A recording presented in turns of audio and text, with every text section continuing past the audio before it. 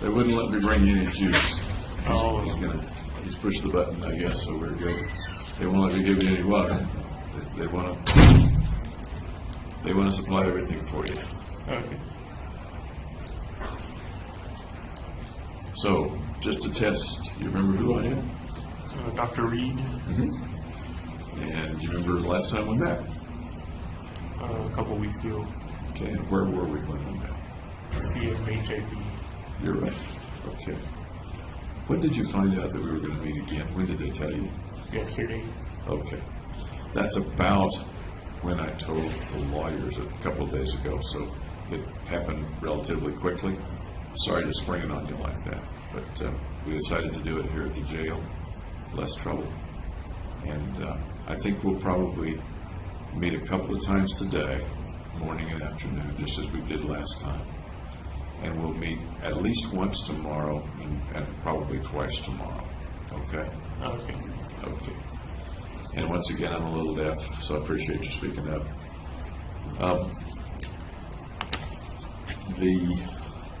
I'm not supposed to give you anything here either, so I won't. But I will read you the same thing that we had before, and you're welcome to look at it. It says that you're seeing me for an evaluation, and our purpose is a legal one, not a clinical one. We're videotaping, just like we did before. Once again, I'm not interested in your legal strategy, but I'd like to learn as much as I can about you and what's happened and things like that. You know, as before, I'm working for the judge, and I'm not working for either side. Right. But my report will go to both sides and to the judge. So your lawyers may well want to use it. Prosecution can use it if they want. But mostly the purpose is to just be as good as I can for the judge. Okay? All right. And you and I are the only ones in the room. In the next room, we have our videographer and a couple of the custody folks, custody officers. They cannot hear us. My understanding is they cannot hear us. Are you okay with that level of privacy? Yep. Okay, thanks.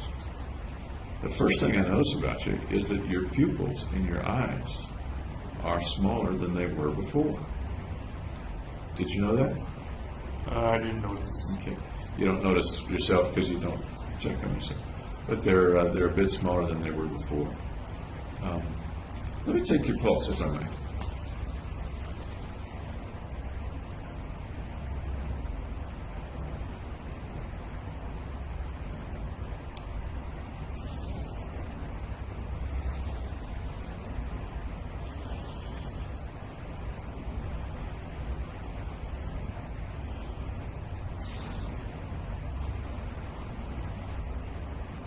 Okay, thank you. I'm going to jot that down.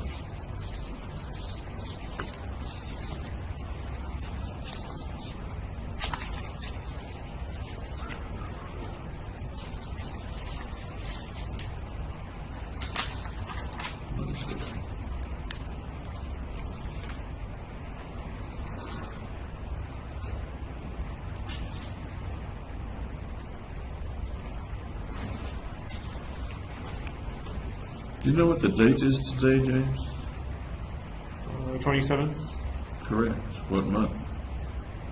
August Or what year? 2014. I figured you knew that.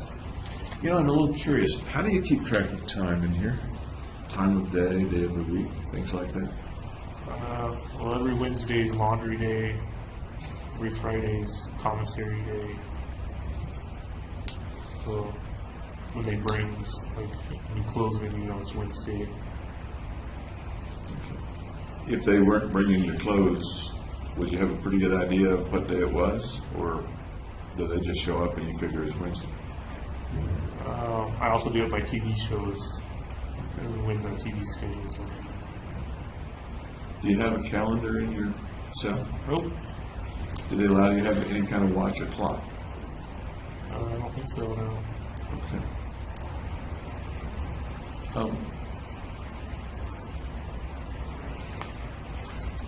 How else do you keep track of time? I've found myself thinking about that in terms of your isolation here.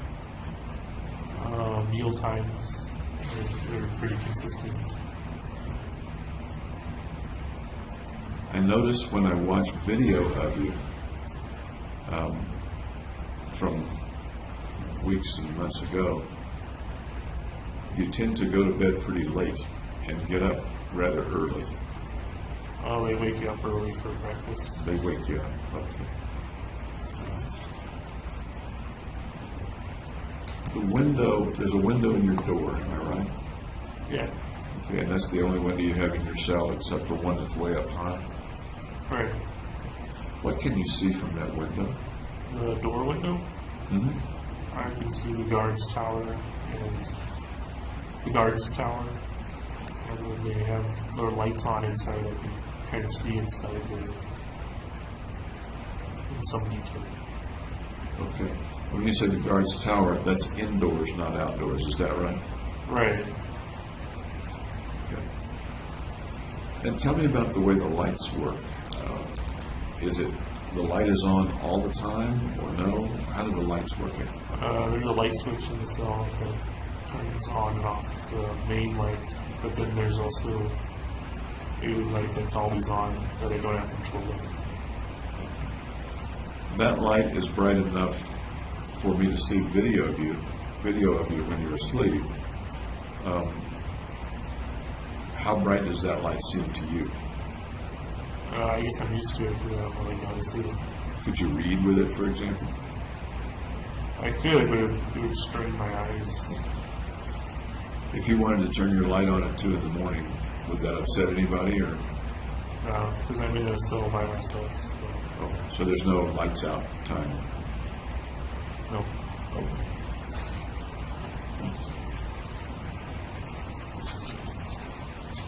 Have you heard from your family since we talked about? It's been, you're right, about 3 weeks. My lawyers haven't brought letters yet, so there might be like a couple. They haven't mentioned to you that you got a letter? I don't know whether you did or not, but they haven't mentioned to you. I think they mentioned they'd bring them on Friday. Okay. So you think maybe there is one? Yeah. Okay. Did you have any thoughts about all the stuff we talked about in Pueblo? I thought it was pretty thorough. Okay. Any particular things that you left out or didn't leave out, or you might want to expand on or remind me of? No. Okay. Any thoughts about actually going there, staying there, and coming back to the jail? How'd you feel when you left there?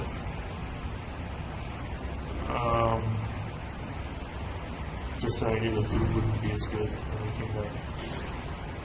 Food not as good, okay. Anything else? Nope.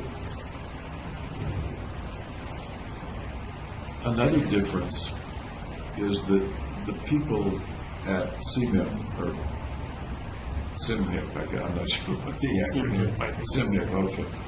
The people there spend a lot more time with you. Right, it's definitely more interactive. Yeah. You miss that a little bit, or not? No. Would you rather have it the way it is in the jail or the way it is at CMHIP? The way it is here. Okay. Tell me about that. Well, I don't like forced conversation. Would it have to be forced conversation? Might it be friendly conversation? I guess so.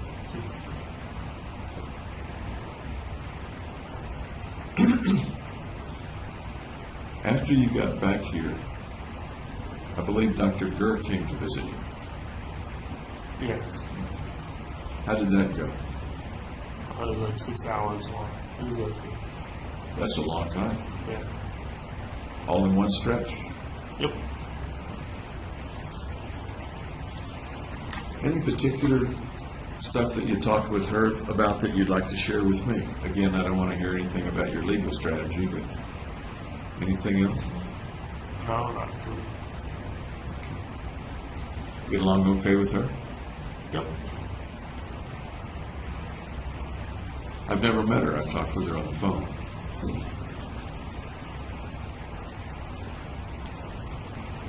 I did hear something about you. I think it was the SimHip visit before last. The staff said in the record that you could do something very interesting. They said you could recite the alphabet backwards. Oh, they asked me to do that again. Did they ask you again to do it? Yeah. Can you do it? Yeah. Do it for me. ZYXWTSFQPLNLKJIHGFEUCDA. How did you pick that up? I got bored on a long car ride, so I just would sequentially do the alphabet backwards. Can you speak up just a little bit? I have trouble. Or maybe lean toward the microphone if that helps. On a long car ride before you were arrested? Yeah. And it just stuck with you? Yeah. How about the juggling? I learned that before being arrested too. Tell me about learning to juggle. I can't juggle. I can only juggle 3. Some people can do 10. So do you practice juggling in the cell? No, not really. I saw you trying to do it early on. There, on one of the videos, I'm not sure what you're tossing, but It's hard to do it with different weighted and shaped objects. yeah.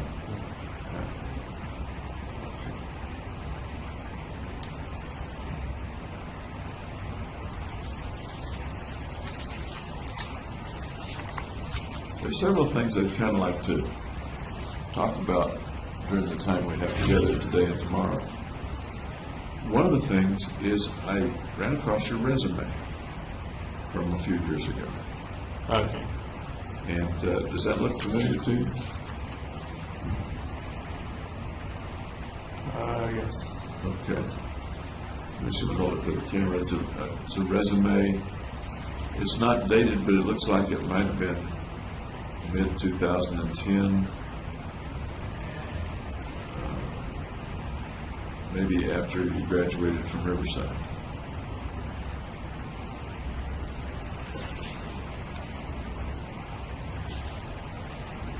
The objective you had was to obtain a position as a clinical research intern with Novum Pharmaceuticals. Do you remember that?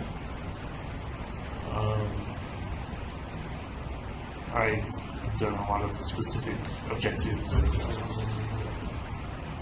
So you might do a resume for each objective, is that what you mean? Well, it'd be the same resume, but just have a different objective. I understand. Tell me about your job search at that time. The jobs that you were looking for or looking at. I don't remember very much about job application. Am I right that this was just after or just before your graduation from Riverside? It was just after I graduated. Is it tough to find a job, or were you optimistic about it? Yeah, it's What kinds of things were you looking for? just a lab research position. What sort of position? There are different kinds of positions. At that point, you're at a BS level. Yeah, like a lab technician position. Did you plan then to go into graduate school? I planned to do those jobs in between going to graduate school. That was the period in which you had applied to several graduate schools. Am I right? Yeah, I originally applied to a bunch, but didn't get accepted. Okay.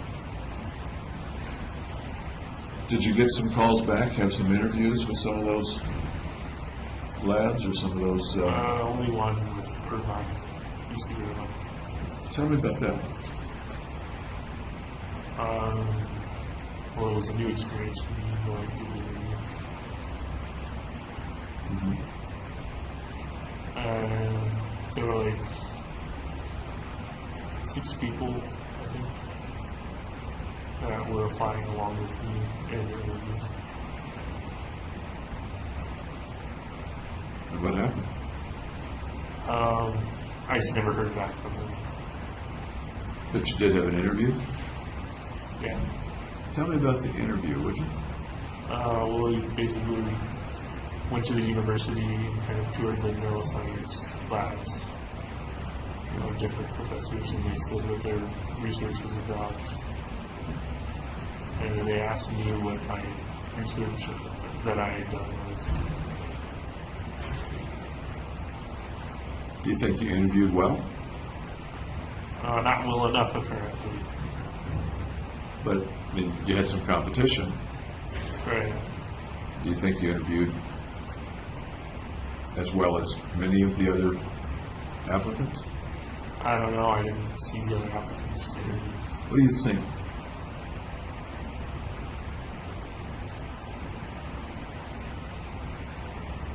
What do I think about it? What do you think about the way you interviewed? Did you have an impression of how you did? I think I came across as shy. Was it comfortable in the interview? Were you comfortable doing it, or were you? A bit anxious. And it was your first job interview at that point in your life? Like a long time.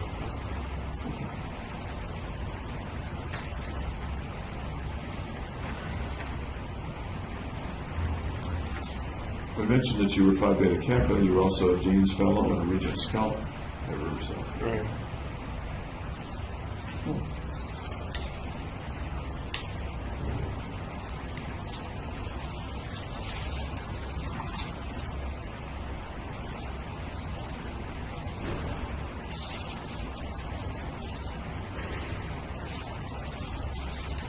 I have some the notes that you wrote in the jail, which I didn't realize I had, but I looked at I have them. You wrote a lot of philosophical stuff. Right, I felt it was important to write it down. I beg your pardon? I felt it was important to write it down. Yeah. I want to ask you more about that probably this morning, but can you tell me about when you wrote those things? Before I got to Denver Health, so like in that period between getting arrested and Okay. After you got back from Denver Health, did you write any more? I think I wrote a poem and I wrote like a game I was at. Okay, I remember reading about those. And how soon after you got back from Denver Health was that? That was in December. December of 2012, probably? Yeah. Okay. Since then, have you done some more writing? No. Stop writing. Tell me about the urge to write, the impulse to write while you're in your cell. I just thought they were important ideas to get down.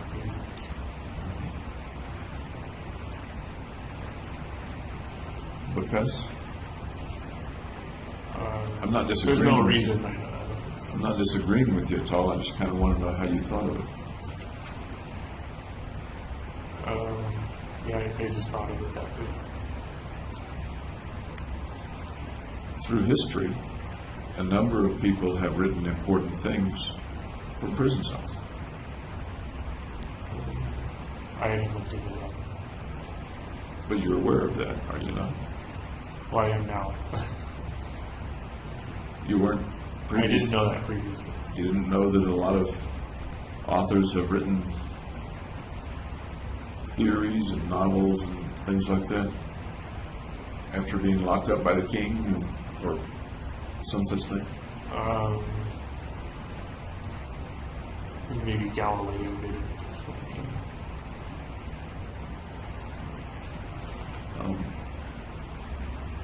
Anyway, I found it interesting, and I'd like to go through some of that with you a little bit later.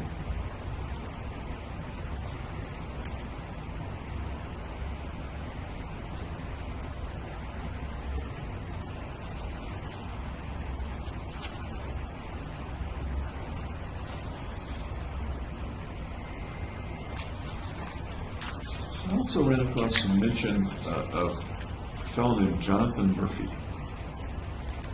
Yeah, he was a graduate student in second rotation.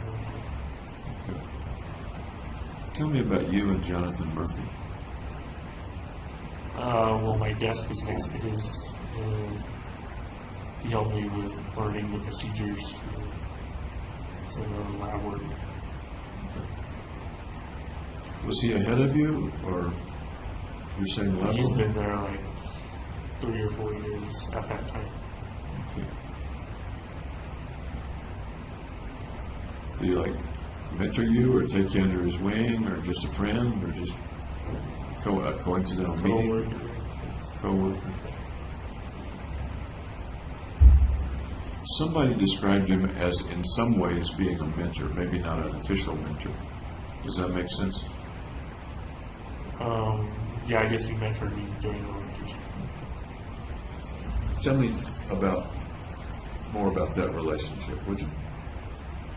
He just showed me where the chemicals were, where the kits were, where the machines were. Did y'all ever do anything outside the lab, outside the school? No, not really. Go have a beer, or get lunch or coffee? No.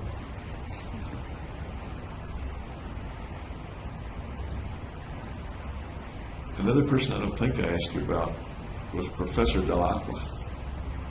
Yeah, he was the professor of that second rotation. Tell me about Professor Delacqua. He recites a lot of esoteric knowledge. You're smiling as you say he recites a lot of esoteric knowledge. Yeah.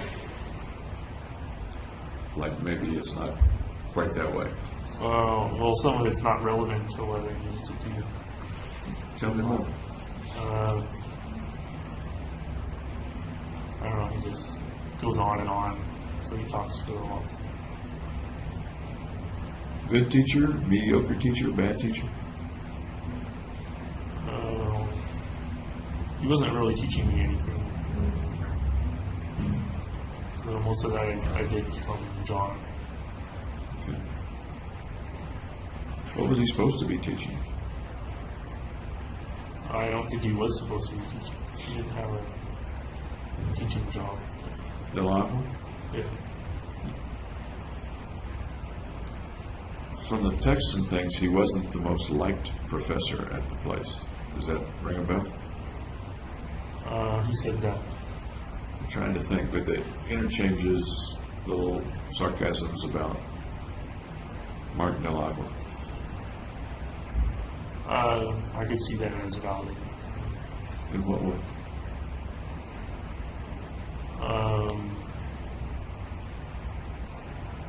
He's kind of standoffish, I guess.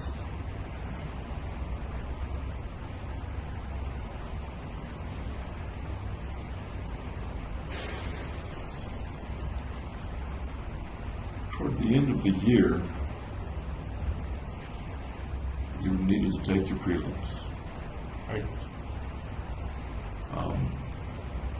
Can you tell me a little about, academic-wise, what was leading up to the prelims? What was school like leading up to that?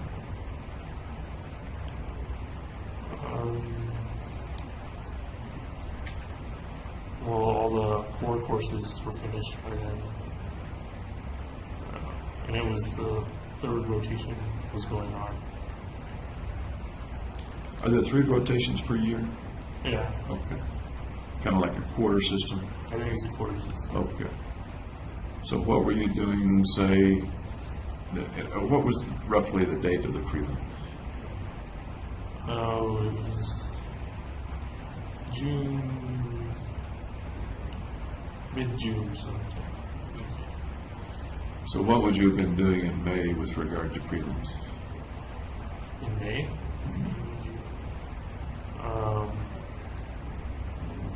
I guess studying or something. I didn't study for the prelims though. Did the other students or your Probably. peers? As of May, would they have been worrying about the prelims or studying for the prelims? I would say so. Was that different from the way you were looking at the prelims?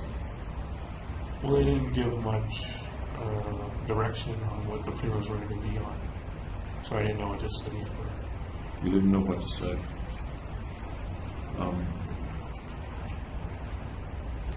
But the other people were studying something. Am I right? I can't actually confirm that. I just assume. Well, you assume that. Okay.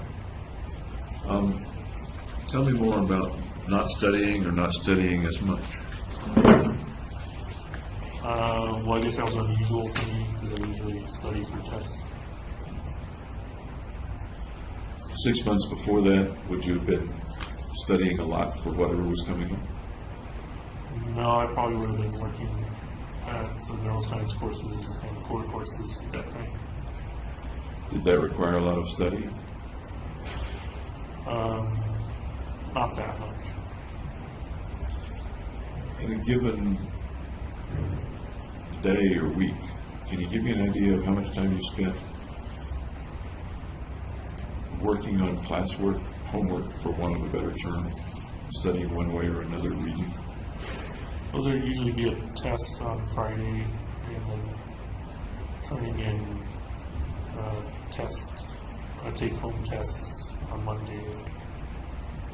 And how much preparation time and reading time and study time would those things take outside of class for you?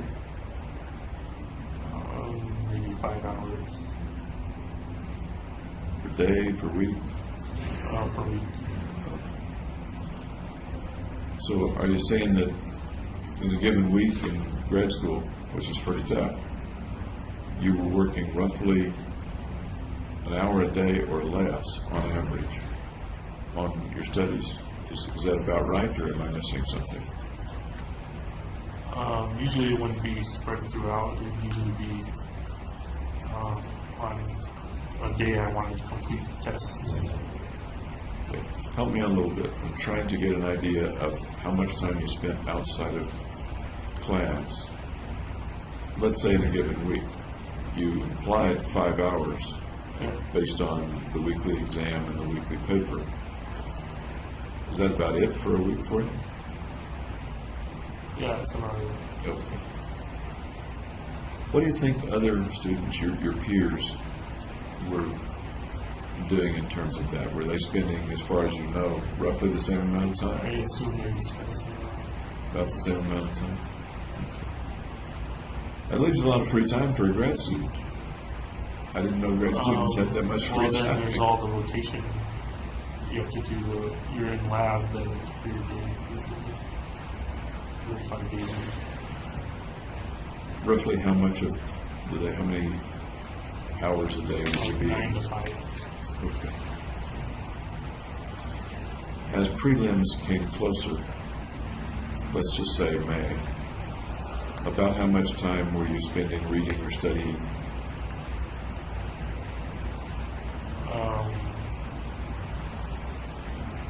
I can't remember if the third rotation is still going on. But I had to do a PowerPoint for one of my classes. And spent like 5 hours for that too, I guess, each week. And the rest was like playing video games and watching TV. You're a smart guy. Could you play video games, watch TV, and still do okay in classes? Yeah. Okay. With regard to preparing for prelims, It was almost none. and in my mind, I've not taken the kind of prelims you're talking about. In my mind, most people prepare quite a bit for them. Is that accurate, that you would be unusual in that you didn't prepare much, or would that not be unusual? That would be unusual. It's unusual. Tell me about the not preparing bit.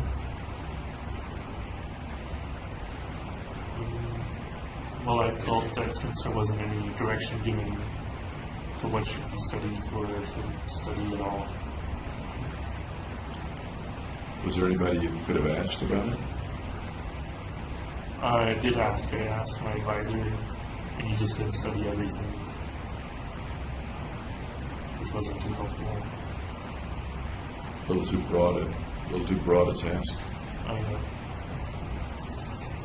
Any other reasons that you didn't study for the prelims? We're talking now roughly May. Well, I was focused on my mission. Okay.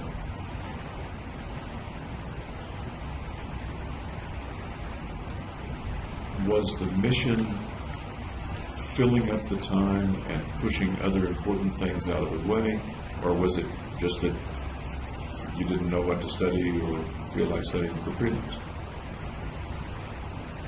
It was a bit of both. What portion of both? Probably 25, 75. 75 is not knowing what to study. So, give or take 25% is the mission is pushing other things aside, Right. and give or take 75% is I don't know what to study anyway, so I might as well not study. Right. Is that right? And again, as I said before, I don't want to put words in your mouth. Sometimes I talk too much. Not exactly. Did that change one way or the other as we move into June and the prelims get closer?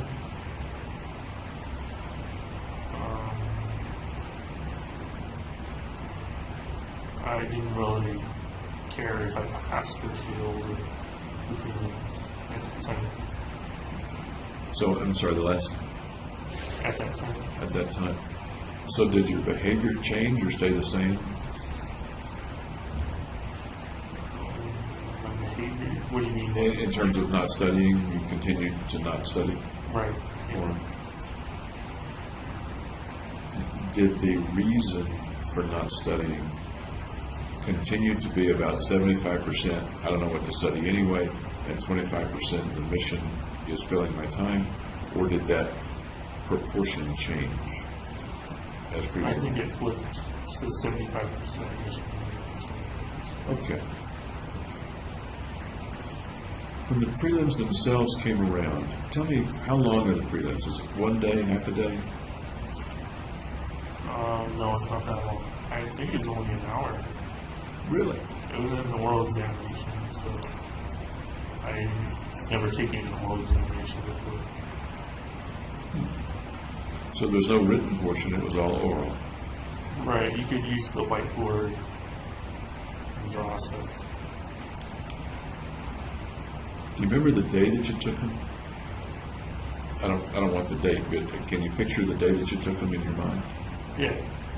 Walk me through that day, would you? Well, I got up and went to the neuroscience conference room, which is where we are. And there were 3 professors, each testing me on a separate subject. One was like cell biology, the next was like systems neuroscience. And the third, I don't remember what classification.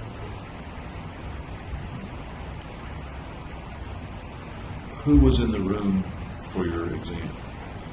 Those 3 other professors. So you're sitting there in front of a panel of professors, sort of. Is that accurate, or no? I'm standing in front of the whiteboard. Tell me about how they ask you questions, what kind of questions? Well, they asked me what happens to the compound X when you stimulate a neuron and it's inhibited or something. How did they question you? Was it civil? Was it abrasive? Rapid fire? How would you describe the way they questioned you? Casual. Casual. How did you feel as they were questioning you? That I wasn't answering the problem correctly.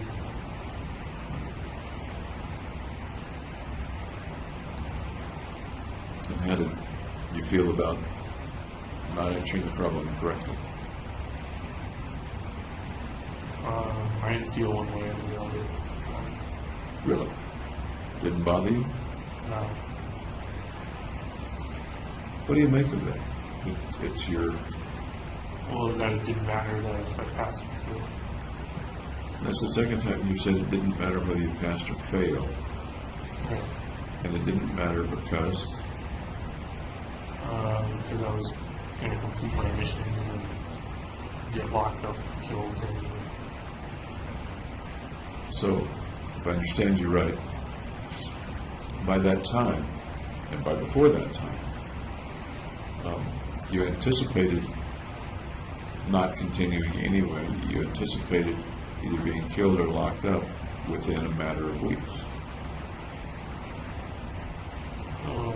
or a matter of a month or two. Was the outcome really that firmly locked in as of, say, early June? The outcome of failing the test? The outcome of I'm going to die or I'm going to be in prison? Yeah, those are the two options. About when, if you remember, I know it's over 2 years ago, about when did that very restricted outcome, only two options, about when did that become crystal clear to you? When I bought the shotgun. So that was before the... So that's way back in March, am I remembering right? When I did don't you say? remember the date or what. But it's months before. Yeah, I think it's a month. Okay. The shotgun was the first firearm you bought, or The second. the second firearm you bought? Okay.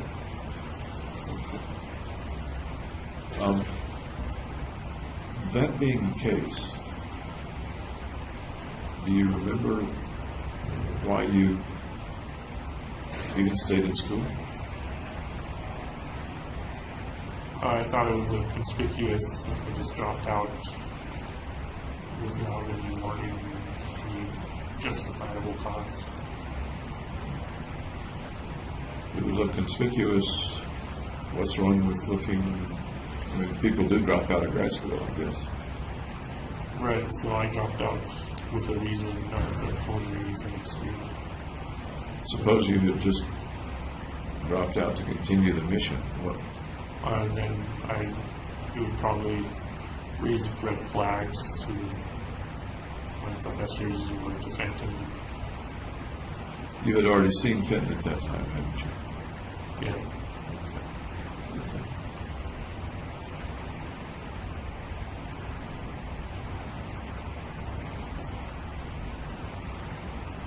When you finished the hour of the exam, well, let me go back. Did you try to answer the questions, or did you? Yeah, I tried. Some of them I knew, but I just didn't write it down. Really? Sometimes you'd know an answer and not bother to write it down. Or see it. I knew the answer, but I didn't see it.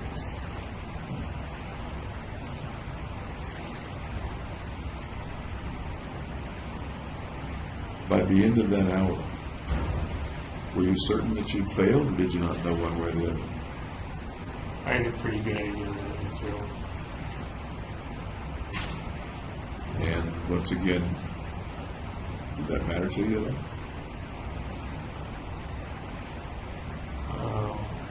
Well, it kind of facilitated the mission to keep going. I'm curious, was there any feeling of, or would there have been any feeling of wanting to pass just to show you can do it? Yeah, I felt that way a little bit. Were you disappointed that you didn't? You didn't show yourself that you could do it?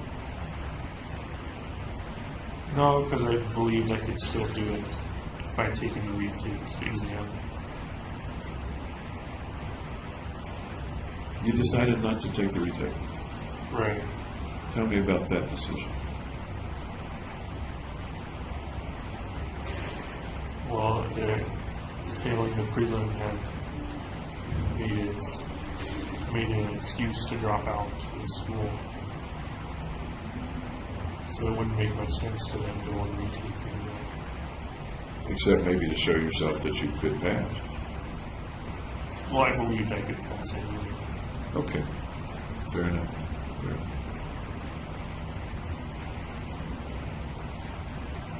As people ask you, I think there were a couple of texts, maybe with Ben or somebody, about what you were going to do.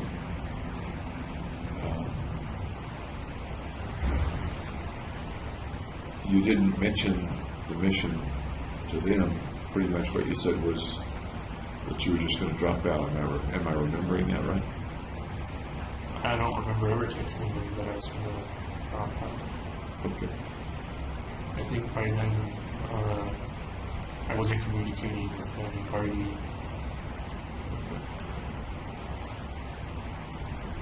You texted with somebody, and I'm trying to think who it might have been. Maybe Hillary? Who asked you about the prelims or Yeah, I something? did. think so. Okay. Okay.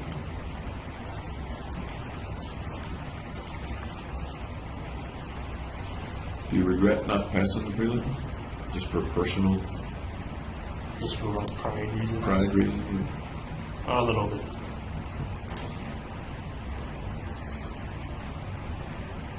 The process of sitting in there in that hour, it's a very unusual experience. And you've talked before about difficulty with situations analogous to that, and about the idea of freezing up. Right. Can you talk a little bit about what was going on inside you as they were throwing questions at you? Well, I kind of just went on autopilot. You what? Went on autopilot. Did you have the freezing up experience? A little bit. But, just got something down On the whiteboard. on the whiteboard. In the past, when you're frozen up, you mentioned that sometimes images come to mind. Remember those that you told me about a couple of weeks ago? Yeah. What were those images in the past? Can you refresh me? Images of people getting sawed up or killed. Remember the way in which they get killed? When you're frozen up and the image comes?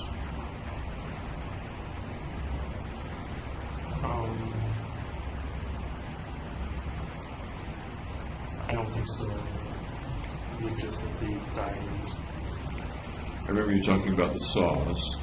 Yeah. Okay. And the other thing was what you phrased, nuclear winter. Right, that wasn't for individual people though. That wasn't for individual people. Okay. Did you have any of those images during the question at the prelims? No, because I was focused on answering the questions. Did you know ahead of time that it was going to be exactly an hour? Or did you not know how long it was going to be? I don't remember. Okay. Fair enough.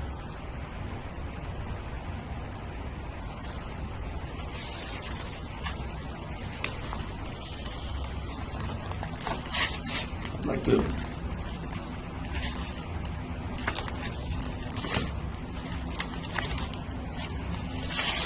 bring out the writings that you did yourself.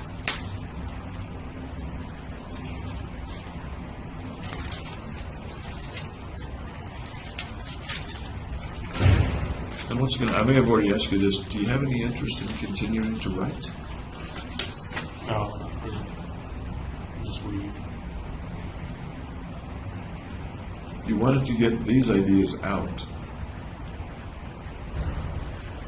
but some of them appear to be very complex ideas that could be developed or expanded or extended.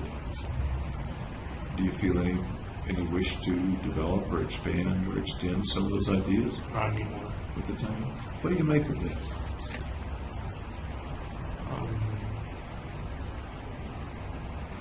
That I attributed an unusual amount of importance to them before I was medicated. And you're implying that the medication has taken away or dulled or eliminated that impulse? Yeah. Okay.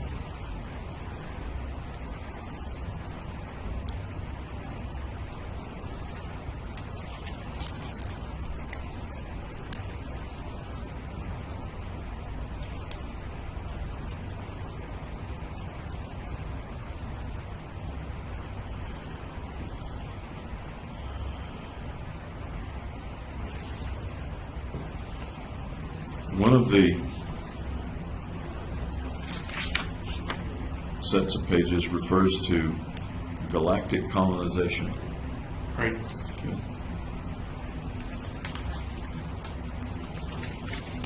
Do you remember kind of where you were when you were writing those things? You're thinking about those things? Yeah, I was reading sci-fi. You were reading sci-fi at the time, okay.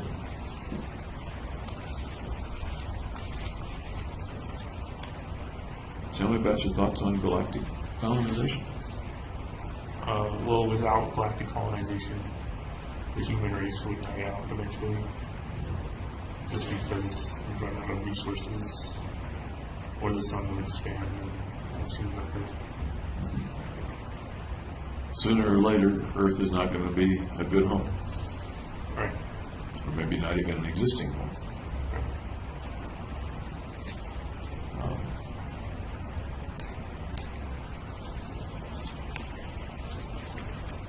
I read a little science fiction myself, so some of the things that you wrote down are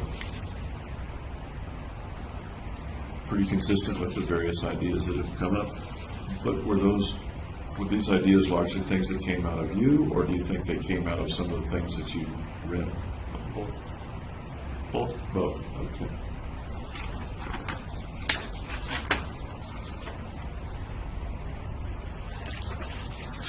The next one is a bit more philosophical. And again, we're talking about some point before you went to Denver Health. Right. Do you recall whether it's just before or a long time before, soon after you were arrested? Well, I wrote it sequentially, so the farther back on the pages it is, the closer it would be. What would be about the very earliest one, do you think? That galactic colonization. Okay. The very one. Roughly when would that have been, do you know? I don't know.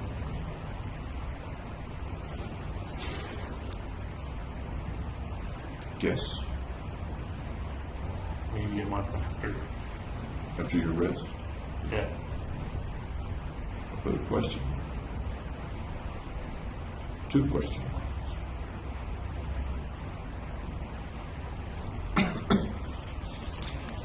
Did the officers at the jail know that you were doing the writing at that point? Or do you know? I'd assume because they have cameras. So you weren't hiding it particular. I don't know how you would be able to hide it with Yeah. two cameras. And the only reason I ask that is that at some point, I think close to the time that you went to Denver Health, they mentioned finding the notes, and I was wondering whether they knew they were there before, because after all, they roused you and they overturned your bunk and stuff like that on a pretty regular basis, right? Right. Yeah. They wouldn't usually read it. They wouldn't pick up a notepad and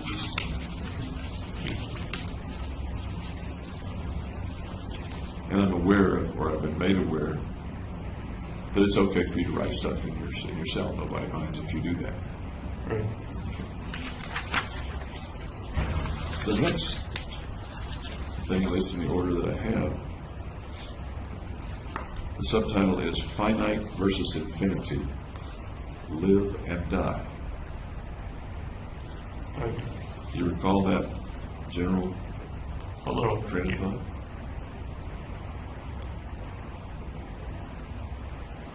Can you tell me about it?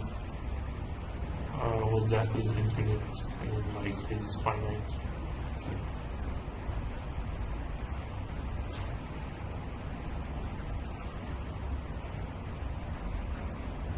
What else?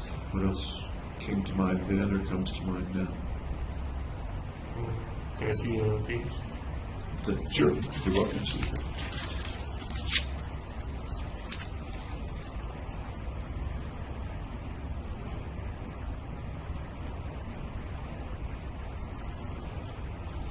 Okay. So I was kind of speculating that before you live, you called it before life, is the same as after you live, which is afterlife.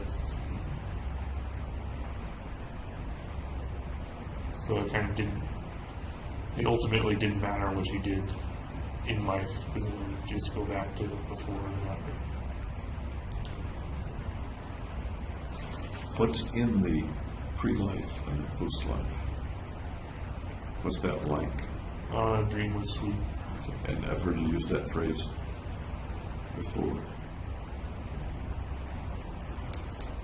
I remember someone asking some philosopher, what happens after you die? What do you expect will happen after you die?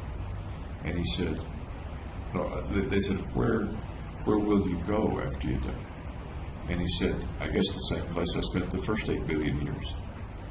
Right. So that sounds kind of Kind of similar. like that idea. Yeah, it does.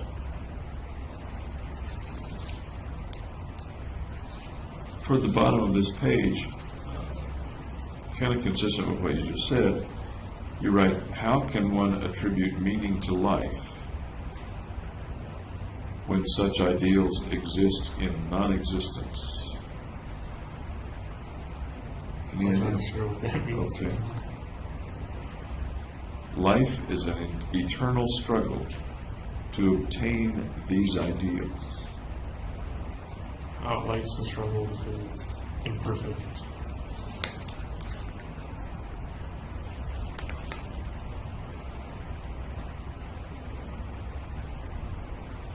You also say, and I'm aware that these may be kind of disjointed thoughts at this point, that the dreamless,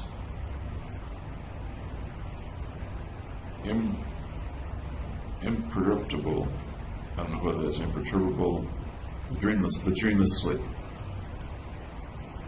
is the epitome of peace, justice, and freedom. Right. Do you recall that kind of thought? It sounds accurate. How might you expand on that? If you were teaching me about that thought, rather than the kind of bumper sticker of the sentence, Right. what would you teach me about that thought? Well, in life there's conflict and struggles. There's not absolute freedom. You're bound by laws of nature and human laws. But when you're in the dreamless sleep, you're just kind of in a perfect state.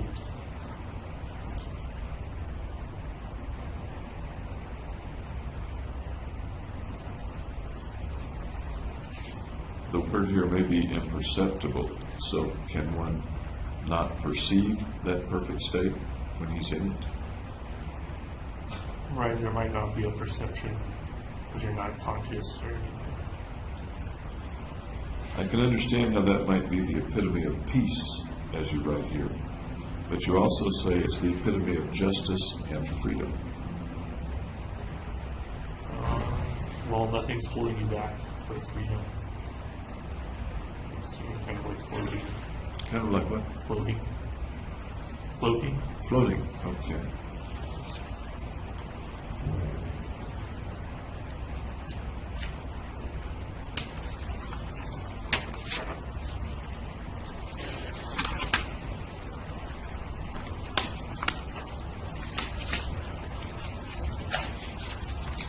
A little ways through, we come to some pages on the ultraception.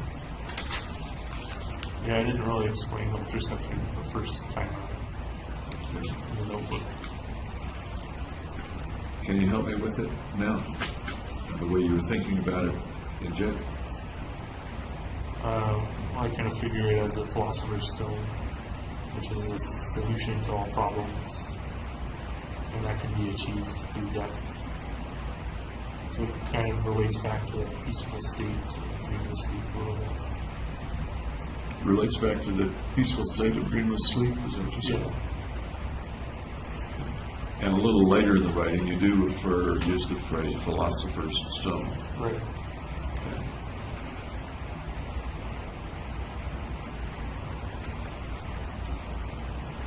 The ultraception, and then you have your logo for the ultraception. All perspectives at once, and not and every. So like any perspective you can take, any not perspective you can take, it's going to encompass everything. All thoughts at once, all and or times. All space at once and or times at once. Right, so it's sort of this all-encompassing idea.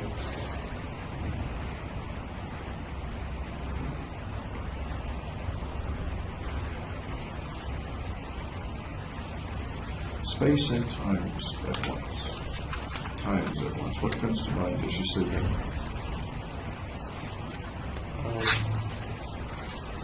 That it's like God a little bit. Because God is everything. And He's all spaces and times.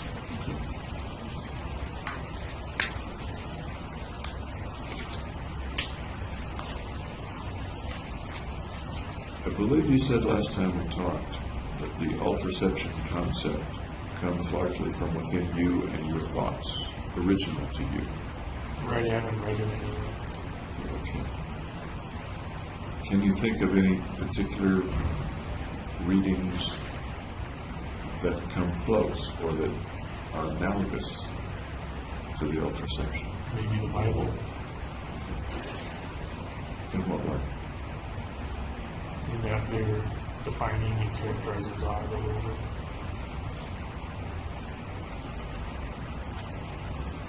I think, and I brought this up last time, what comes to my mind is quantum physics, cosmology. Does that ring a bell at all? Yeah. In what way?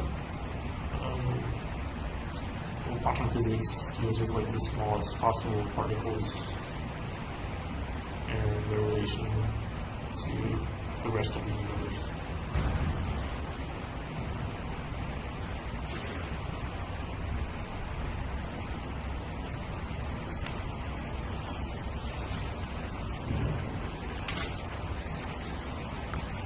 One of the next pages is titled Awareness Basis. You see it okay? Yep.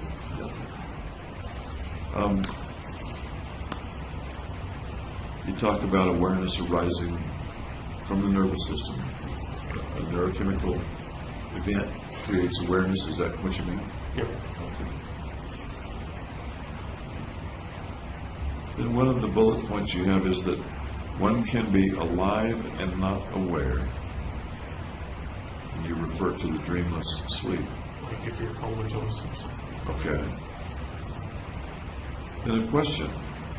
Can one be aware and not alive? Have you answered that question for No, yourself? I haven't answered.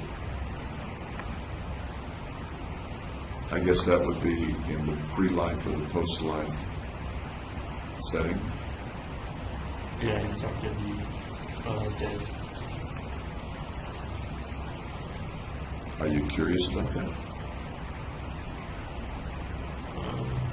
Yeah. Is it one of the questions that death might answer for you?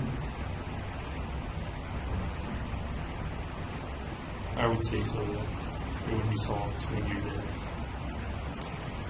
For you, is it a reason to die? No, the reason to die is like old age, natural causes. But is finding out the answers to questions about death for you? I kind of figure they'll come when they come anyway. Okay. Sounds like you don't want to rush those. Or am I wrong? There's no reason to hasten toward it. What about for people that you kill?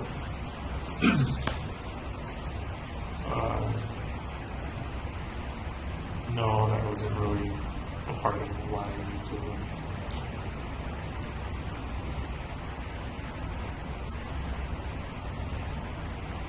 I think one of the things that you wrote or said at some point was that you had the idea that people wouldn't mind being killed or shouldn't mind being killed. Does that ring a bell? That sounds accurate. Tell me about that thought. Well, they're going to be going to a peaceful state, and they'll avoid all the conflict and struggles of life.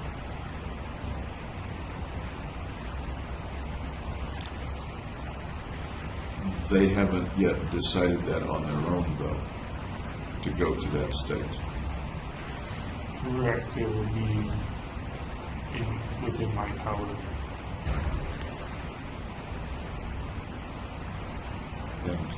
And do you think that they, well, and actually I want to go back to June and July of 2012. At that time, so far as you remember, did you think that they wouldn't mind being killed? Or that they shouldn't mind being killed? I never considered it. Didn't consider whether they should mind or not? Right. Or whether they would mind or not? Right, I was focused on increasing my own value and not their needs. Is it fair to say that you were indifferent to their needs or wants or shoulds? Yeah, that's fair. Okay.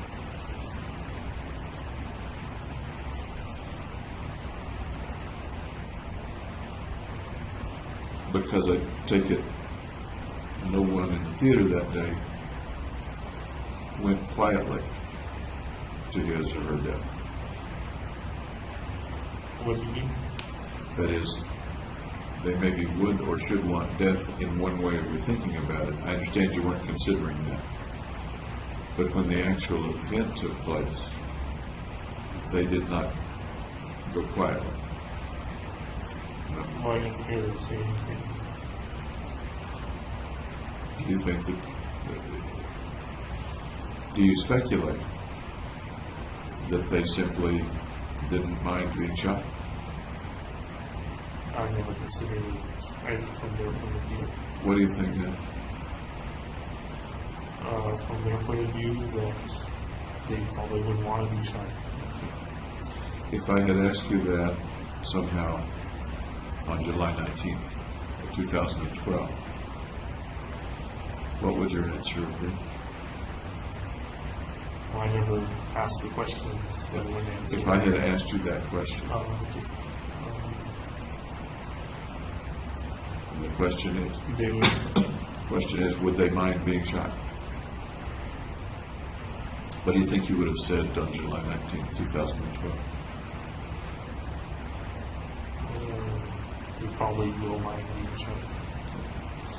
If I had asked you the question, slightly different one, should they mind being shot, given your philosophy of life and death, what would your answer have been then? No, because it doesn't matter what you do in life. Because it, It doesn't matter what you do in life, because you're just going to die anyway. that doesn't quite jive to me with what your mission was. Right, It mattered, your mission mattered a great deal to you. right. So the time I was alive, it did matter to me. So But in the end, it wouldn't matter.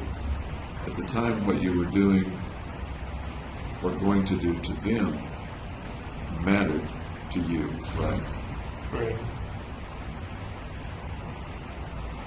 What they might have thought about it didn't matter, or is that accurate?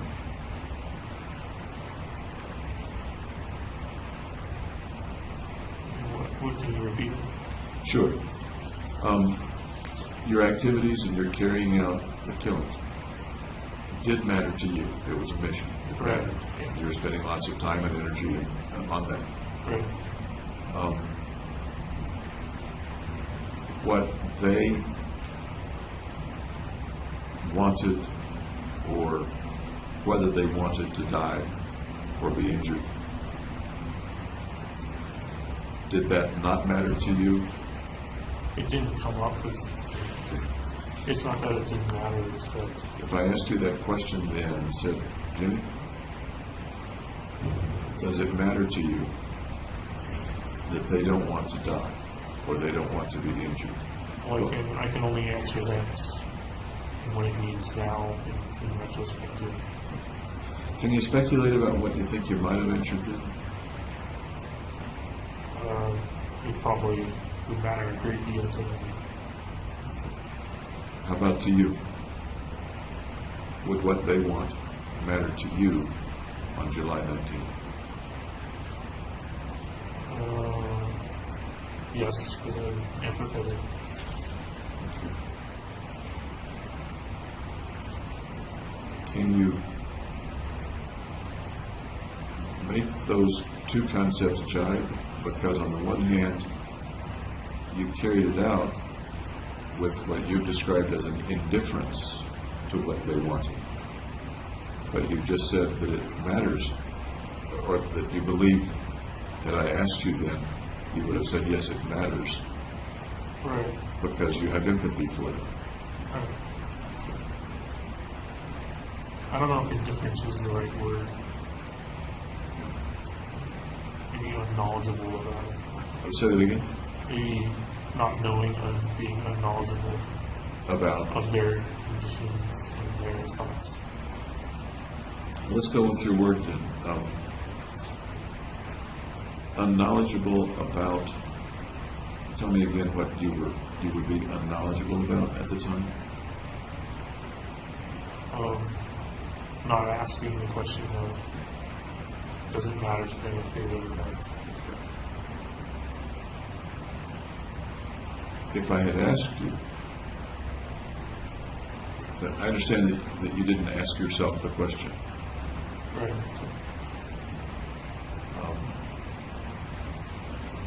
You've kind of answered the question when I asked it, I think in two ways, and it's interesting to me. If I'd asked you the question, you believe now that you would have said, yes, I understand they don't want to die. Right. And you also said something akin to, that's not important to my mission. I need to carry out my mission. Is that fair to say or not? Right, it's kind of irrelevant to my mission. Okay. Irrelevant's a better word than indifferent. I don't know the word for not asking the question. Okay. Okay. What do you think about not asking the question? Does that get us off the hook for, gee, I didn't know I wasn't supposed to eat the cake, even though it was, no, that's not a very good analogy. I see the birthday cake for John, and my name is Jimmy, but I'm not asking anybody whether the cake is for John, so I can go ahead and eat it. Is that? I don't know if that compares or not. Why do you suppose you didn't ask yourself? You sure thought about lots of things during the preparation for the mission. You were very complete in many ways. Yeah, I don't know why I didn't. Assuming that it didn't occur to you to ask what the other people would have felt. What do you make of it not occurring to you? It should have occurred. Okay. That's looking back now. Yeah. It should have occurred. What about you in July of 2012 do you suppose led to it not occurring to you?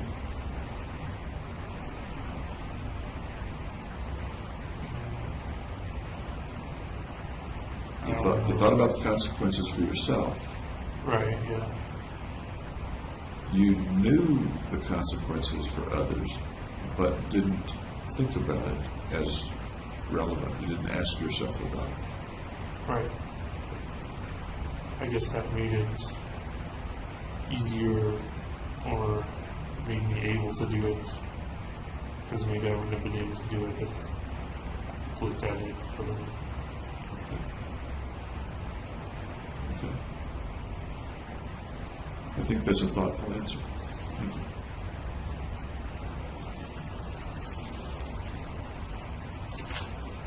On the same awareness basis page, under Can One Be Aware and Not Aware, you mention, quote, the notion of the soul immortal or spirit comes to mind.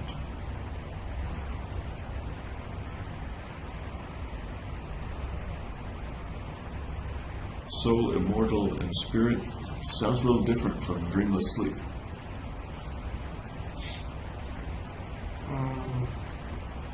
What's the question? I'm sorry? What's the question?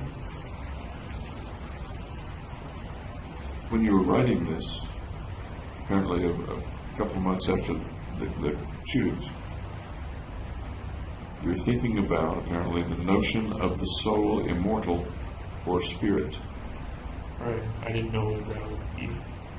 What that is. And it doesn't say that you have that notion. It just says the notion. So maybe somebody else, maybe that's someone else's notion. But I guess I'm kind of wondering if that notion of a soul immortal or spirit fits somewhere in your view of the cosmos or view of things. It could be something that exists forever. That it gets Forever.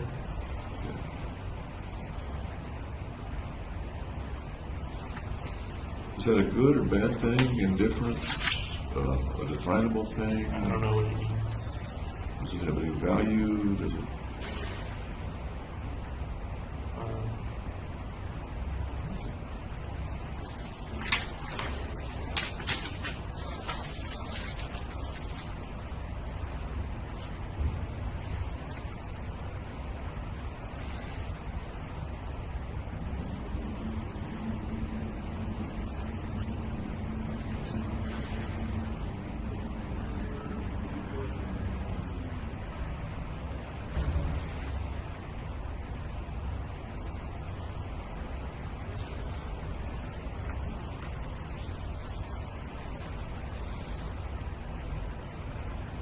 You're referring on the next page, and I'm a little confused about it. Let me go to the transcript of it.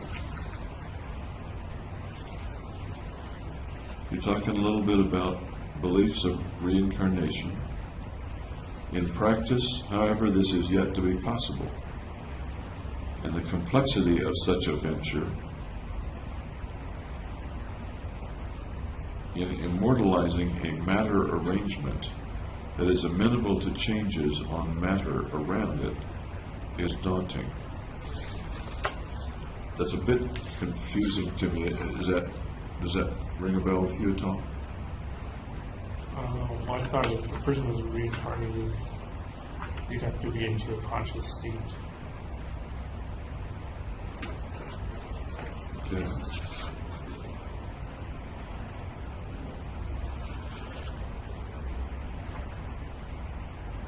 And in the next sentence, indeed, you refer to the duplication of one's awareness.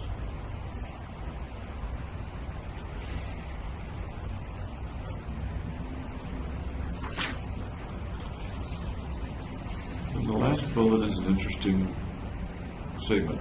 The permanent loss of awareness and unity with the ultraception is the philosopher's stone. Death is the philosopher's stone.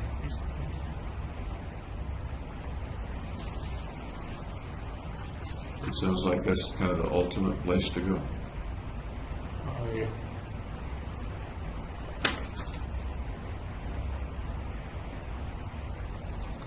And then you had the logo, the ultraception logo right after that.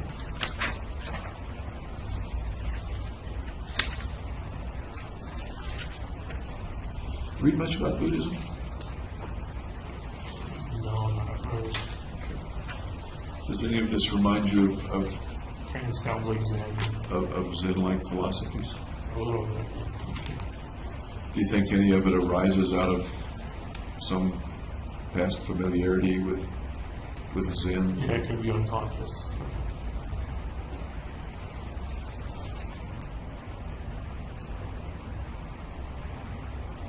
The next page refers to unconceivable, conceivable, and the paradox. Okay. And the bullet that I kind of, or the stuff that I sort of had highlighted,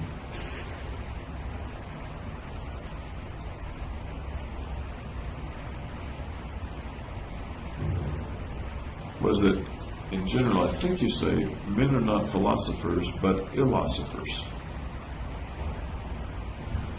Remember coining that term? Yeah. Tell me about illosophers. I don't remember what it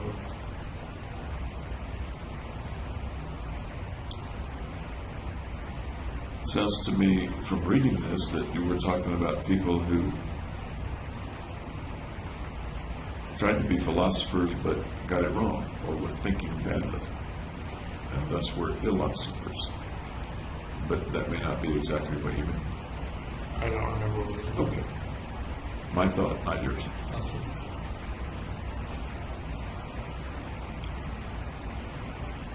Then you refer again to the philosopher's stone as the solution to all problems and all questions. Wise apes have thrown the stone unwittingly. For eons, when problems arose that appeared so difficult as to be unsolvable. I take it wise apes refers to humans? Or no? Yeah. Okay.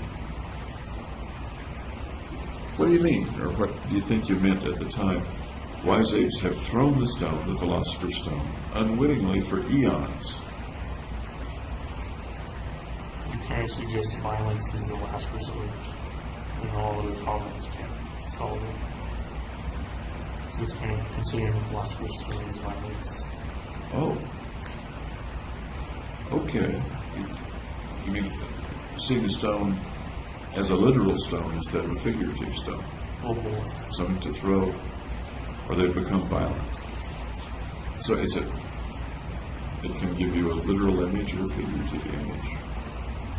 Interesting. Can you say any more about that? Just like the ultimate violence is death. We resort to killing when we can't solve a problem immediately. Sounds like that applies to politics and wars. Right, yeah. Does it apply to you? Yeah. Tell me how it applies to you. We couldn't solve the problem of getting out of my depression.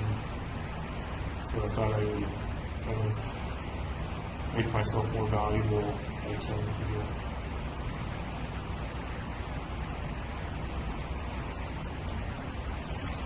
And I think we talked about that being more valuable, correct me if I'm misremembering, didn't mean you would live longer No. or that you would have more lives. Tell me again, in what way you're more valuable? Well, it's kind of like the value of $1. Like, a dollar isn't worth anything, but you attribute value to it.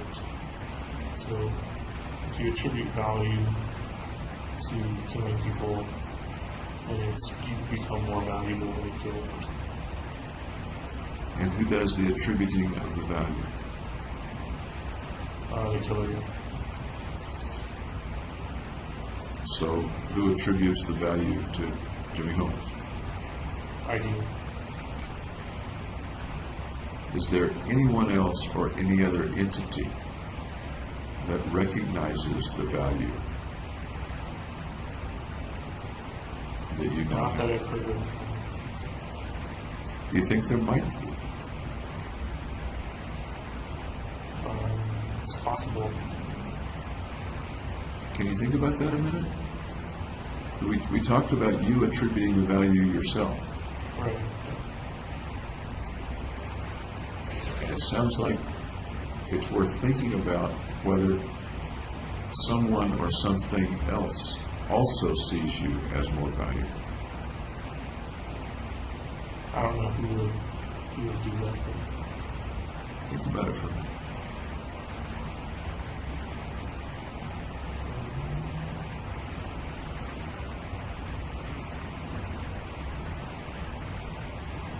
Maybe the justice system, because it creates an imbalance in value. The justice system wants to obliterate that and get it back to zero.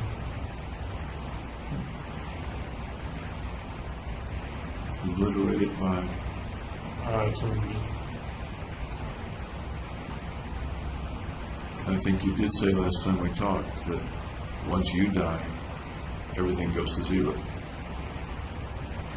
It either goes to zero, or if they're believers in the value system, then it could go towards zero.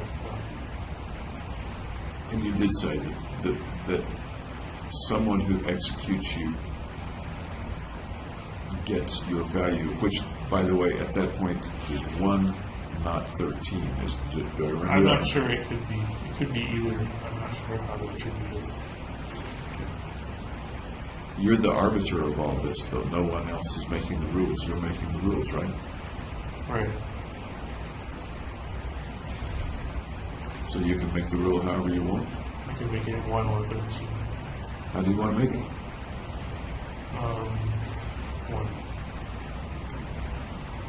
1. Is there anything that would countervene your decision to make it 1?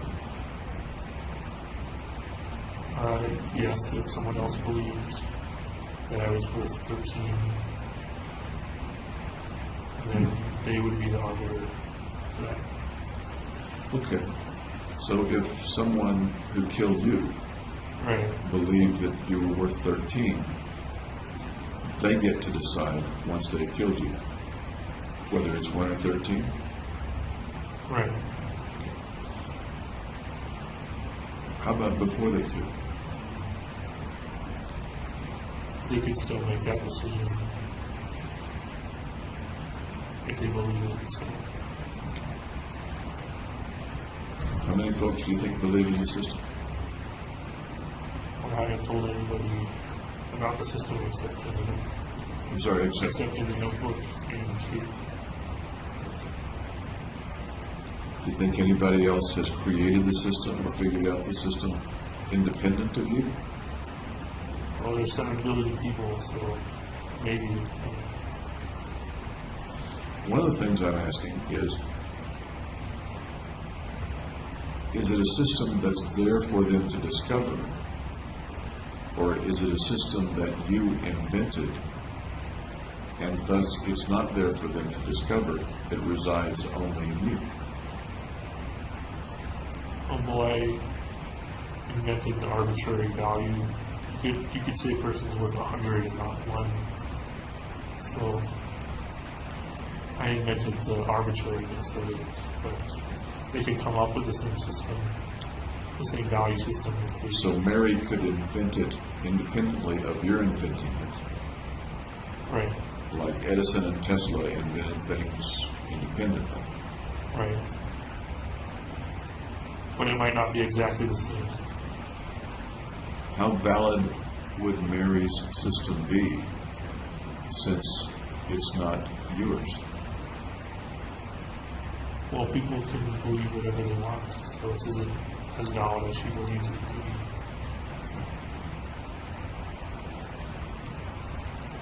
Does her believing it make it real? Yeah, because beliefs are real.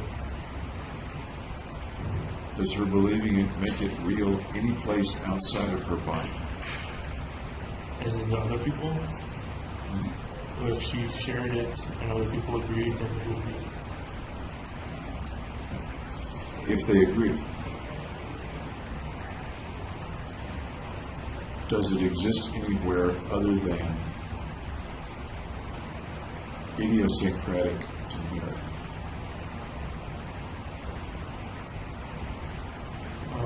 I'm not sure what you're trying to do. Let me bring it back to you, if I may. You have the belief. Right. The belief has been consistent and continued. Right. Yes. I don't share the belief. Right. So it's like you have an almost different religion.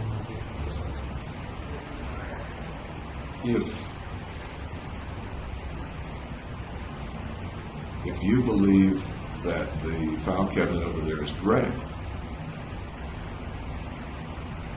then it either is or isn't gray. And what I believe is irrelevant to whether it's gray or not. Let's say you're correct, it's gray, or that it's a file cabinet. If I want to call it a pencil, doesn't matter. That exists independent of you, and Right. you don't just believe it, you're aware of it. It doesn't take a herd mentality. I'm sorry? It doesn't take a herd mentality. It doesn't take any mentality, it's standing over there. Right. Your belief in the value system, Right. how close does it come to being there, whether I believe it or not? So is it objective rather than subjective? That's pretty close, sure. I believe it to be objective, but then that's my subjective opinion. So You believe it to be objective, okay. I'm kind of pinning this down as best I can. If you weren't here, right. if, for example, you were deceased, Yeah. would the value system still be there? Yeah. But you're not there to describe it. I've written it down, so it exists somewhere. I'm sorry? I've written it down Okay. and shared it with other people. So it exists through them. Okay. Fair enough.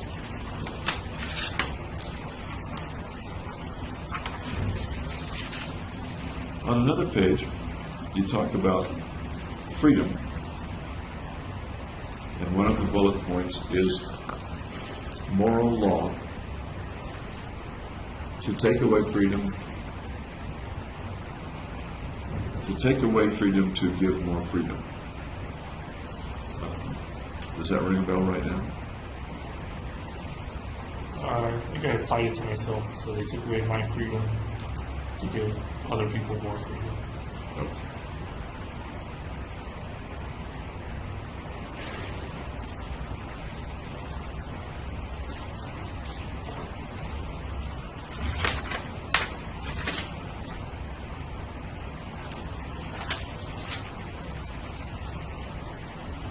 Then you have a little section on morality. That one.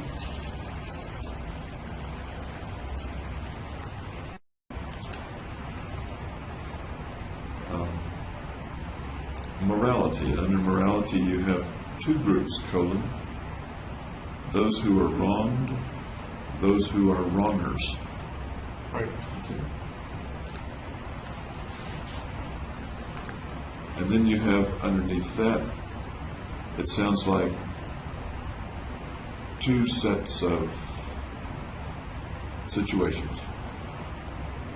One in which you compensate the wronged and reform the wrongers. Right.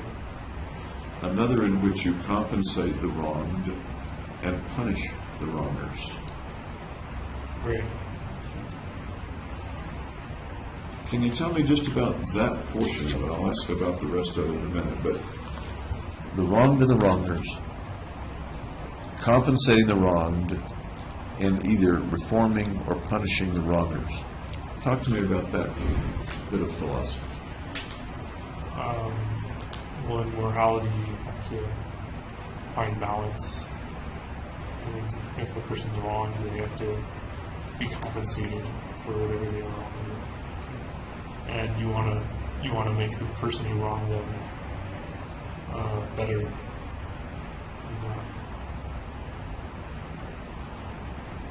And then the other option is, instead of making the wronger reformed, you can punish them to create that balance. To create the balance of balancing out the wronged and the wronger, and Right. okay, balancing the world in a sense. Or, If you maybe take that's- it to that global, I guess. okay. Is reforming and punishment a dichotomous situation, or can it be blended or apportioned? You could do both. Yeah.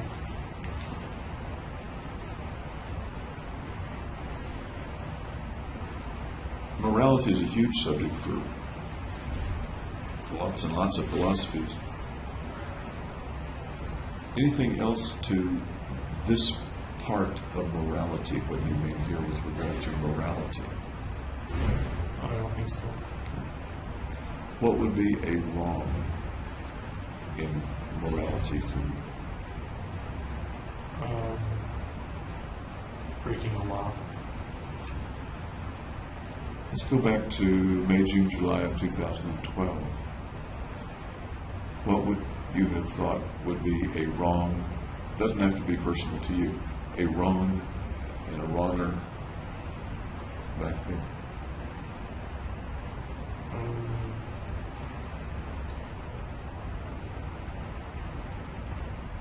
I don't know at that time what would attribute wrong and wrong to.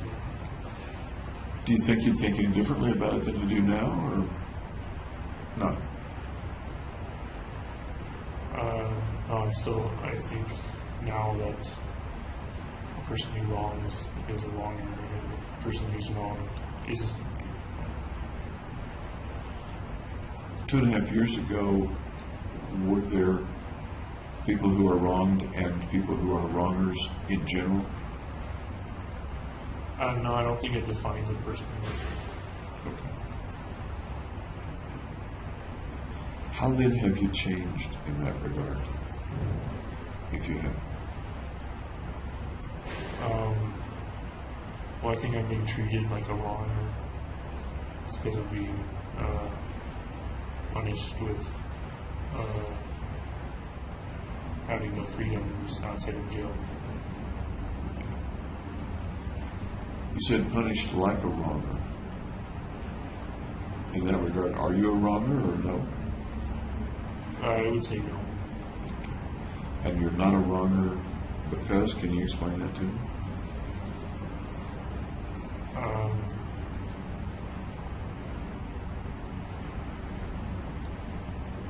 don't know how to explain it.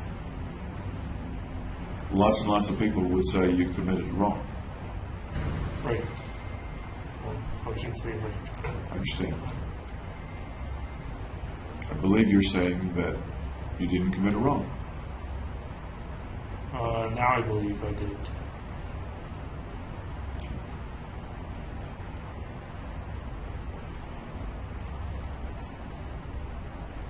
You said that you shouldn't be punished as a wronger, or something like that. The best option is reform. Okay. I want to stick with the punish for right now. Okay. You're being punished like a wronger. I think those were your words. And the implication is that you're not a wronger, but you're being punished. And when I said, are you a wronger? You said, no.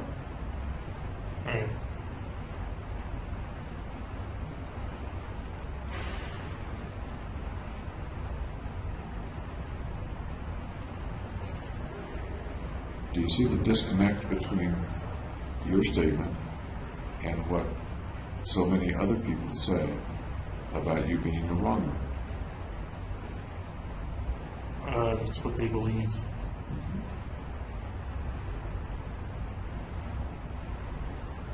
And in what way can you convince me, I guess, with an argument that you are not a wronger? Well, it's what I believe. It's moral relativism. I understand a little about moral relativism. I'm asking, other than the tautology of it's true because I say it's true,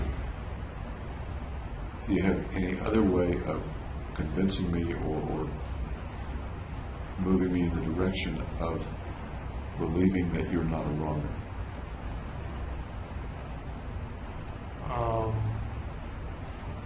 Well, it was only one event.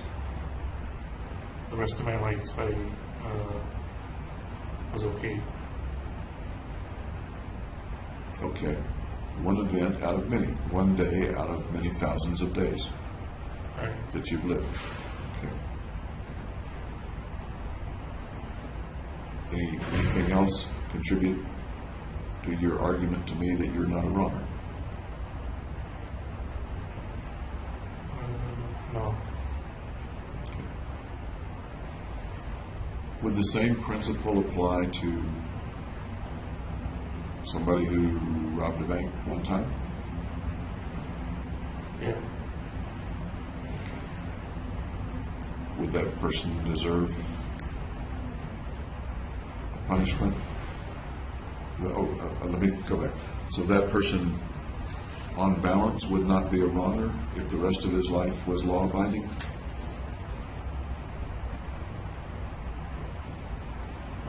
Yeah.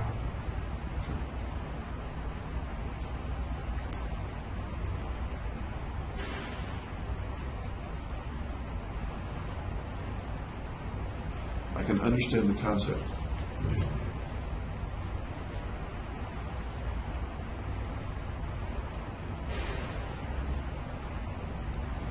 It sounds like in pursuing that concept, one sort of has to say the punishment system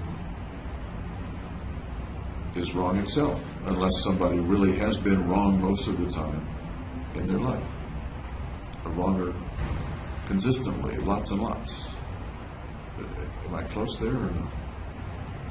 Well, it's better to have a correcting system than a punishment system.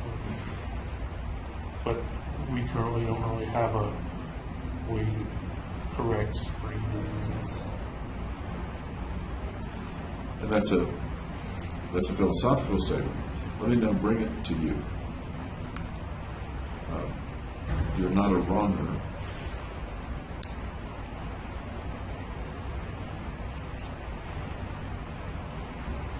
because you say you're not a wronger, because that's your philosophy, Or belief. and because you had many, many more good days than bad ones. Right. Only one bad one. Yeah. Okay.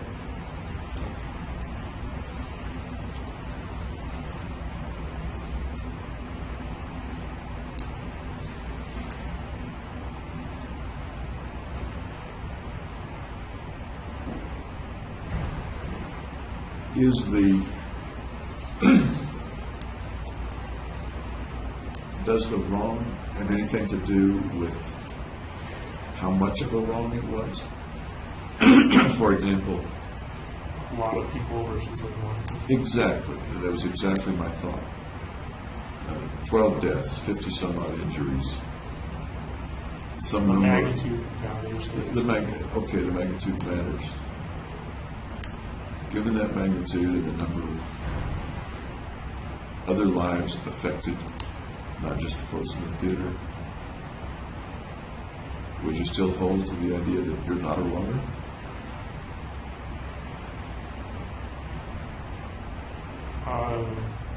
I would say that was selfish, not morally wrong. Okay.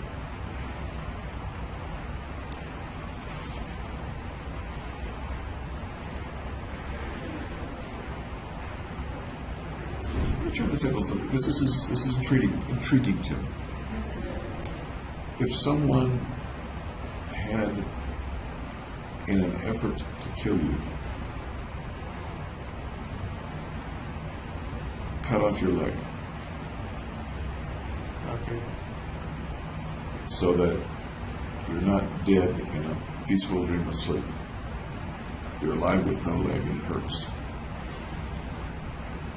has that person wronged you? Yes. Because I'm not whole anymore. Is that person a wronger? No, not necessarily. Under what circumstances might he not be a wronger?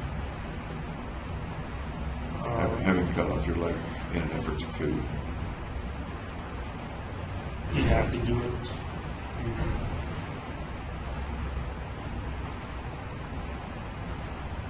He had to do it to what? If he had to cut off my leg for some reason or another. Or also other consequences to not doing it. What if he was simply trying to kill you and didn't succeed? And he was trying to kill you in order to get a point for himself? What do you mean by a point? The same kind of points that you need. Value? Yes.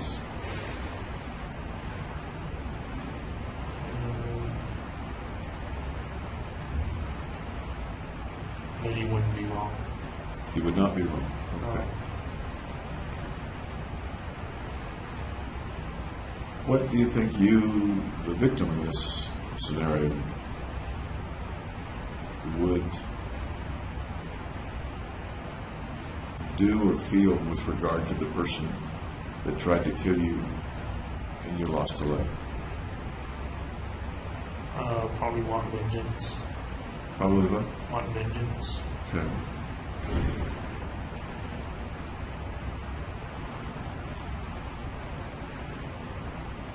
Do you think you'd think that he was a wronger?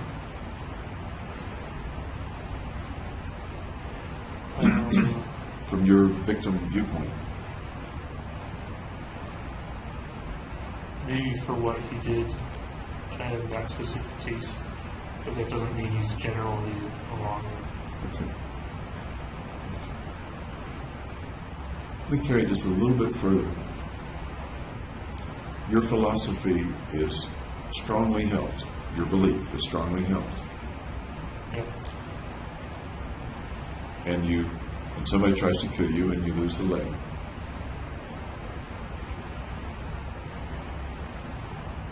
Speculating, I guess. Do you think your belief would cause you to look him in the eye and say, I lost the leg, I'm sorry I lost the leg, but you're not a wronger? Why would he apologize? What?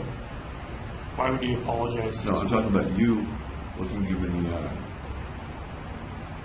and saying, no matter what, he's being silent. But you hold your belief strongly, as you've described. Do you think you could, realistically speaking, say, you tried to kill me, I lost my leg, but I don't believe you're a wronger? Yeah, I think he just, yeah. Reminds me a little bit of the Christian beliefs, in which one of the tests of it is, do you believe it enough to go and be crucified in the Inquisition or something like that? It's reminiscent of other people's strong beliefs. At least my questions are. Okay. I don't know if that makes sense or not. It makes sense to me. People held strong beliefs in the Inquisition, but would change them after torture and stuff. You think you'd change yours after torture? Yeah. Think you'd change it after you lost the leg? No. And that's all hypothetical. I understand that. Okay. Although about 5 sentences down, you have another question here. Do you believe in forgiveness? I don't know whether the you is you or who the you is. Tell me about forgiveness.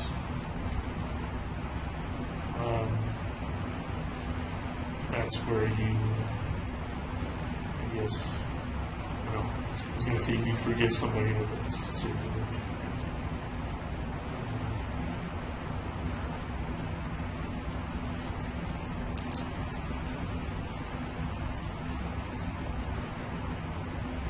What does forgiveness do?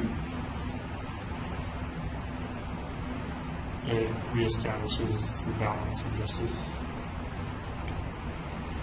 You've used the word balance a couple of times, yeah. Or equality. If you're the wronged person, does forgiveness do anything for you?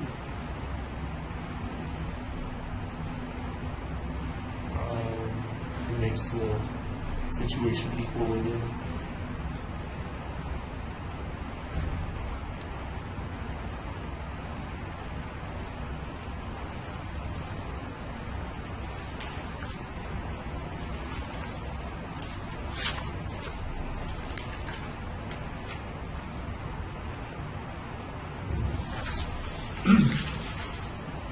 I get to a page titled The Destruction Law.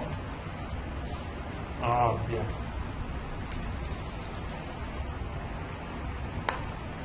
Tell me about the destruction law as you were thinking about it. It's kind of the opposite of a society or societal law, where like instead of trying to build and increase the population in a society, you're decreasing the population in the efforts to destroy everything. And what's the premise of that? What's the purpose or the foundation or the reason for that one might do Just to that? eliminate mankind. Tell me more about eliminating mankind. What does that do? Where does it come from? Well, in the destruction law, every 2 people you kill, you're allowed to have 1 child. So it increases the incentive to be destructive. And people who don't kill people can't have any children.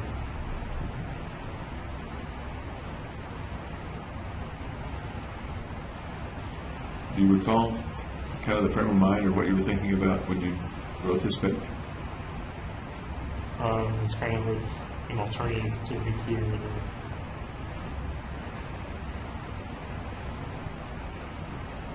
And I take it there's something positive about the destruction law, or am I misunderstanding? That's a good thing under some circumstance? The positive is it eliminates mankind and all problems associated with living. I guess I could look at it one way and think about population control. Right. So, But I think you're saying eliminate mankind altogether. Is that right? right, and you do it through this population control, increasing destruction. And you have a little reward for people who do murders. That is, they can have children of their own if they want to, Right. according to what you've written.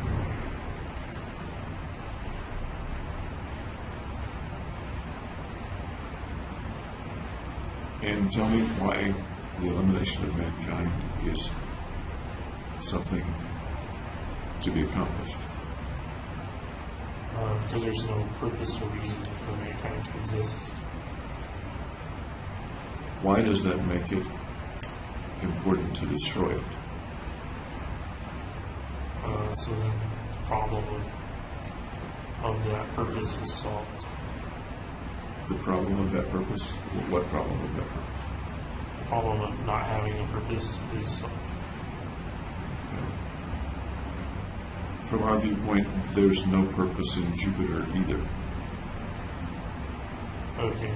So should we just destroy it? destroying Jupiter won't solve any and all problems. So. But it has no purpose anyway.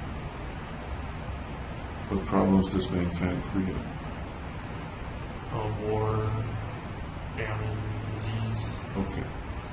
Okay. And those are differences between mankind and Jupiter. I'll certainly give you that. Right.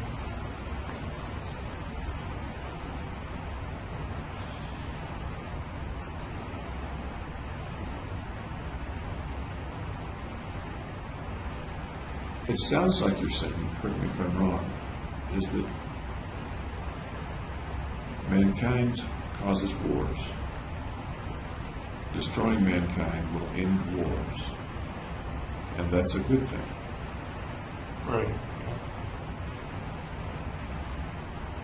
Are you saying that anyone who's affected by a war is automatically to be destroyed or needs to be destroyed? There are no innocents, if you will, or no benign or neutral or innocent folks involved in the wars?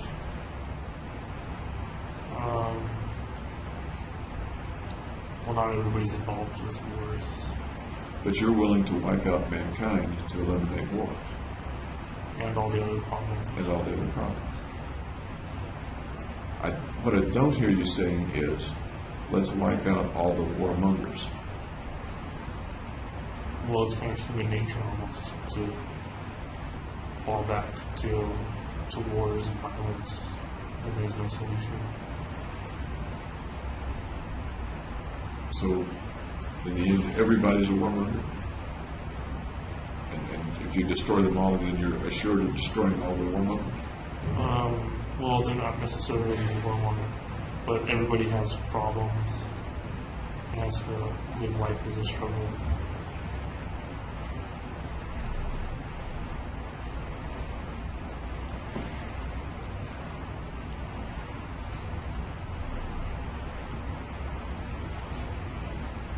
And once again, going back to some of the things we've talked about before, it doesn't sound like you're talking about this as something that you do in anger. No, there's no anger to it. Because we've talked, I think, about ways in which you hate mankind. Right, kind of Or hated mankind. aversive versus aggressive. The broccoli versus Even though I actually like broccoli. okay. Okra, something else. Oh, Brussels sprouts. Brussels sprouts, okay.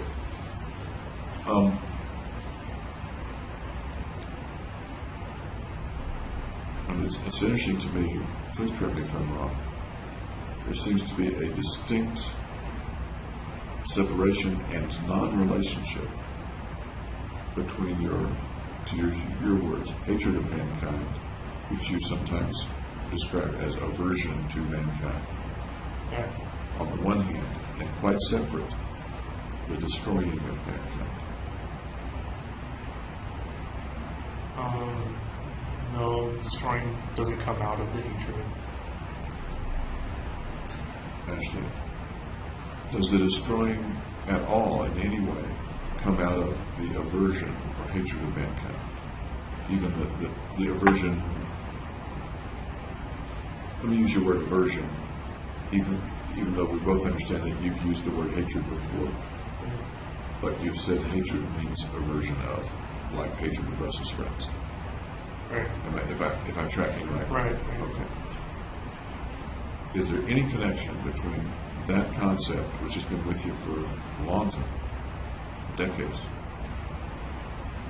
and the wish or need or logic of destroying mankind? There might be some incentive there. I'm sorry? There might be some incentive there. Tell me about that. Well, because I'm averse to mankind, I don't want to have to deal with people. So one way is to get rid of them. And we've talked a bit about there are ways to not be around them. Right.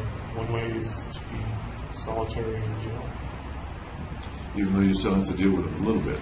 Or actually bring meals and stuff. There are ways to be much more isolated outside of jail. True, yeah. So the concept of, not to trivialize it, of destroying all the Brussels sprouts in the world. And you would never have to look at another Brussels sprout. You wouldn't have to look at a can of Brussels sprouts in the supermarket. Right. Is that getting akin to it? Is that analogous at all? It's an option. Or am I just making a really, is the analogy pretty much falling apart here? Oh, that makes sense.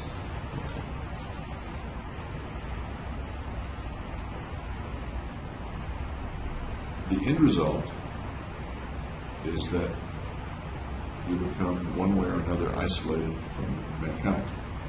The end result of the shooting. Right. Either an isolation type cell or deceased. Right.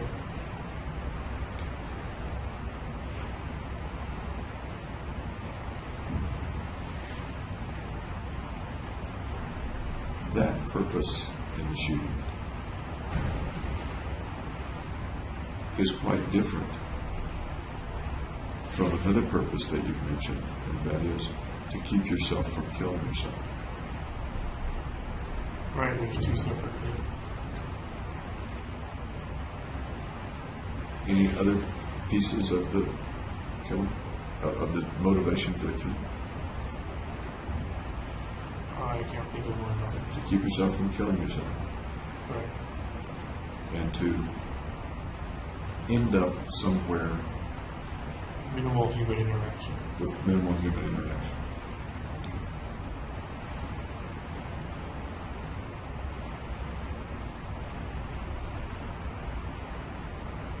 Does it occur to you that they're both kind of selfish motivations? Yeah, because it doesn't take the other person's perspective into account. They're both to make you feel better in some way. Yeah.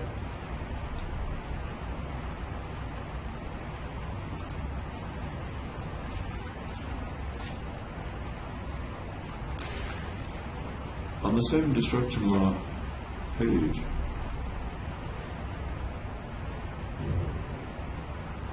ultraception comes up once more, only the arrows go in a confusing direction for me. Ultraception, dilated pupils, and more light. But the arrows are going that way, as if more light leads to dilated pupils, leads to ultraception. I would have thought the arrows would have gone the opposite way. Does that make sense, or can you explain that? I don't remember what that means. Okay. Well, actually, I'm reading that a little bit erroneously. More light in eye. Okay. It sounds like you were wondering, one of the things you may have been wondering about is your dilated pupils.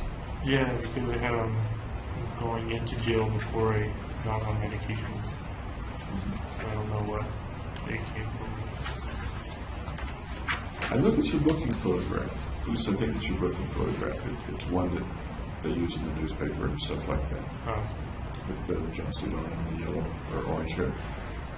Your pupils are not particularly dilated in that. Maybe a little bit, but not that much. Roughly where they are today. All right. Just kind of interesting. And by the way, your pulse when I took it was not as fast as it was when you were over at the hospital. Well, maybe because I'm more used to going to jail. I was going to ask if you feel in some way a little more at ease Could be. in jail, maybe a little more used to me. Could be that too. Hey, I'm a friendly guy, right? Okay.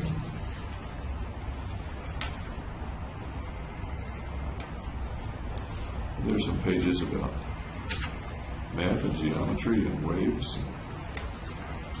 stuff like that I'd love to talk with you more about. But here's a page that says identifying the philosophers, aka insanes. Does that ring a bell about what you might have been thinking a couple of years ago? Yeah, I remember some of what it was. It was about true or false questions. Yes. Yeah, the rest of the page has to do with true and false questions. But the equivalence apparently here, the philosophers are also known as the insanes. Is that kind of a philosophical statement, or is it a true equivalence, or I don't know what this roughly came from. any particular meaning to that, or that you can think of right now? None that I-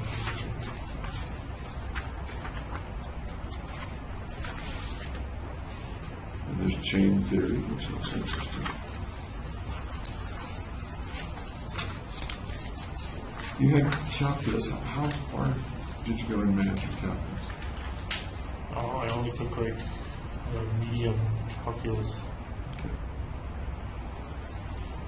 How about physics? Basic physics, like they call it like physics 2A, 2B, 2C, so like 3 physics courses. Recalling things or reading sense about things like string theory and brain theory? I read a little bit about string theory. Interesting to you? Does it come to mind when you talk about your chain theory? Yeah, it's pretty much chain theory. Okay.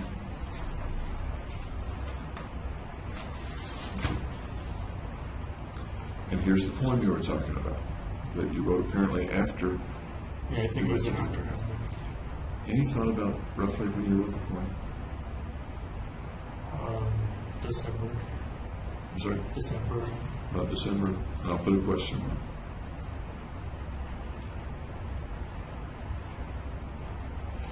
Would you read the poem to me?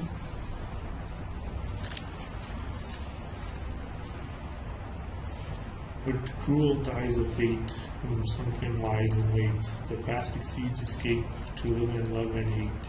With destiny I cry, forevermore, forever.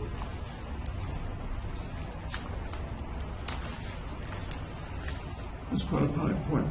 Can you tell me about the image in the poem, the imagery, the thoughts?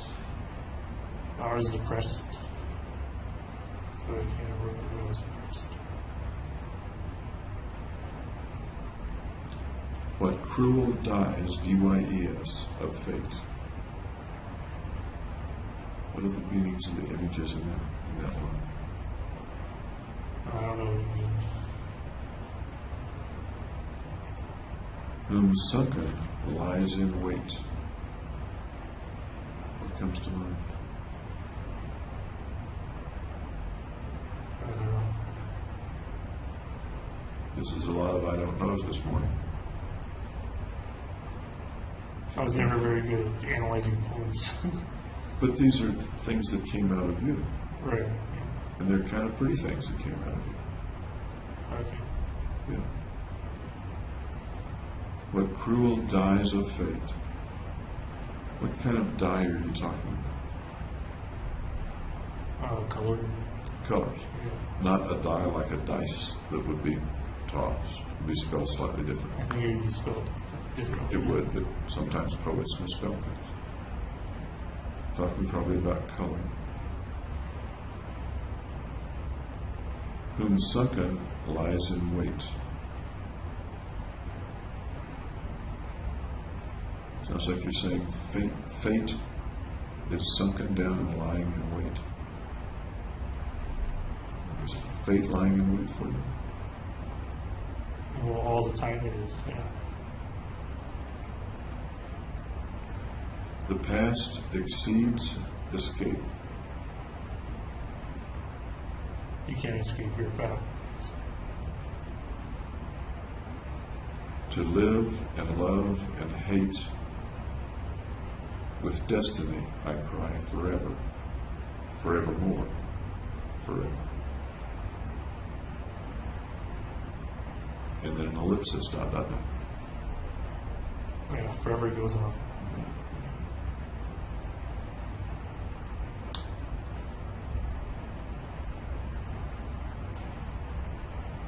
To live and love and hate with destiny, I cry forevermore, forever.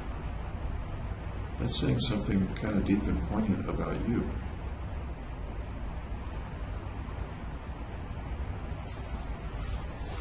What's it saying about you?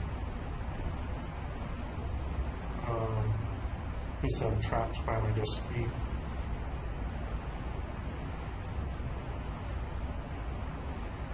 What's the picture in your mind? One of sadness. Tell me more. What's the painting? I don't have a mental image of it. What are the feelings? What's the smell? What are the sounds? The sadness, the picture. With destiny, I cry forevermore, forever.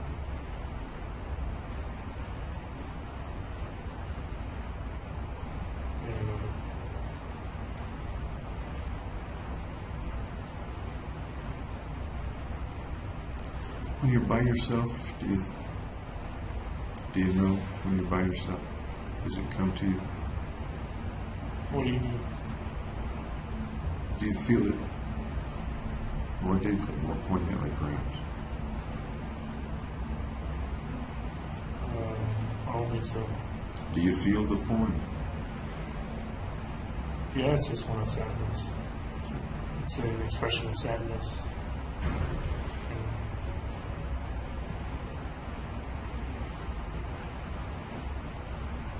As we're thinking about it, do you happen to remember what you were doing or thinking when the poem came out of you? No, I don't remember. Write any other poems? I think I wrote one in the notebook. Okay. Any others, or do you think about them? Not really. I'm a little surprised you don't write. I don't write anymore. Yes. I kind of figure what's the point of writing. We talked about the photograph and the notebook. Do you remember? I guess one way writers are remembered, right? Yes, exactly. That's exactly what I was thinking. As ways to be remembered, as legacy, and you indeed mentioned that it's a way for your belief to get out and to exceed your death, whenever that may come. Right, I kind of think, why does it even matter if it doesn't?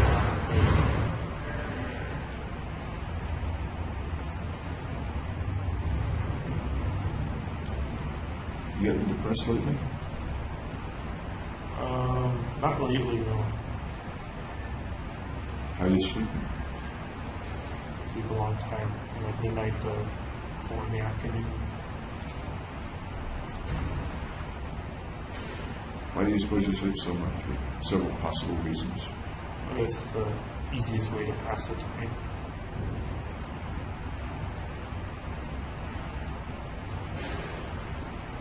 That sounds kind of hopeless to me.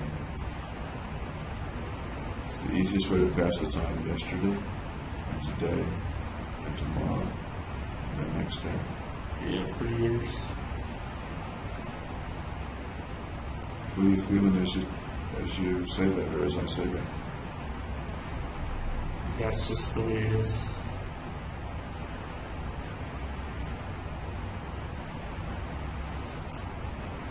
That's the way I'd expect a non-sentient being to experience it. You're a sentient being. Right. My dog experiences his situation because that's the way it is. I think dogs are sentient. My gerbil, I think gerbils are sentient too. my chameleon. I don't know about reptiles. Okay. But you've got more capacity to remember the past, to speculate about the future, to put yourself in different situations. I can't change the future or the past, though. Nobody can. Right. But most people, everybody that I know of, has thoughts and feelings about pasts and futures. Yeah, I have those too. Tell me about some.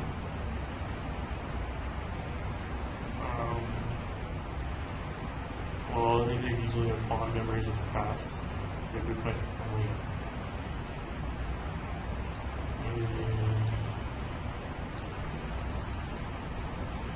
Not too many fond future memories or suppositions.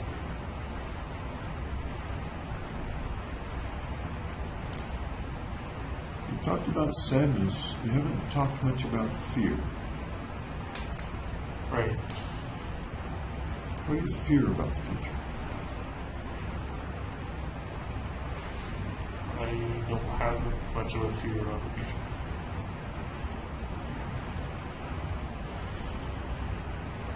Do you fear days in which you sleep from midnight to 4 in the afternoon because there's nothing else to do? Do you fear that being your life? Or No, it's no worse than any other one. do you fear death, if that's what's in the cards? No, mainly I fear pain.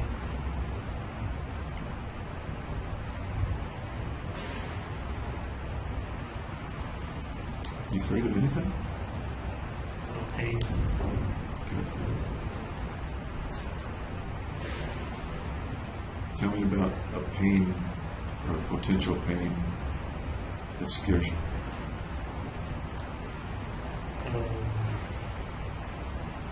The suffocation, stabbings,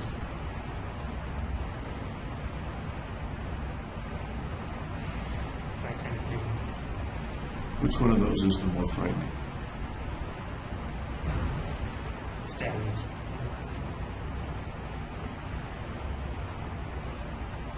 Picture yourself then being stabbed, painfully stabbed, and tell me about that. Walk me through the process. I'm not sure how to do that. Give it a try. Will I be put in a social situation with other inmates and they have a shiv or something stab me when I was unaware or by surprise? Let's start with the social situation with other inmates. Can you describe such a situation? Being out in a common area with other inmates. Okay.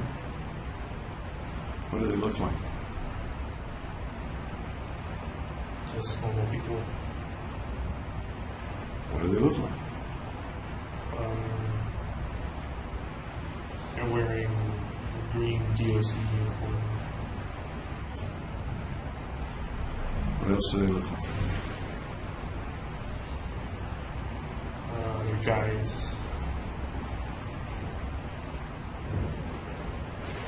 Pick two and describe them carefully to me. One's tall, muscular. I'm sorry? Muscular. Tall, muscular. Another one can be sneaky, small. Now, you're in that room. What are they doing? Just standing around. Then what do they do? Talking to each other. Then what do they do? One talks to me, the other goes around behind my back and stabs me in the back.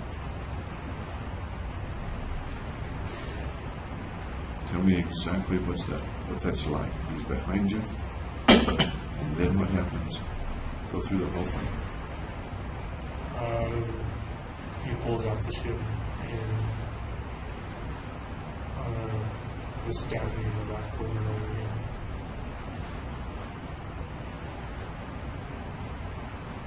How does it feel? painful. In what way? Where's the pain? What's it like? It's a stabbing pain.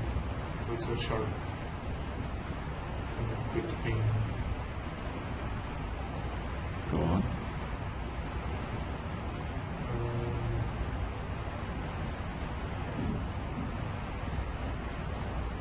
And then I fall to the floor and then don't get up. And what? And don't get up.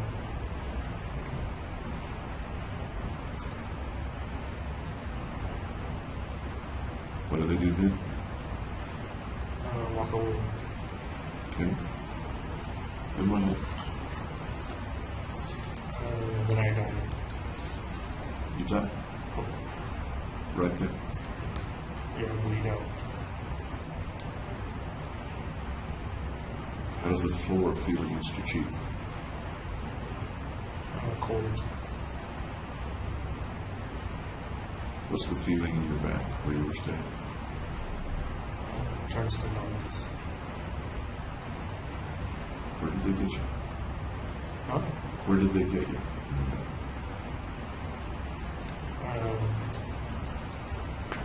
Into the heart.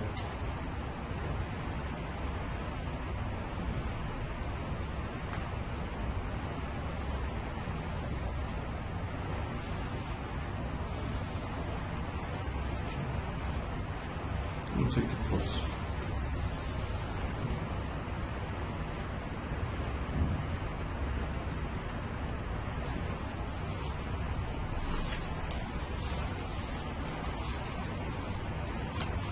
What are your thoughts as you fall to the ground?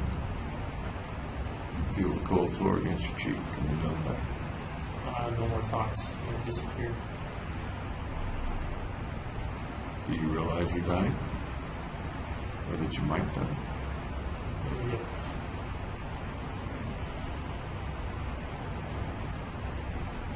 What does that feel like to you?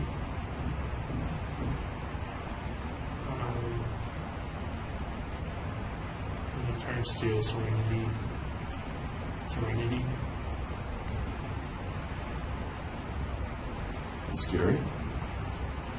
Um, Was it scary when the big guy came to talk to you and you noticed the sneaky guy going around behind you? yeah. When did it change from scary to serenity? When I'm on the floor and I'm numb all over.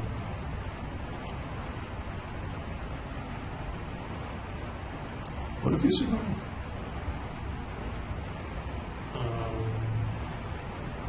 Then I'll probably get moved to a safer section.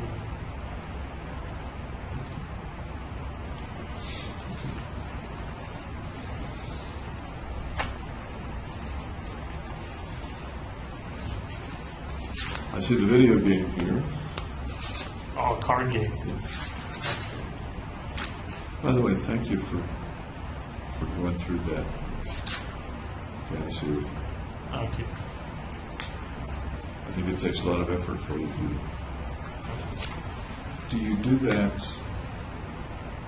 very often when you're by yourself? No, not at all. You mentioned that when you're by yourself, you can bring the shadows. I haven't been able to lately. Beg your pardon? I haven't been able to lately. You haven't been able to have tried. Yeah. Looking at like blotches on the wall. When you Looking at blotches on the wall. looking at blotches and you haven't been able to bring the shadows.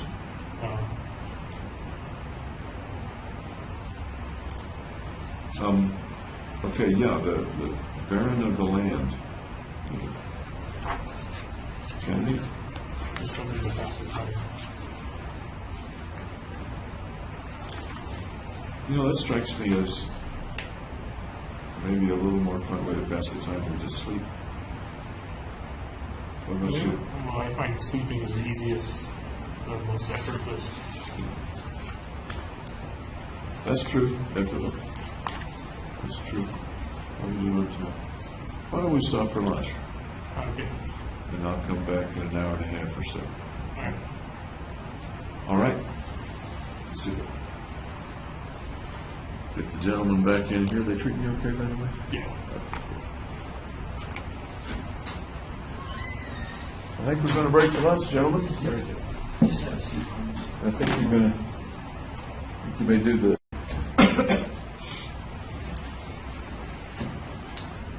So, you had lunch? Yep. Okay. Anything special going on in the last hour and a half that I didn't know about? Just reading. What are you reading right now?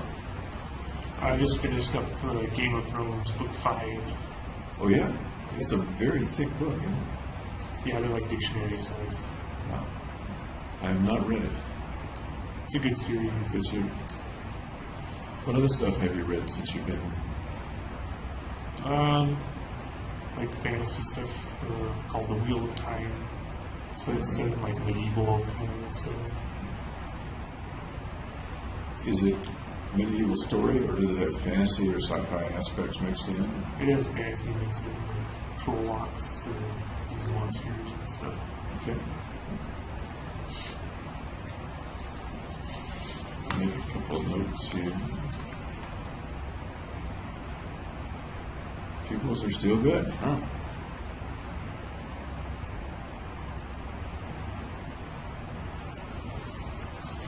Yeah, take your pulse again. Thank you.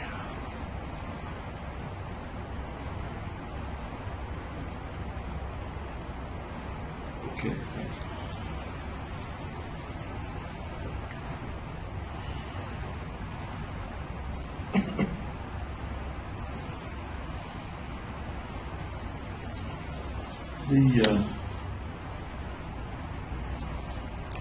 We talked about the writing that you had done, which was very interesting. And let me wrote some other topics, if I may, unless there's something that you recall from this morning that you want to expand on or clarify. Nope.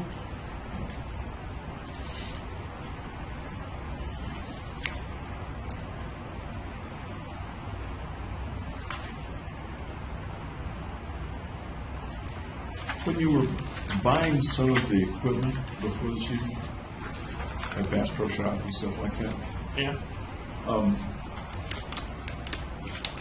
I noticed one of the videos, you spent a long time in the store. They kept you waiting a long time.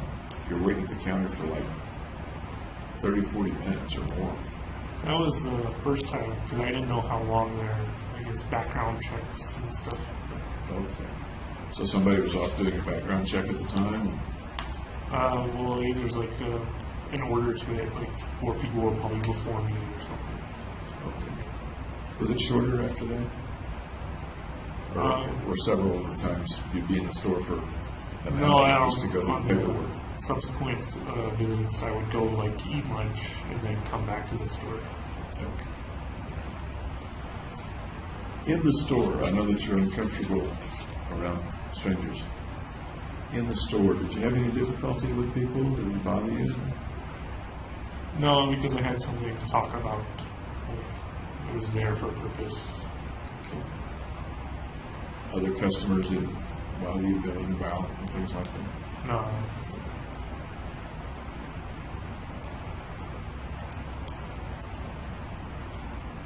I've got a note here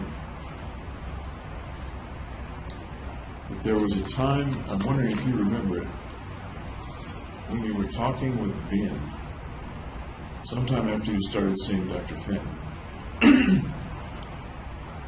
And Ben was telling you he was depressed. Do you recall that? No, I don't. It's a long time ago, it's 2.5 years ago. I think I would remember that, but I don't remember saying that.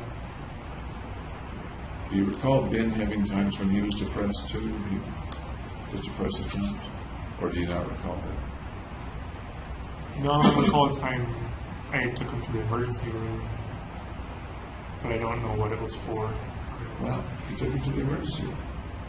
Yeah, Gargi called me up, and she can't drive, so she asked if I could drive Ben and her to the emergency room. Wow. And you don't recall why? You don't recall what it was for? I didn't ask or inquire. Why do you, it was for Ben or for Gargi? For Ben. It was for Ben. What do you suppose was wrong? Just some health problem. Did it have anything to do with his depression as far as you recall? Or? This is the first time I've heard he was depressed here. When you were, let's say that again, I'm not sure. You telling me that he's depressed is the first time I think that I've ever heard that he was depressed. In your interactions in the texts, there's a reference to Ben telling you he was feeling depressed. And you may not recall it. I might have overlooked it or something. Yeah. Do you remember telling him that he should use his depressed feelings, quote, to be destructive to the world around him? No, I don't remember that either. Okay. I just want some clarification of that if you remembered.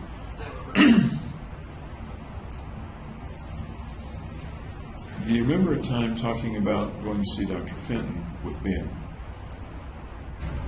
That you talked with him about hearing voices, or said that hearing voices might be fun? I don't recall that. Okay. That's in one of the texts as well. I just don't recall? No. Okay, that's fine.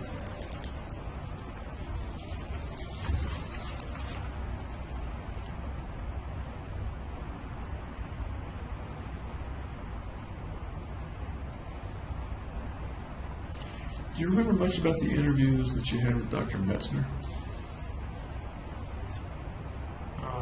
A little bit. They were like over a year ago, I guess. But you spent a lot of time with him. Yeah, a couple of days. I'd like to get into those in some more detail, but I didn't bring the materials with me. I'll bring them tomorrow.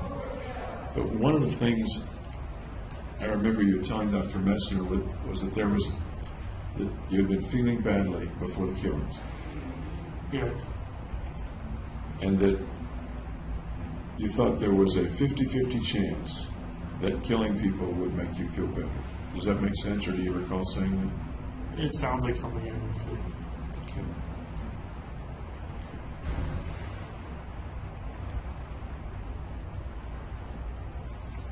I also have a note here that you told Metzner, or Dr. Metzner, that the killing, quote, didn't work. I didn't help with my depression. Didn't help with the depression. Okay, I was wondering what the context was there.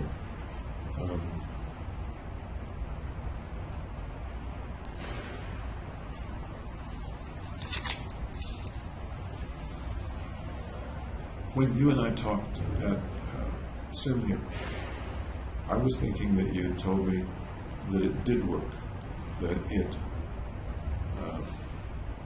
kept you from killing yourself, and you got the value points for doing it. Is there a disconnect that I'm missing there? Or? I did get the value.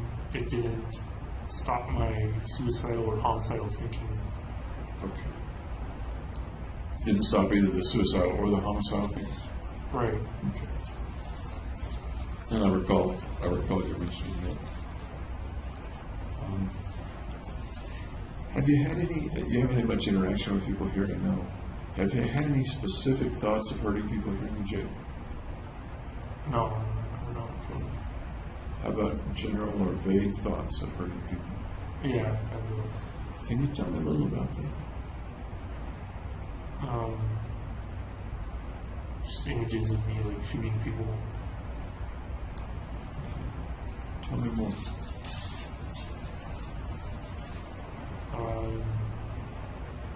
I don't know what else there's to tell.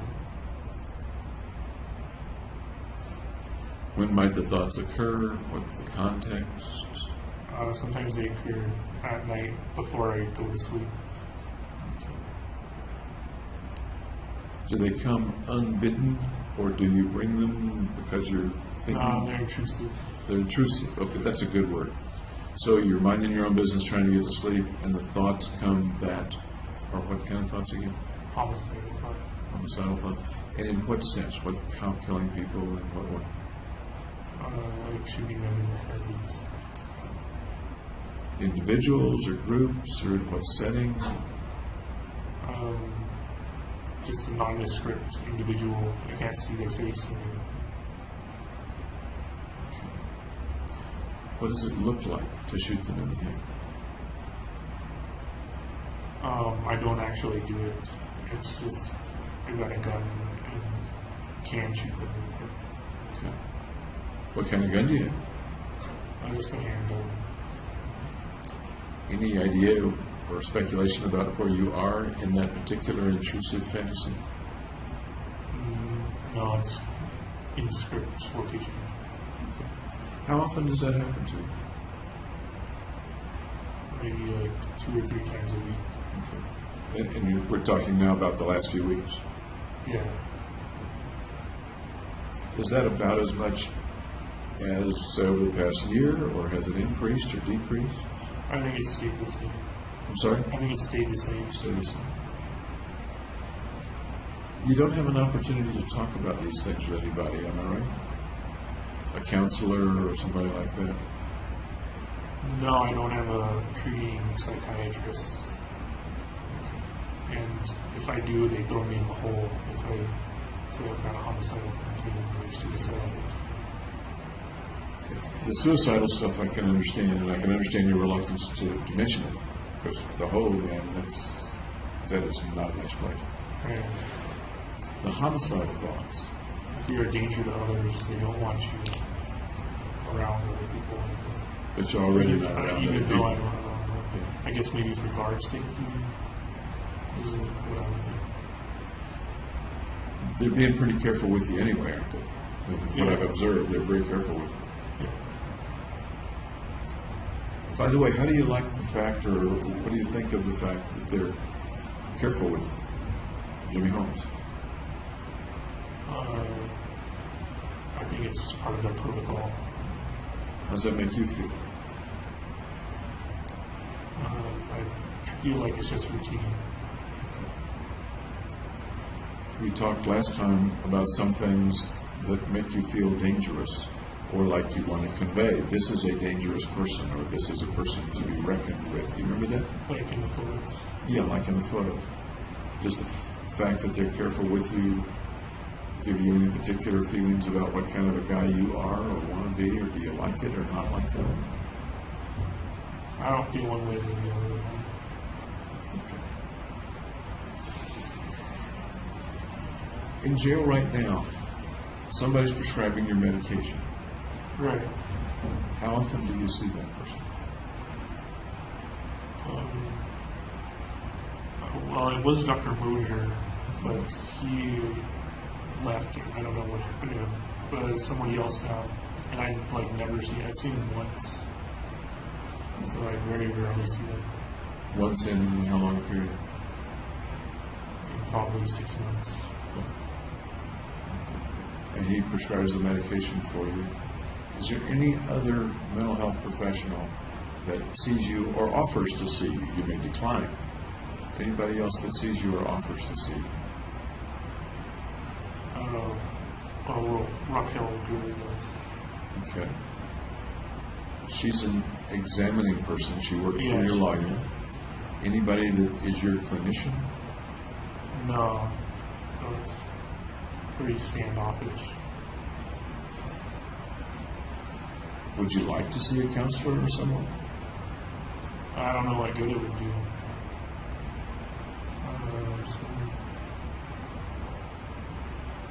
I have no feeling one way or the other. Okay. I'm curious, as you talk with either Dr. Gurr or me, does that seem to be a benign experience, a difficult experience, a helpful experience? How would you describe seeing us? Either one of us. Exhaustive experience. We spend a lot of time in just a couple of days at home. Yeah. When you learned yesterday that I was going to be coming to see you again, what was your impression? Well, I thought you did a thorough exam at Simhit. I didn't really know what you wanted to go over. No. Okay. Did you look forward to it, or dread it, or not really care one way or the other, or interrupts your routine? Well, it does interrupt my routine, but anything that gets you out of the cell is pretty good. What else about spending time with me, did you think about when you first learned that Reid was coming back? I was a surprise. Any other thoughts? Not really. Were you concerned or upset in any way? I guess I was a little concerned. Tell me about concerned. Like maybe you didn't know how to kind of classify me and analyze me or something, so you had to do it and come back again. There are lots of things I don't know, Yeah. and there always will be. I'll share with you that the reason I came back was to clarify some things from the time we spent together, to try to go over some things that we didn't have a chance to talk about. You and I could talk a lot over weeks, I'm sure, and I'd still have things to learn, and you still have things to tell me. Okay. I'm hoping you'll tell me as much as you can. I try to. Yeah. How about when you learn that Dr. Gurr is coming? What do you think about that? Just another break in routine. Kind of the same feeling as when you come. Is there concern when you see her, or different feeling? No, Because I feel I'm a she little- works for your lawyer. I'm a little less concerned because she's like hired by our team. True. Okay. Okay.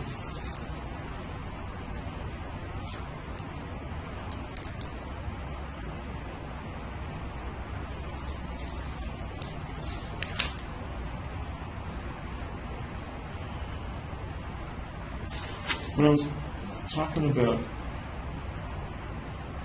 you talking with Ben about hearing voices, seeing, I don't know whether I said, do you recall telling him that you thought hearing voices might be fun? Did I already ask you that? Yeah, you do. Okay. I Yeah. don't know. Okay.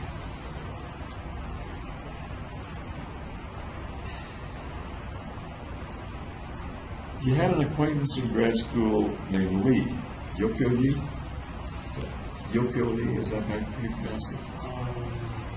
Yom? Is it Yom? Y-E-O-M, is that? Somebody could have misspelled it here. So, okay. Is it Young Lee or? It's Y-E-O something Lee. I think he was one of the Pueblo neuroscience graduate students in the first class. Okay. Can you tell me anything about your relationship with him? What you might have done with him? He's a friend. Made spaghetti for him once. At your place? Yeah. That's nice. About when was that?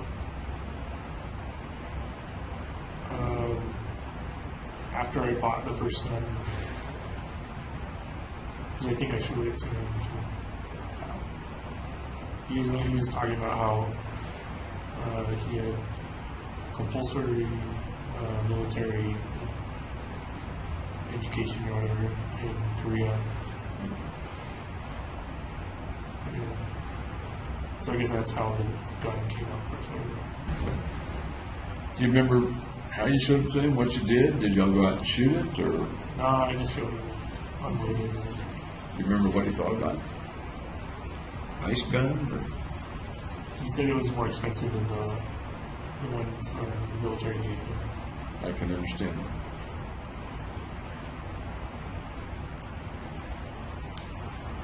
I've got a note here that Lee was also depressed, or said he was depressed. Do you recall that? Apparently, all the graduate students were It depressed. sounds like it. It sounds like it's endemic to the grad school there. Yeah, I don't remember him telling me he was depressed. Okay.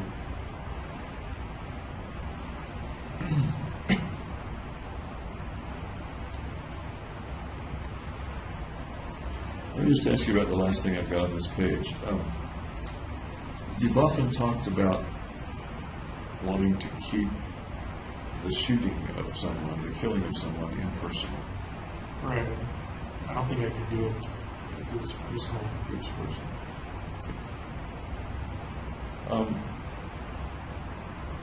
When we talked at Simhib, we talked about some of the things that really got a bit personal while you were shooting folks. I mean, you could see the people even though you were wearing the gas mask. Yeah, there were a couple people who ran and were carried out. I recall now one victim who describes your moving toward him. He's in the front row. And initially aiming over his head at people behind him, or aiming behind him. And then looking at him, best he could tell with the gas mask, Okay. and shooting him straight on. You recall that? No, I don't recall anything like that. I was kind of trying to reconcile that with what you mentioned about the need for things to be impersonal. All right. Any thoughts about reconciling that?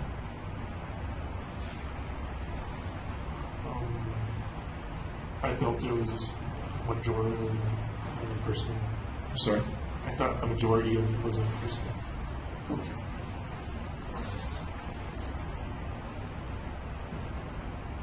I probably asked you this at Simhib as well. The fellow who was out emptying trash while you were waiting to go in Right. into the theater. I couldn't see him. I had the sunshade on. Then how did you know he was I there? heard him.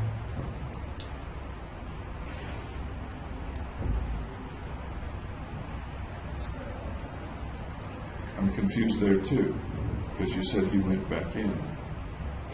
Right. And so my thought is you must have seen him in some context. Well, he left. I heard him go open the dumpster, or not open it, just toss the trash wherever. Because the dumpster was right next to me. I understand.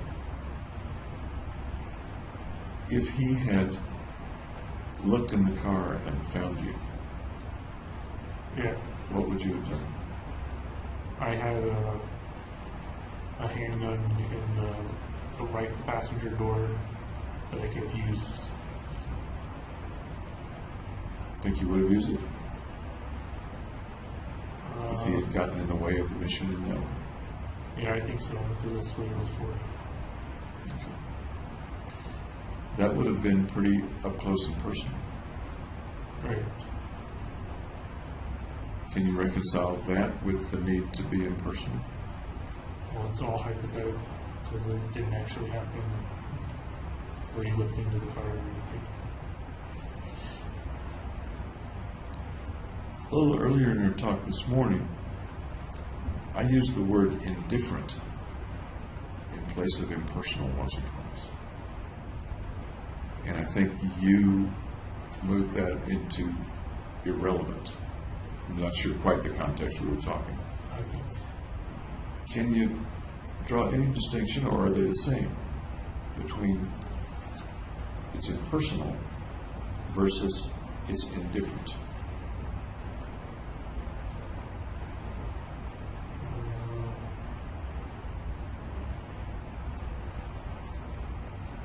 They're pretty similar. Okay.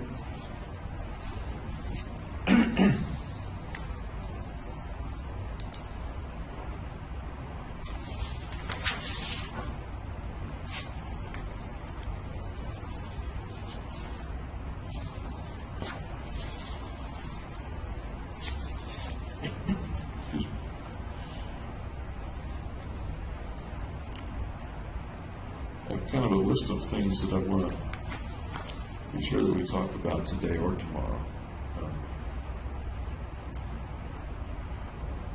One of them has to do with your belief, and we talked a lot about that this morning, in gaining a point for someone that you've killed. We didn't use the phrase this morning, human capital. Is human capital, That applies. is that what we were talking about really this morning? Or is Yeah. it something different? No, that applies. Okay.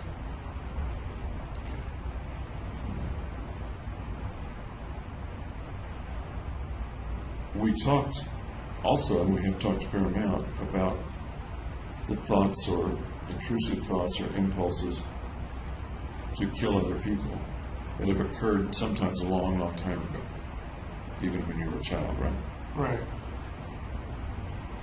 How far back does the human capital idea go? The idea that I will get some value for killing a person. Since graduate school. Just Doing graduate research, school. yeah.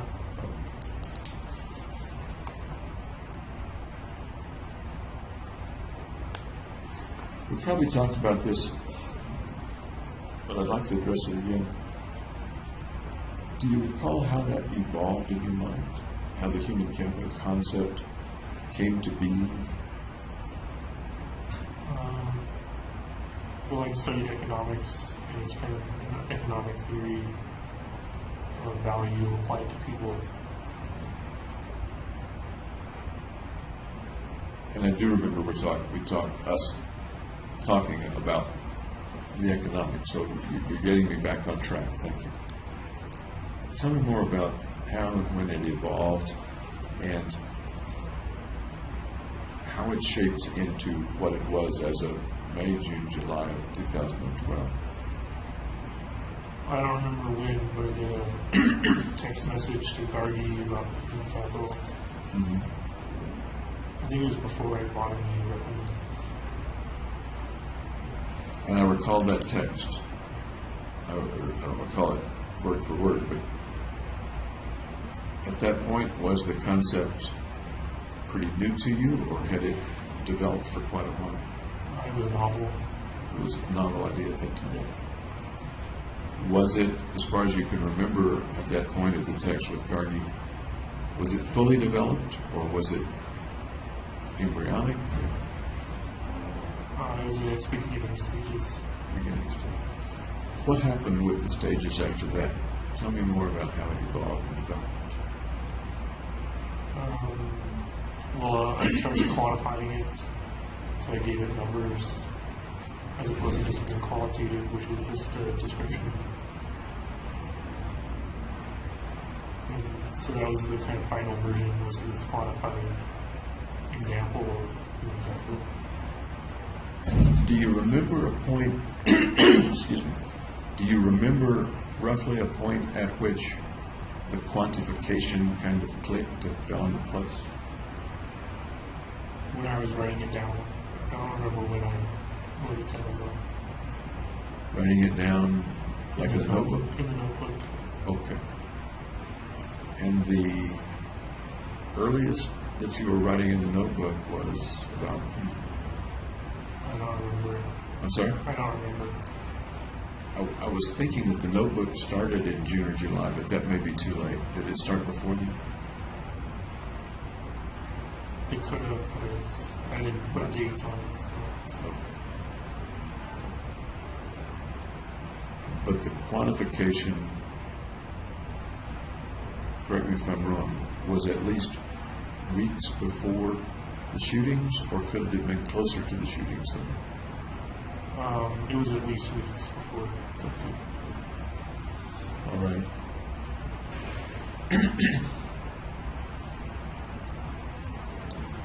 And I think we talked earlier about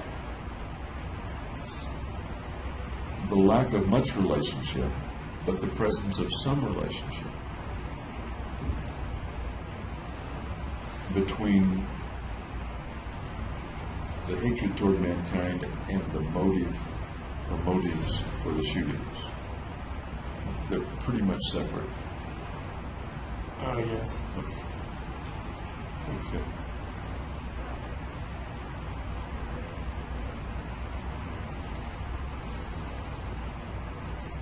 I have a note to look further into your view of right and wrong, and whether there's a right and whether there's a wrong. And you referred to people who are wronged and wrongers in your writing. Talk a little about your view, particularly your view back in 2012. I believe in moral relativism, so you kind of decide for yourself what's right and what's wrong. And that's certainly one view of it. Was that the way your primary belief was in mid-2012, I believe so. as far as you recall? There's certainly more than one way to look at morals and ethics and right and wrong. And some people may look at it solely, entirely in one way, and some people may look at it in different ways in different situations. How about you? No, I was pretty strong moral relativist. Okay. Now I want you to tell me about moral relativism. What does moral relativism mean for Jimmy Holmes? Just that there's no concrete, absolute set of moral standards. It's contrived by the individual.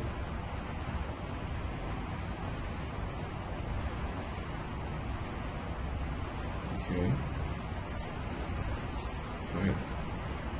I mean, And there's been books and papers written on it. yeah. You're teaching me. Teach me about it. Oh, that's all I know. You know more than that. Teach me about it.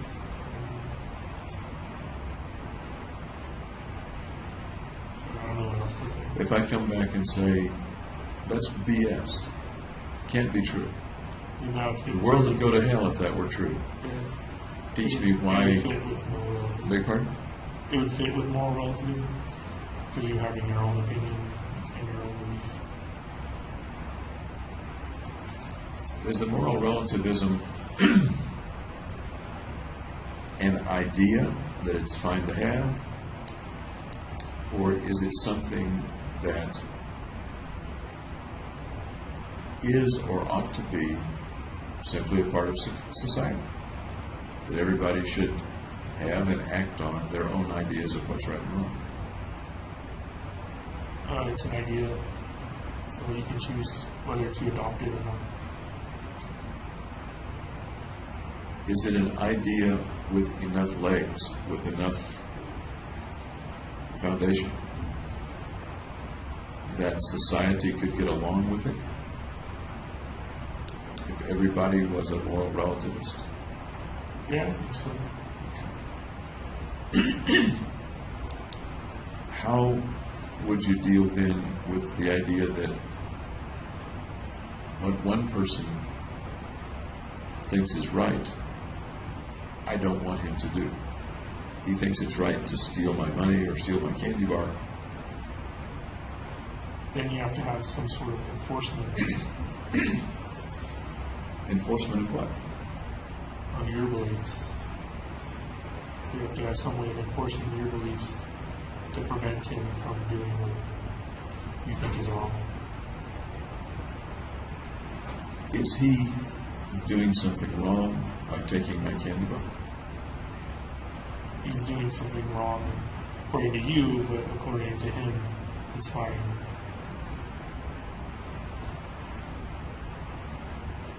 Does it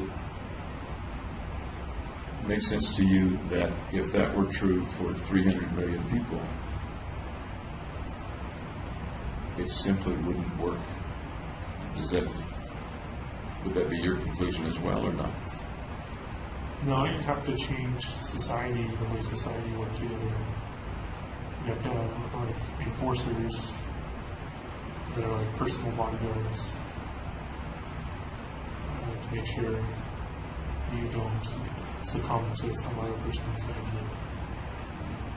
It sounds like kind of a survival of the fittest society.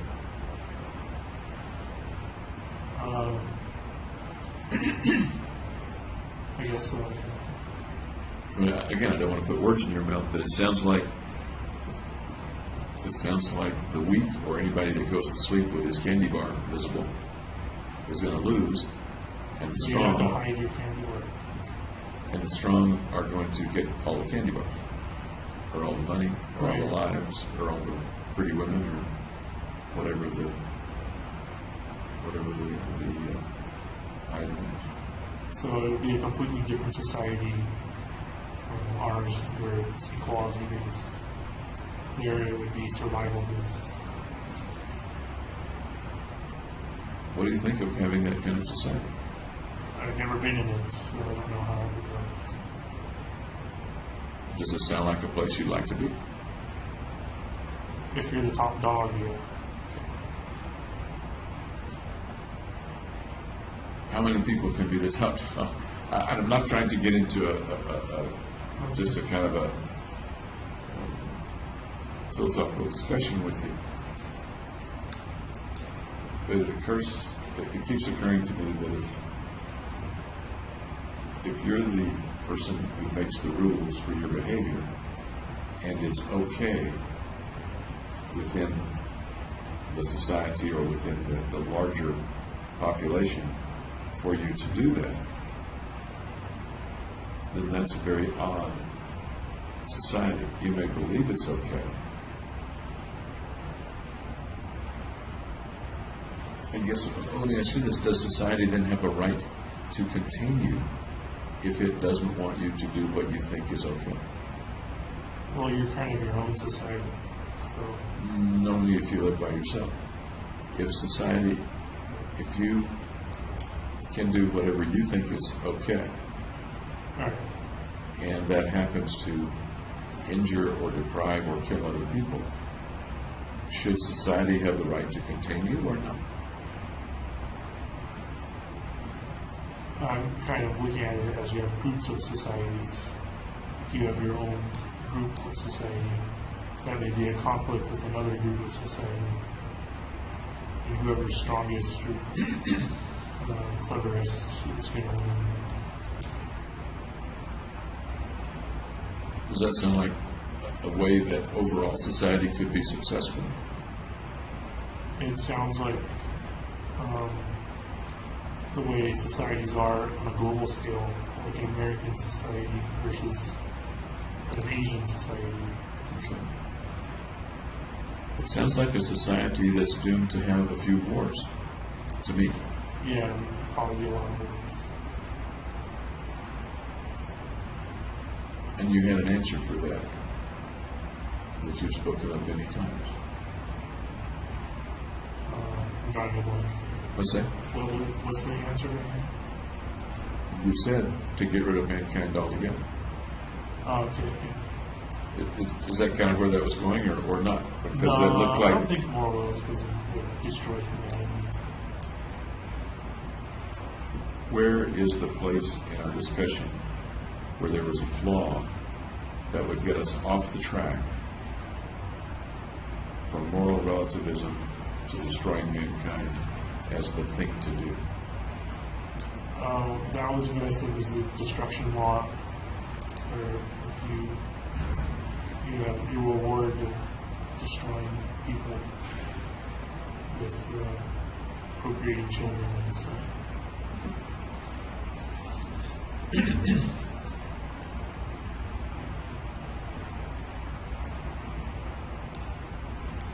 As far as I know, and correct me if I'm wrong, you haven't been a guy that broke a lot of laws.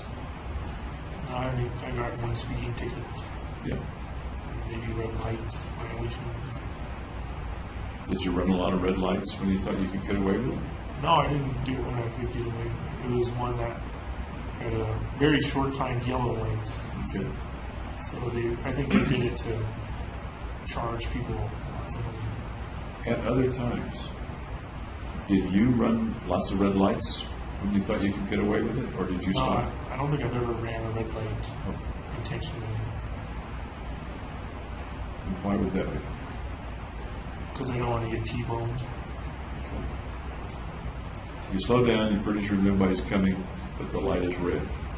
Would you go or stop? I would stop.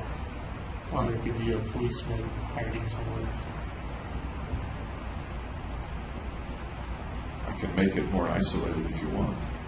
If we're out in like the middle of Nebraska and there's a light with 4 ways, then I would go. Okay. Because there's nothing wrong with going.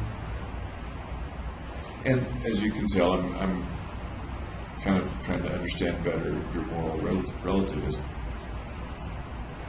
If you're in a store and you can shoplift something, They have cameras, so you shouldn't probably do it, or you'll get caught. so far, every reason you've given has had to do with getting caught or not getting T-boned. It hasn't had to do with a feeling that it would be wrong to take someone else's property, for example, in a store. Well, Am I right, or is that not right? even the concept of property is one that's kind of misleading, because you can't really own anything. Now we're getting way off into another kind of philosophy. I'm trying to focus. I'm trying to focus on: are there any other things that are contrary to what I might see as right that you did? I'm not saying that very well at all. You killed and wounded a lot of people. Yeah. I think that's a wrong thing to do. Okay. You think it's not a wrong thing to do. Yeah. Or at least you don't think you're a wrong person for doing it. Is that fair to say? Yeah. Okay. Are there any other situations in your life, or in your life in May, June, July of 2012, in which you chose to do things that were wrong that I would probably think would be wrong to do, but you wouldn't? No, I think I was on the set track for the killings. No, I'm not talking about the killings. Everybody who's talked with me about you has said you're a pretty straight arrow guy. Right. They don't question your honesty particularly. They don't question you're not a cruel guy, you're not a mean guy. Nobody has told me that when you have a chance, you steal stuff. When you have a chance, nobody said that. The only thing that I can see in your background in which you and I would probably disagree about wrongfulness is this event, the killing. That seems odd to me. A true moral relativist, it seems to my simple mind, would have other examples in his life in which he didn't act the way other folks do, the way other, quote, law-abiding folks or straight arrow folks do. Well, that's because there's punishments. You're a smart guy. You can avoid punishment. I don't know about that.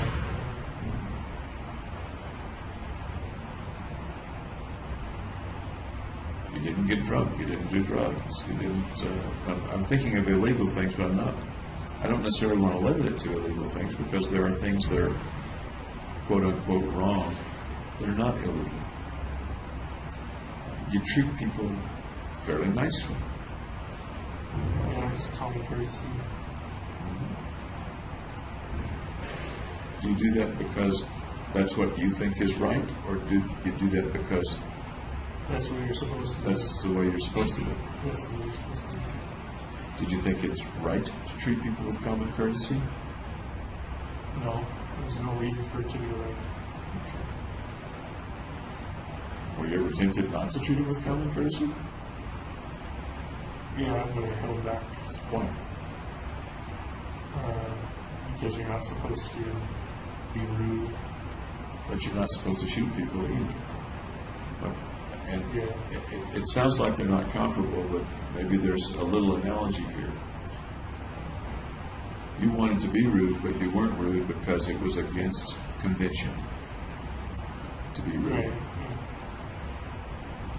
Somebody who was pretty convinced that he could do anything he thought was right, I would think that person would just go ahead and be rude.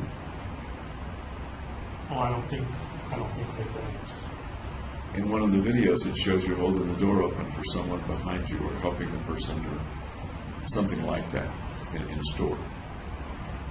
Okay. You didn't have to do that. them right. Just a nice thing to do. Does the nice, in that case, come from within you, or does it come from social expectation? Social expectation. Fair enough. I also think, by the way, that you were probably a nice guy. Okay.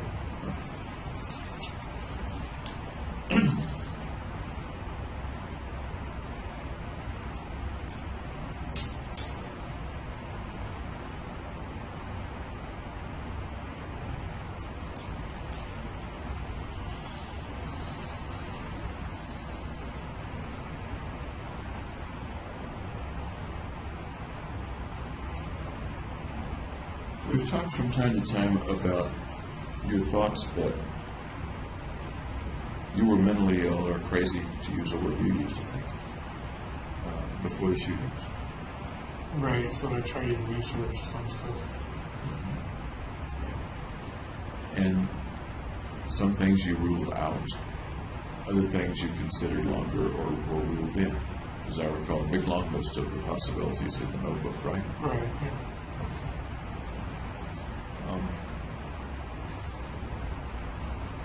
One of the things that you ruled out, and you told me at SimHip that you ruled out, was antisocial personality. Do you remember that? I think instead of that, I had social anxiety. Instead of anti-personality disorder. The reasoning you used, I can probably find it in the notebook, the reasoning that you used, actually it was in my other notes, I'll bring it tomorrow, that you didn't have an antisocial personality, as I recall, was that you weren't cruel. Yeah, I'm not cruel.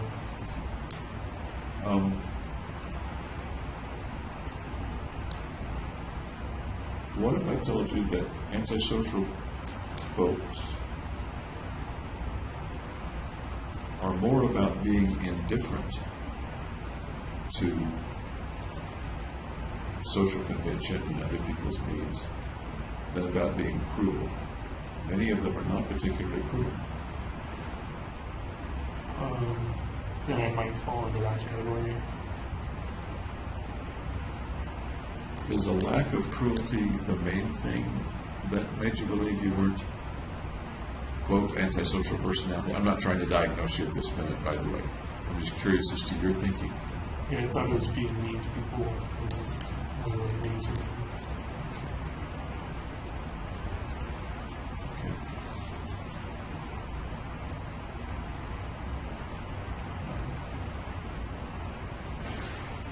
Did anything else suggest to you that you weren't an antisocial person? No, not that I can remember.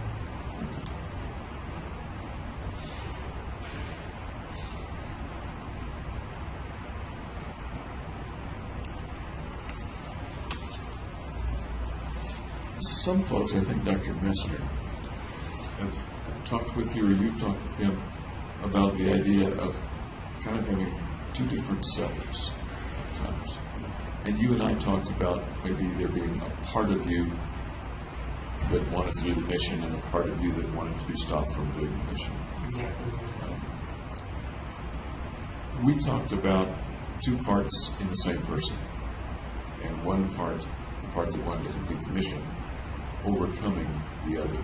Do you remember that? Yeah, that's what happened.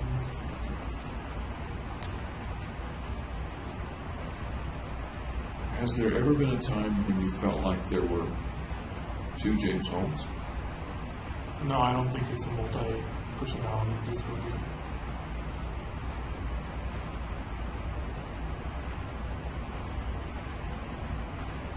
What might be a suggestion that there would be literally two James Holmes? Not that you have them, but what might you look for to tell you, yep, that's me?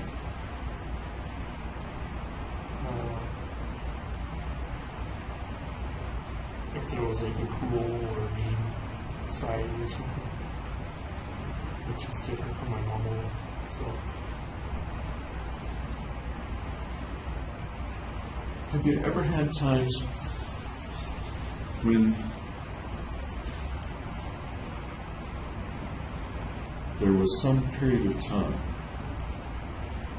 generally hours, but it could be minutes,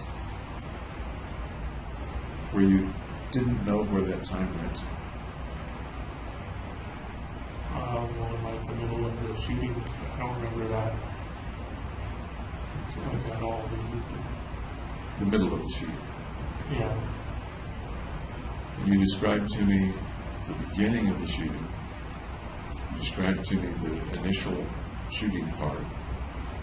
You described to me the gun jamming. You described to me the walking into the lighted area of the aisle to try to unjam it. Right.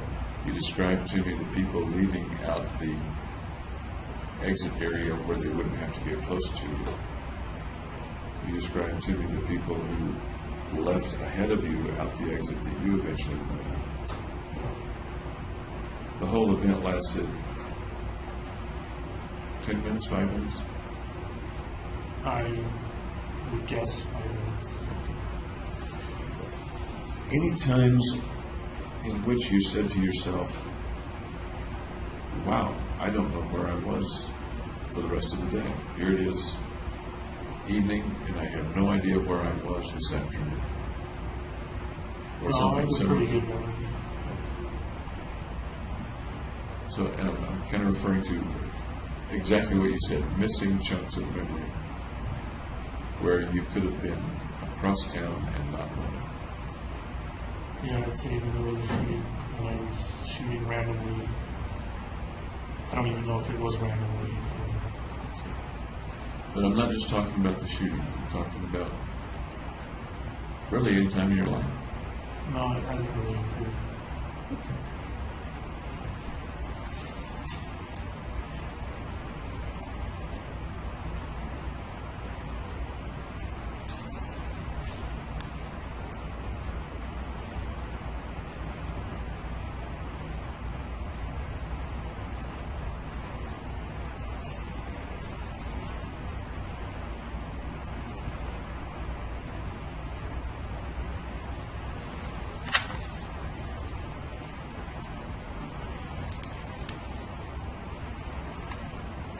We've talked about your feeling that you were delusional at various times. Delusional being the word that you used.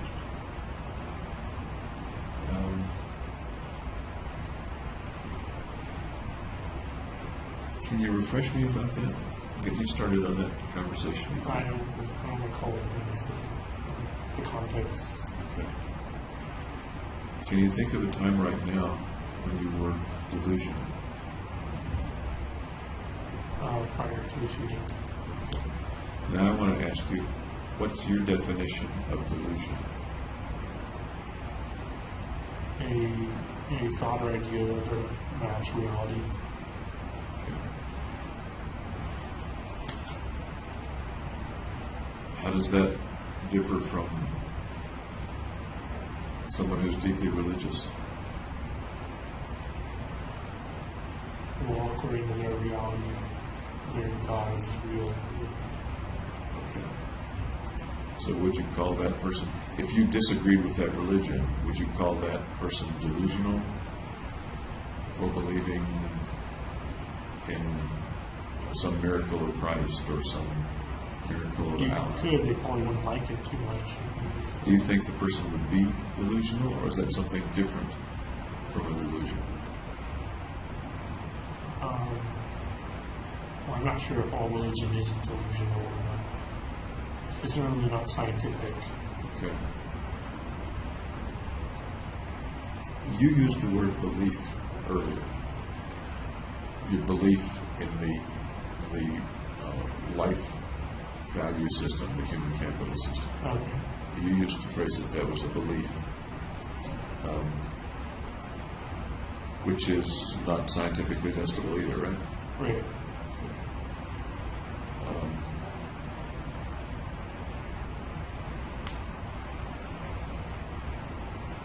Tell me again some of the things you believe were delusional in the months before the shooting?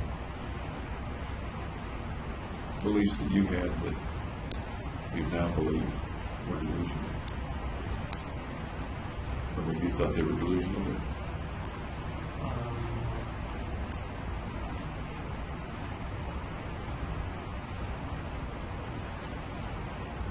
I thought I was delusional for wanting to kill the whole world.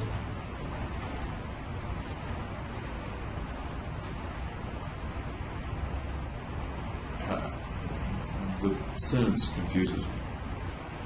I thought I was delusional for wanting to kill the whole world. Right, wanting to kill the whole world was the delusion.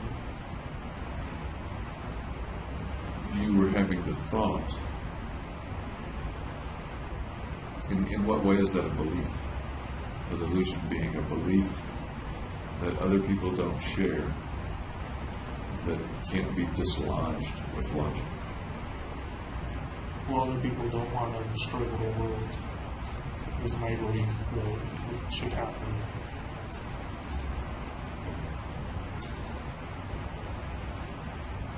I might, just speaking for myself, put that in the category of crazy thoughts. Not delusional.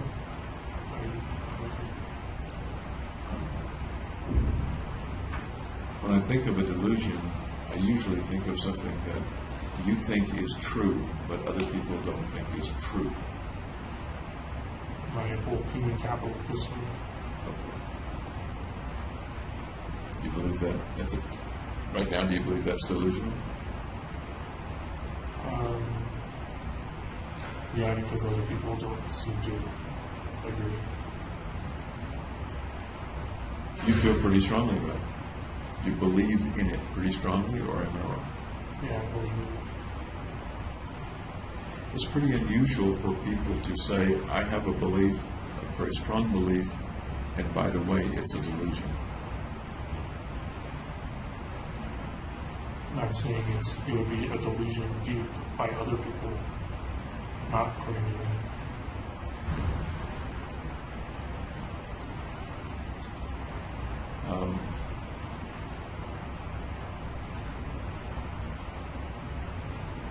If I believe in multiple universes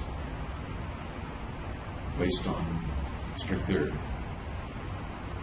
but lots of people don't understand string theory and say that's stupid, would I likely be delusional or have some other difference from the other people rather than a delusion? You'd have a difference of opinion. Okay. Because at least some people agree with you. I don't know anybody who agrees with. Good point. Good point. Okay.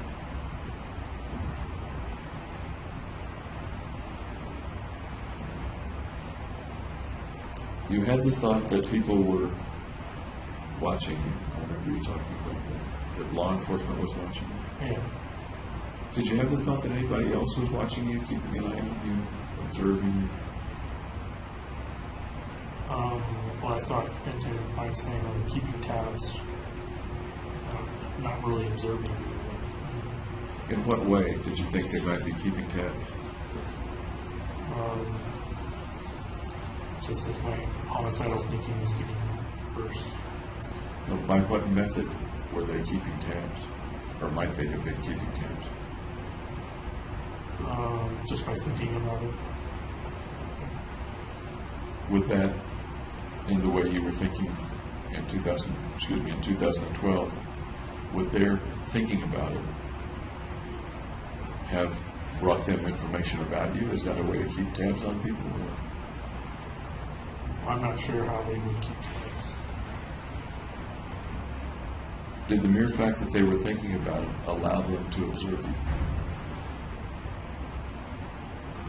Allow them to characterize me. Did it allow them to observe you? Is that a way that Like they physical observation? I don't know how that was. Do you think they could do it in any way, a magic way, a practical way, a scientific way, in any way? That they're thinking about you? Well, I thought they could kind of tease it out of my mind a little bit. When you were there with them or when you were not there? When would they tease it out of your mind? Well, during the session.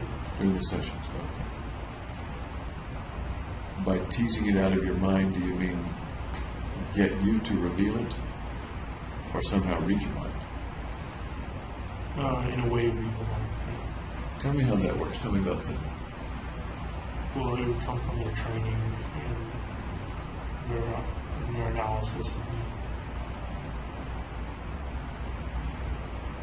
And how might that help them to, in a way, and to use your words, in a way, read your mind? Well, because it would reveal what I was thinking. I was revealing what I was thinking to them, so they could put it together and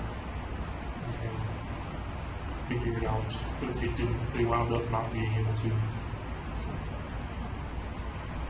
You would be revealing, if they weren't looking into your mind with their psyches or something like that, they would be inferring it from something that you said, for example? Yeah. Is that what you mean? Yeah. Okay. Thanks for clarifying. Was anybody else, as far as you can tell, did you think anybody else was observing you, keeping an eye on you? No, not really.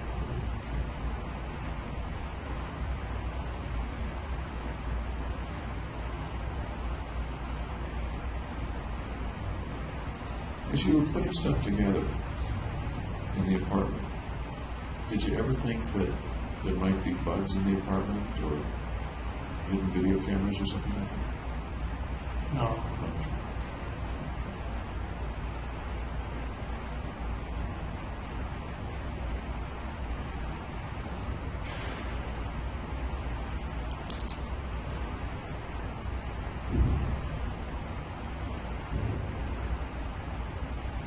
You watched a fair amount of TV. I know you like comedies and stuff. Did you watch much news before the shootings? No, I still don't watch news. Any particular reason you don't watch the news? It's not entertaining. Do you have any interest in what's going on in the rest of the world? Just very basic.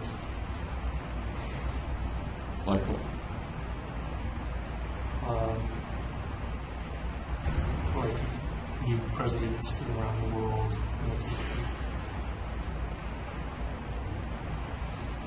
What are, in your view, what are the most reliable places to get that news?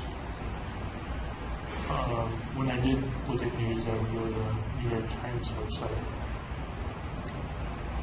I usually read the science section.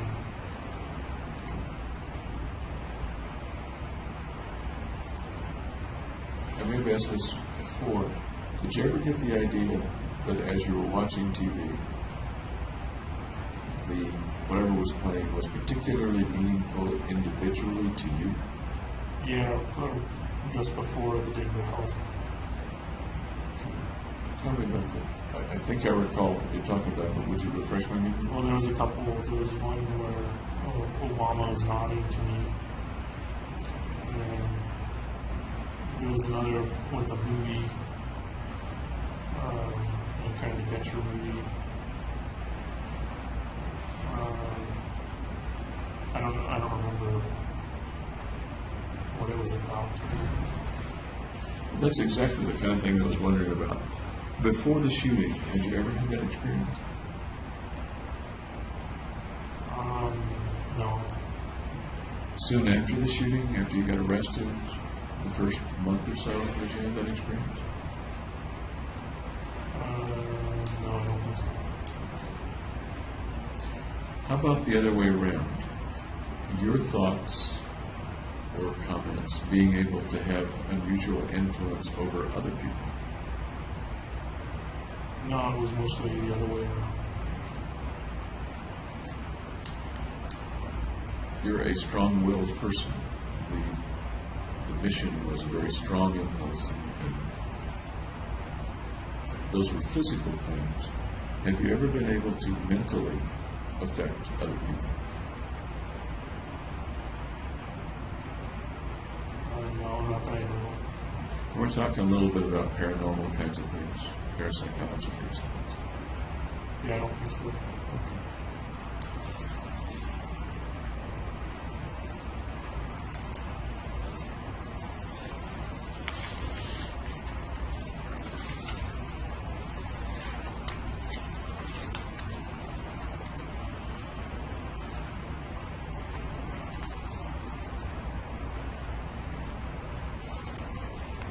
Did you ever get the idea that people could hear your thoughts without asking you what you were thinking? Even back in 2012 or before? Denver Health time. At Denver Health? And they locked me in the hole. And when they locked you alone? Any time before that? Any time in your life? No.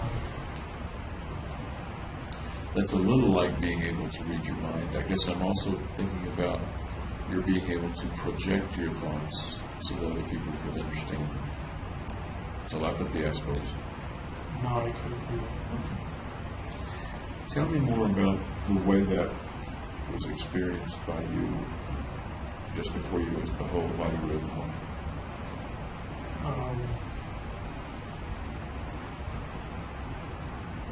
Well, I thought other people were reading my thoughts, so I tried to hide them. So I would say a bunch of colors, like red, blue, green, red, and point at my cell and stuff in random locations. As a way to get them to stop listening to my thoughts. was that a way to get them to stop listening? Was that a way to camouflage your thoughts or hide them? Yeah, it was to hide them. To hide them. I do recall on video you pointing at parts of the hole, for example.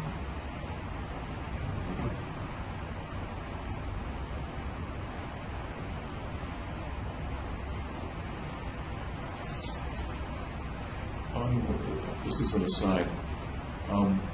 We were talking about the window and the door to your cell.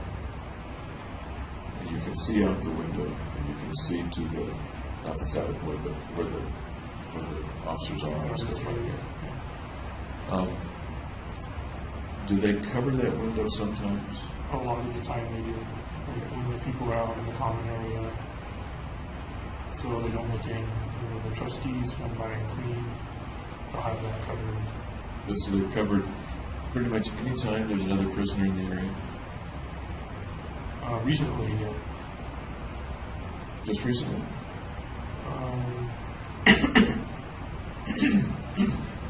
There was a time for a while that they would just not put it up. Do you recall anything happening when they didn't put up the paper? No, I don't know why they changed to putting it up so much. Did people bother you by looking in? Or? Just looky-loos. Putting up the covers also keeps you from seeing other people. Right, I can't see out. I can understand them not wanting people to be looky-loos and look in on you. The other side of that is that you don't, that even more limits the number of people you can see, much less make eye contact with or talk to. Right. Does that trouble you? Does that bother you? Well, I like being able to look out the window just because it makes the cell feel bigger. You like being able to look out and see people? I guess so. Yeah. But they're kind of at an angle so that I can't really see them. Does it matter to you whether you can see people or not? No, it doesn't matter. Does it matter to you whether you can talk back and forth with people or not? You could still talk back and forth with the screen, the metal. Okay. That's right. You can hear people nearby. Yeah. I don't usually talk to them though. You mentioned that sometimes you can hear them yelling at you or talking about you. Yeah. Do you ever talk to them? Ever? Once I said like hello, What happened when you said hello? they said hey back or something. I don't remember. Did you carry on a conversation? Nope. Is it allowed for you to have a conversation or with guards? I'm not supposed to talk to them, and they're not supposed to talk to me. Is it that you're not supposed to talk or that prisoners aren't supposed to talk to each other? Well, the prisoners can talk to each other. But they're not supposed to talk to you. Is that right, or do I misunderstand? Right, I'm kind of isolated, so they're not supposed to talk to me. And your feeling about that part of the isolation is? Doesn't matter.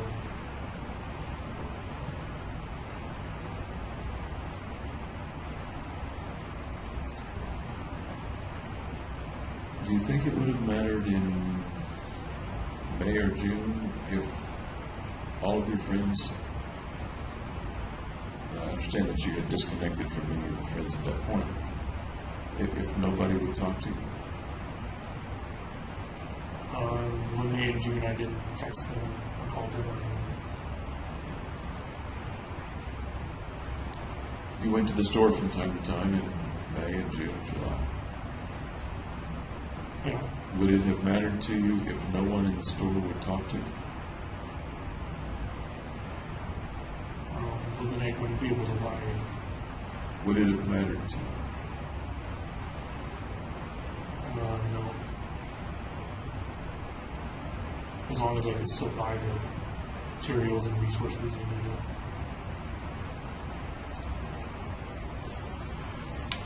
Let's go back a year before that. Let's say at Riverside. Okay. You interacted with people a lot. Right, yeah. Do you think it would have mattered to you then if the people had suddenly stopped communicating with you except to say, here's your pencil? Yeah, I would have wanted to. I'm sorry? I would have wanted to talk with my friends. How do you think you would have felt? If they had done that? Outcasts, probably. Tell me about how outcasts feel. I feel kind of shunned. Go ahead. They feel no one's paying attention to them.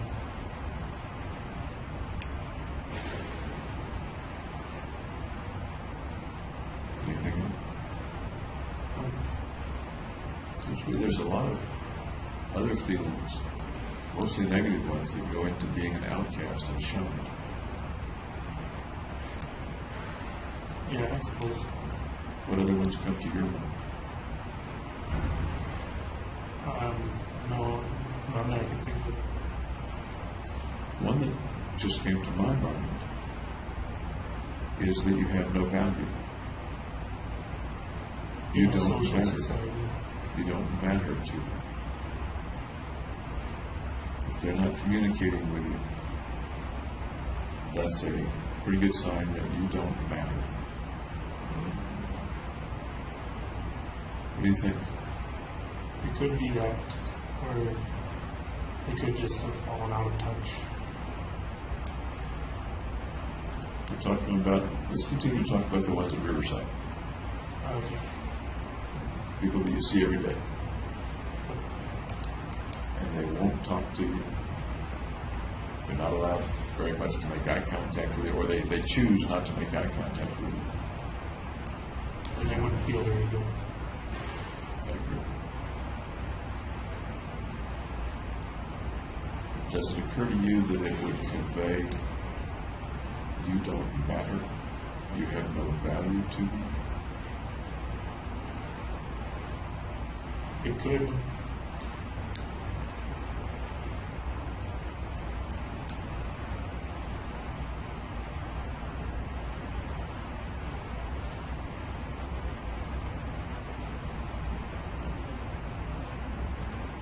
My thoughts go, and once again, and my thoughts not necessarily yours, to how can I get value back?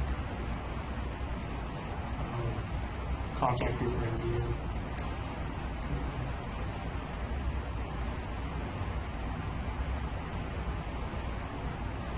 Any other thoughts about that? Find some other way to increase your value. Such as? Such as human capital. Meaning what? That will increase your value. What would increase your value? By increasing your human capital. How would you do that? Through shooting.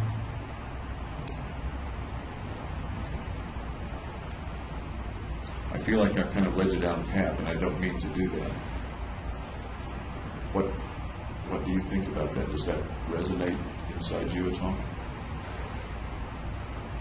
I think if you're feeling valueless, you want to find a way to be valuable.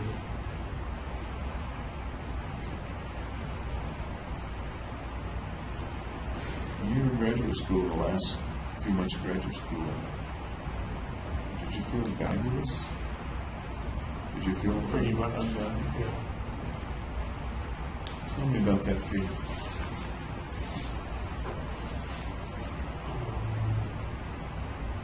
I had a loss of self-worth.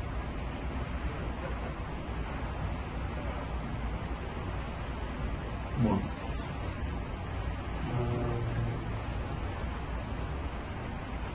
The career I'd chosen was most likely over.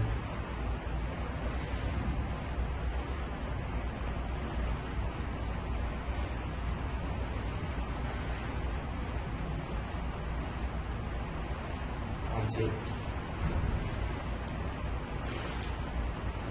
How about before you started buying the guns? Did you feel less value in some way? Less valued? Yeah. Tell me. Because some of my rotations didn't go very well. And I guess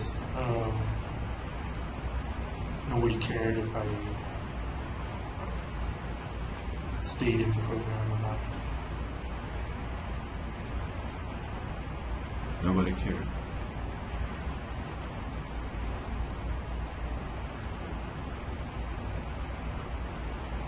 Go on.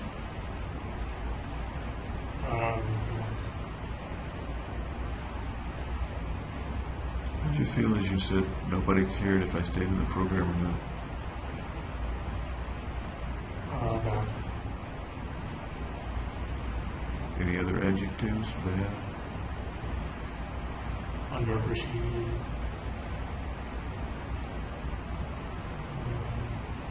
Outcast.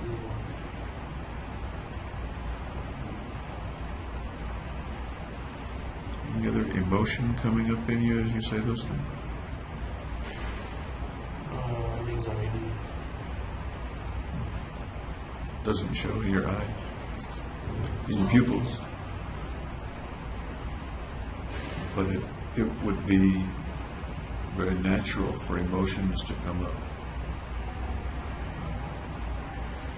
as you feel those things. You turn now to your folks.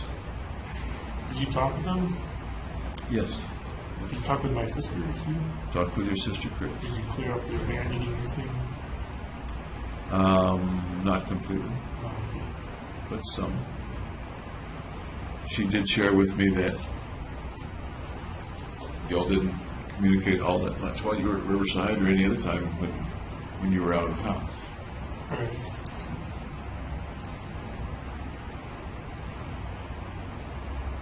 It's a little different now. You're not just off doing your own thing and she's off doing her own thing. Well, kind of still is like that. And one of the questions that I might ask her at some future time is, would she write to you or communicate with you if you were sick in a hospital or if you were in the military fighting in Afghanistan? What do you think she'd say then? Probably not. She'd probably maintain radio silence. You know that's not what I mean.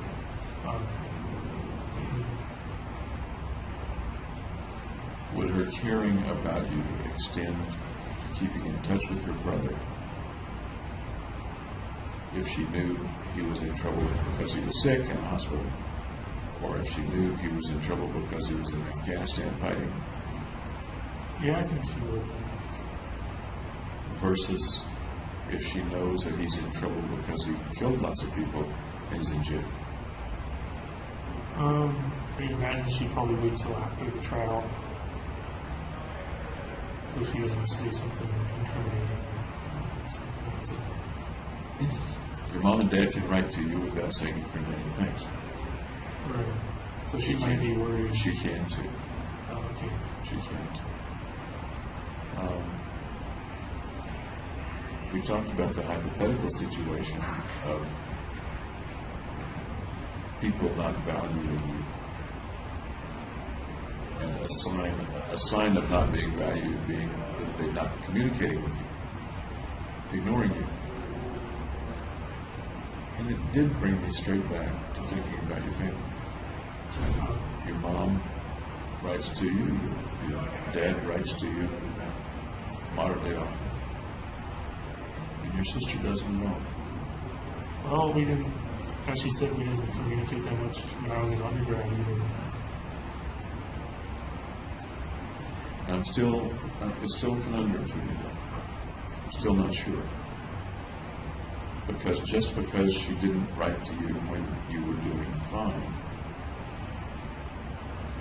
doesn't answer the question to me of her not writing to you when you're in trouble. All right, well, I guess you'd have to ask her. And that can happen. But right now, I'm curious about whether you ever think about that. I'm really much more interested in your thoughts than hers about what impact what you did has on other people's view of you, and in a sense, on your value. I think she still values me.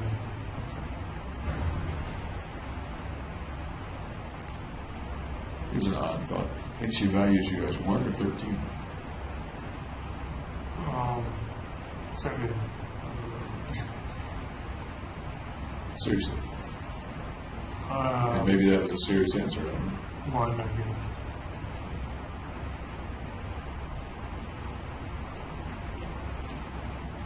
Several times I've asked you what the 13, the benefit of the 13 is to you. It's just a feeling of value that I attribute to it. We've talked about your feeling unvalued. Do you think it's a way to give yourself at least a way to feel valued? Yeah.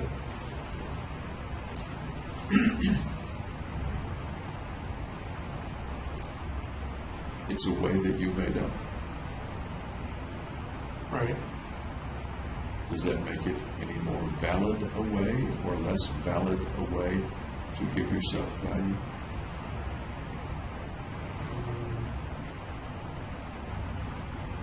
No more or less than any other way. In other words, are you kidding yourself? Are you deluding yourself that you have value? No.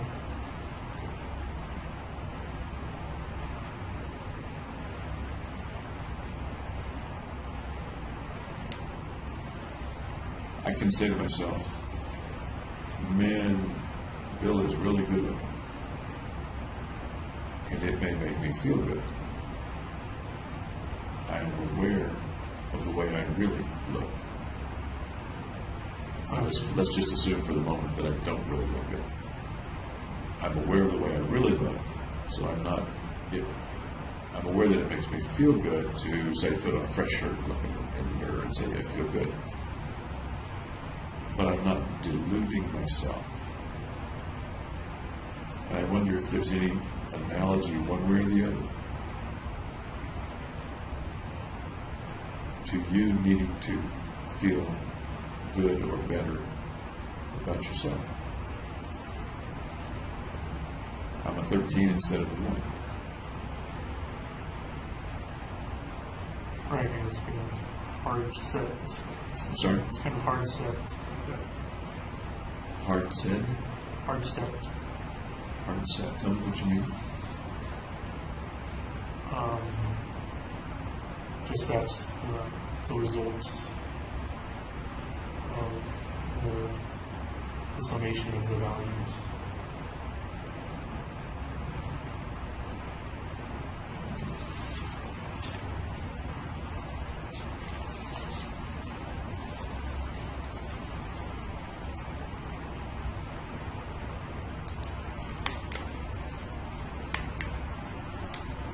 Let's see what else is on the big list here.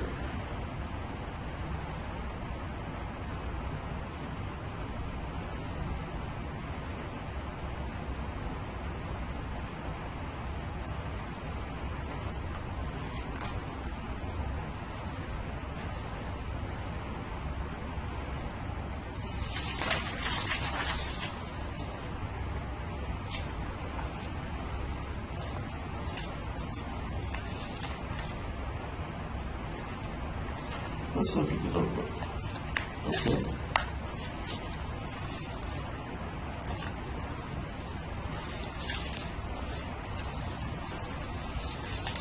You've talked about the notebook in some ways as legacy, if you will, communication, being remembered for some of the things in it, and the communication specifically to Dr. Finn. Right. In that regard, correct me if I'm wrong, you sort of put more importance,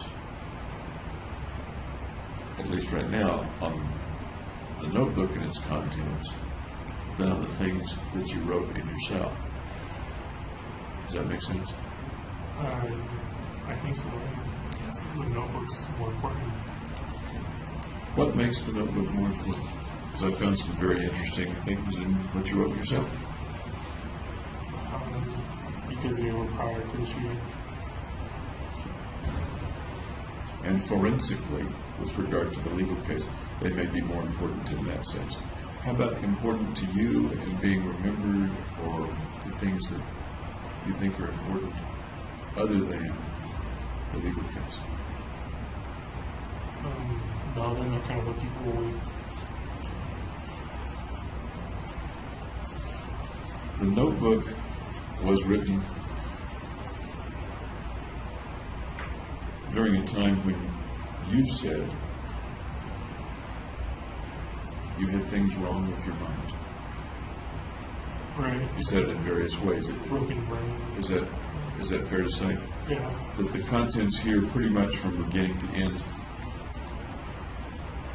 and maybe entirely from beginning to end, but please correct me if that's wrong, were written at a time when you believe you had pretty serious psychiatric symptoms. Right, and I was trying to understand them. And you were trying to understand. The things you wrote in your cell were, some of them were before you got any treatment. Right. And some of them were after you got some treatment. A little bit. The game, for example, the point. Yeah. Chronologically, those things look like they happened after the Denver Health. Right.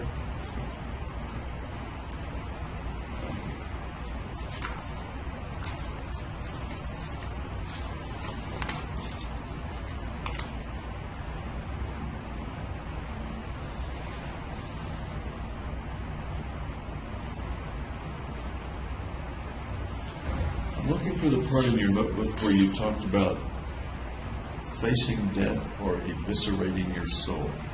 You remember about where it is? No. Let's see if I can find it real quick. Goober's your mom, right? Right. Okay. Bobo? Bobo. That your dad? Yeah. Okay. Chris is your, okay.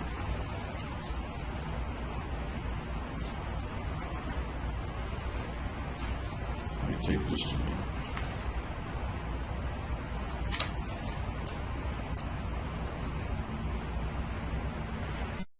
Interesting, I never noticed it before. Your representations of death. In here, for example, Fire. that's the fire, yeah. Just as appeared outside the window in one of your drawings, right? Right. And I remember seeing in that drawing a fiery head coming up as if your red hair. But I don't think you shared that I don't know. that association with Maybe. it.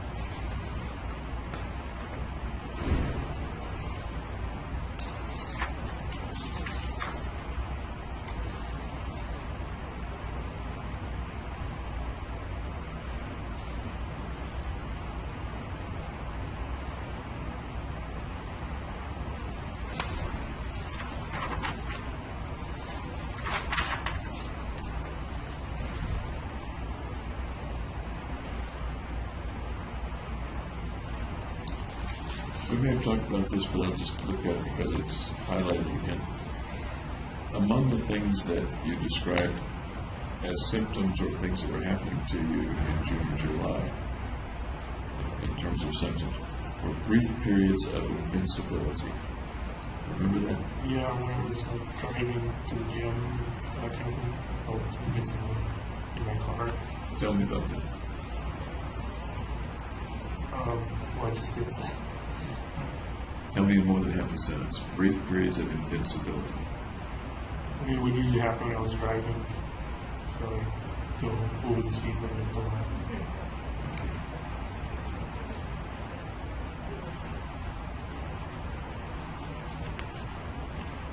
Invincibility in what context? That I couldn't be hurt. In terms of having an accident, or in terms of bulletproof, or in terms of superhero? Any of those things. Right after that, brief periods of invincibility, actions are in hyperspeed. Yeah, time would seem to speed up. In what way? Tell me about that. Well, it just seemed like I was going places faster, doing things faster. How much faster? Twice as fast. Twice as fast. No faster than that? Not too hyper speed, I guess. And you're getting exactly what I was getting at. If I watch a video at twice speed, it looks a certain way, the movements are recognizable, you can figure out what's going on. Right, so it would still be at the one speed, but it would feel like the hyper speed. That's different from, he was there just a minute ago. And now you're right over there. The flash, so to speak. No, because it was continuous. I'm sorry? It was continuous, so it wasn't like flashing from place to place. Okay. Typical three or 4 days a week, lasting all day. So it didn't just occur a little bit during the day, it lasted all day. At least that's what's written. I don't remember. Oh, Yeah. okay. That was what you wrote on that particular day in the notebook. Possible interludes of catatonia. And you described what you meant as catatonia, I think, as a kind of tiredness and Tired immobility. a tired immobility. Okay. How immobile do you mean? Like lying down and can't get up. Can't get up at all? I could still get up to like go to the bathroom and stuff. So you wouldn't wet the bed? Right. You get up and go to the bathroom, get up to eat? Yeah. Roll over in bed? Or would you lay in the same position for hours? I guess there was movement Sorry? while lying down. I guess it was movement while lying down. Okay.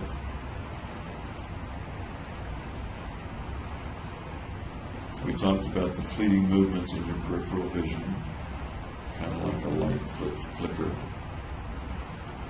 And correct me if I'm wrong, those are the things that evolved into the shadows, or are we talking about two different things? They're different. Yeah. So one was like flickerings in the periphery, and the other was like seeing silhouette shadows on the wall that could move around in weird ways. Okay. The peripheral things, seeing something flicker Yeah. inside. What would happen if you turned? It wouldn't flicker if I looked at it. I'm sorry? It wouldn't flicker if I looked at it. There would be nothing there? Yeah, there would be nothing causing it. Okay. So, about when did the things that you continued to see start? Before I bought any weapons. Before you bought any weapons? Okay. And how did those things start? It just popped up. Do you remember an early experience of it? Yeah, I was in the lab and it happened. In the lab. What happened? I would just see flickerings at the side of my peripheral vision. And when you turned, it would not be there. Right. Okay. Now, what I want to talk about though is the things that stayed there in your vision. Okay. I think we're talking about the shadows, but I don't want to mislabel them. Yeah, the shadows. I could stare directly at. Okay. They'd be there. The flickering stuff was different From the shadow. from seeing the shadows. Any other visual phenomenon that you recall? No, those were the two. When was the first episode of something like this shadows? In my third rotation. Okay. The third rotation was March, April, May, or what? Something like that. Yeah. Let's see. Do you remember where you were or how that first time was? I was just sitting at my lab desk. It kind of happened. And then I looked at it, and it was a moving shadow. I was kind of splitting and then reforming into this movie. So you're sitting at your lab desk. There are no noxious fumes around to make this happen. No, Okay. And where did the shadow appear? On the kind of divider of my lab seats, I guess. So something roughly in front of you? Yeah, in front of me. Okay. You watched it. And what happened? It split into two, and kind of like they would like gobble each other up and chop around. And, you know. Did it form recognizable shapes at that time? No, it was just kind of blobs. Eventually, they came to form recognizable shapes, am I right? Some of them looked like people. But that first time, it was a blob. Yeah. Looked like or interpreted as gobbling each other, splitting, gobbling each other up. Yep. Okay. How long did that experience last? Like 30 seconds. 30 seconds. If you turned your head, do you recall whether the blobs would move or not? If I turned my head to the side, I wouldn't be able to see them anymore. I'm sorry? I wouldn't be able to see them anymore if I looked away from them. Okay, so they didn't move with your vision, they stayed on the divider, Yeah. or else they disappeared one the other. Right. About 30 seconds. When was the next time they came? I'm on the ceiling. Same day? No, like a different week, I think. On the ceiling, as I recall, when you were going to bed? Yeah. Okay. We come back to the first time. Unusual experience. Memorable when you remember it 2.5 years later. What feelings did you have when you saw it? What's going on? You say that in a sort of a narrative way rather than with any emotion at all. What was the emotion of what's going on in February or March of 2012? I was surprised. Surprise. Well, I didn't know what to attribute it to. did you think there was a logical explanation or not? I couldn't think of one. Did you look around for a logical explanation? Well, I looked behind me to see if there was a casting.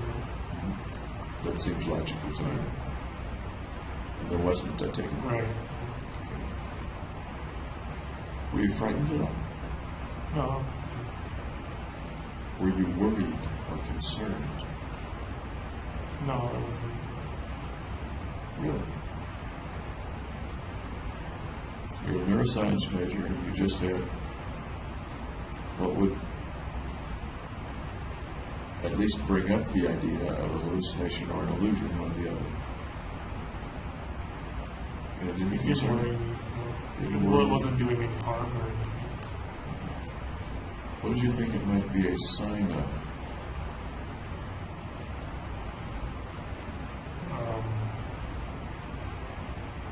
I don't think I thought of it that way.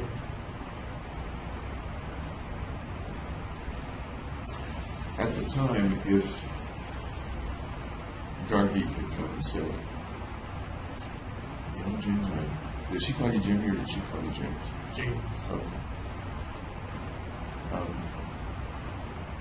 James, I had the weirdest experience. I'm sitting there at my lab desk and I see these blobs. They lasted for 30 seconds. They broke apart and they seemed to gobble each other up. I'd say you should see a psychiatrist or an optometrist or something.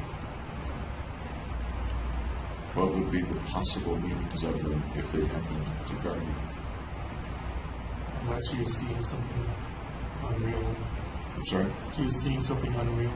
And that might have been caused by what, if it were guarding? It might be a hallucination. Okay. And what would a visual hallucination connote generally? I'm not trying to make a shrink out of you, but you knew a lot about the brain. Schizophrenia. Something worrisome going on in the brain. Right. Kind of like a terrible ache in your side might connote something terrible going on in your gut. Appendicitis or something. But while you might have been worried for Gargi, you weren't worried for yourself. What do you make of that? I don't know how I make that up. I don't know.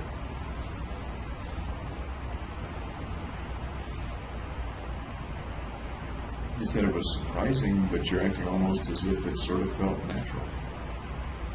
Nothing to write home about. Right, yeah. I don't think that's why you went to see Dr. Fenton, am I right, or initially was written? No, I went treat anxiety. So that wasn't something that caused you to call a doctor or look up? Did you happen to try to look it up on the web or anything like that? I don't think so. I just kind of accepted it for what it was. I'm sorry? I just kind of accepted it. As the shadows became more defined and returned a second time, did you become worried or concerned at all? No. What do you make of that? That's twice. I didn't consider it harmful or bad in any way. Why is it not harmful for James, but it's potentially harmful for Gargi?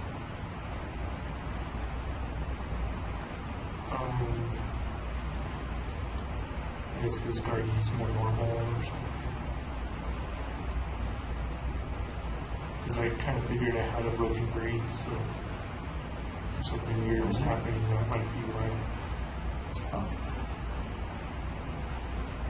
So one possibility is, hey, I'm weird anyway, this is just another weirdity. Yeah. Interesting, I never thought of that. I said weird, you said broken brain. When was the first time you recall thinking of yourself as having a broken brain? I can't recall. Little kid, teenager, graduate school? I think teenager, but I'm not sure. That's what I recall as well. I don't recall you kind of saying.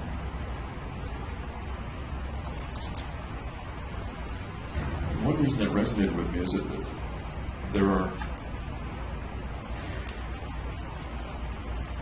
a handful of folks today who describe particularly certain people who are suicidal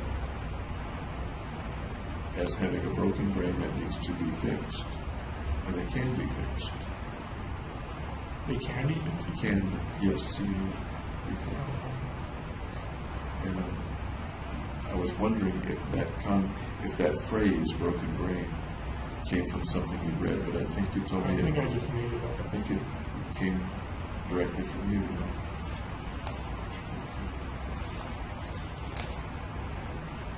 You talked about checking your appearance and scanning the environment.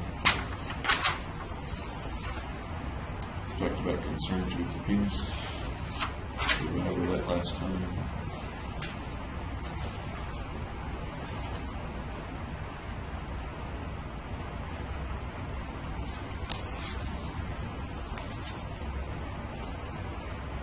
Odd sense of self. View myself as divided. There's a biological me which is driven by biological needs, e.g. hunger drives me to go eat, thirst, etc. The real me is fighting the biological me, namely the thinking me does things not because I'm programmed to, but because I choose to. The latest battle I lost was when I finally succumbed to falling in love. Right. Tell me about that lost battle of falling in love. Well, as a kid, I thought I would never fall in love. You thought you'd never fall in love? Yeah. Or you thought you'd never fall in love, or you didn't want to ever fall in love? I didn't understand what you said. Didn't want to fall in love. Because a particular reason? Because girls had cooties. But here, the real me, let's see, the latest battle I lost was when I finally succumbed to falling in love. Tell me what that refers to. What was that word? Well, there's a biological drive to procreate and biological drive of love, and I couldn't overcome those. Were you trying to overcome it? As far as you remember when you were writing the notebook, were you trying to overcome biological drive to procreate and fall in love?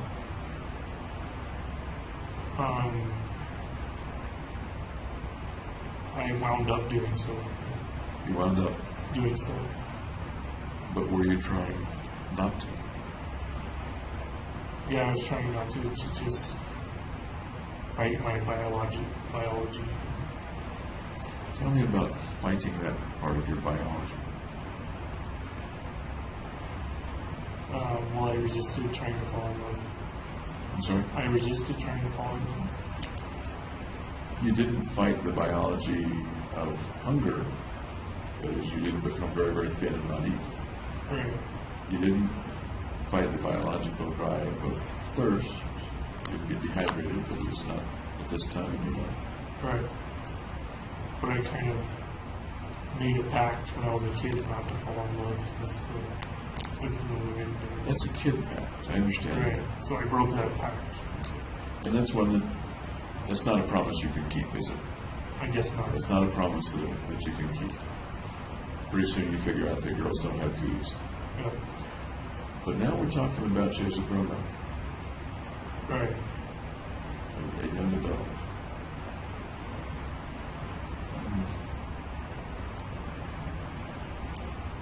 Did you ever make a pact with yourself that you wouldn't have sex? No.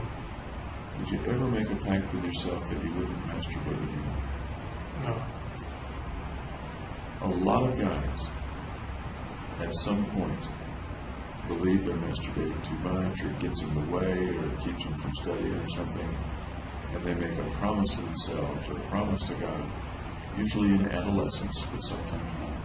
I'm never going to do this again. No, I think I did that with drinking, though, and I broke that one. You don't ever remember making that pact with sex or No. masturbation?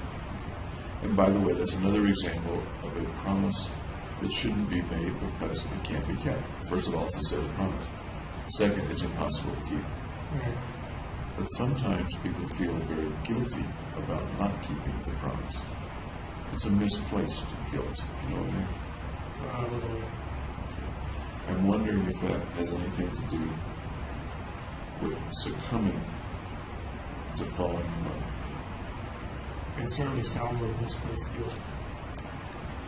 Can you tell me what your associations are to that, what you think about or feel as you think about that?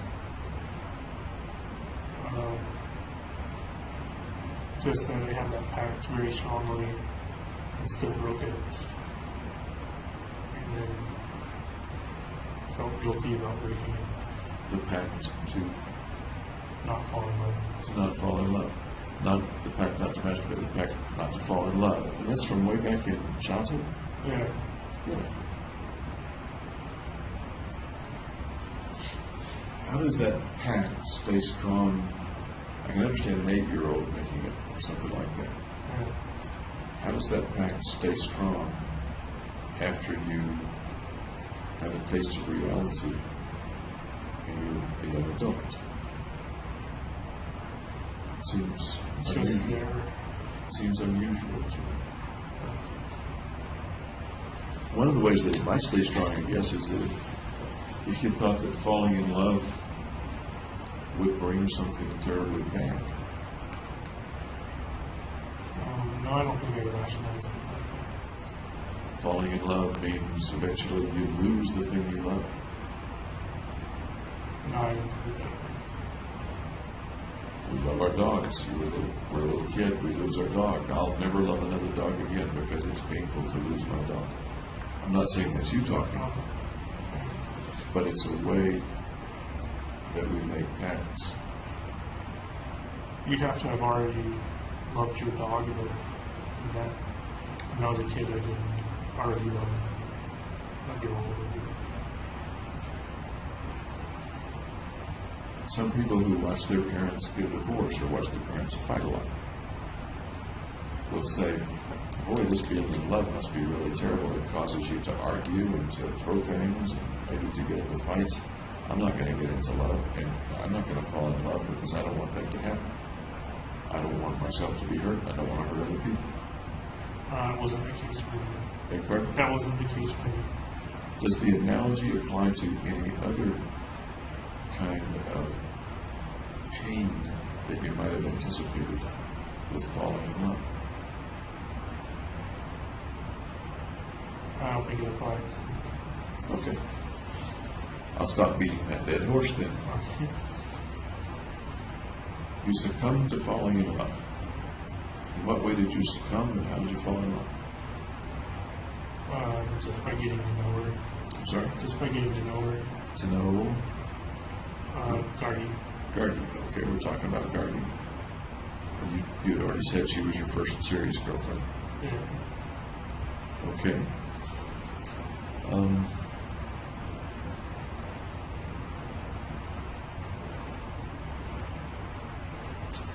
How did the falling in love work out for you? I'm glad I did it. In what ways? I got to know another person well and to care for another person and have that opportunity as well. So lots of good things happened. Right. All right. Yeah. When you wrote this,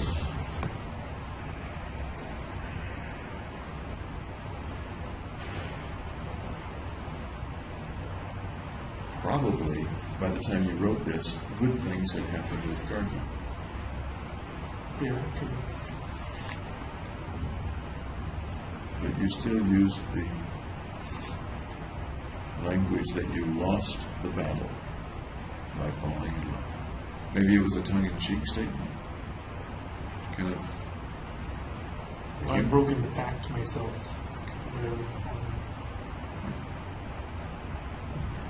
That was quite a pact. Okay. Any other pacts you've made to yourself? Kept, broken? That I would never hate my mother. But you would never hate your mother? Yeah. Okay. Tell me about that pact. How did that come about? That was also when I was a kid. I got angry at her.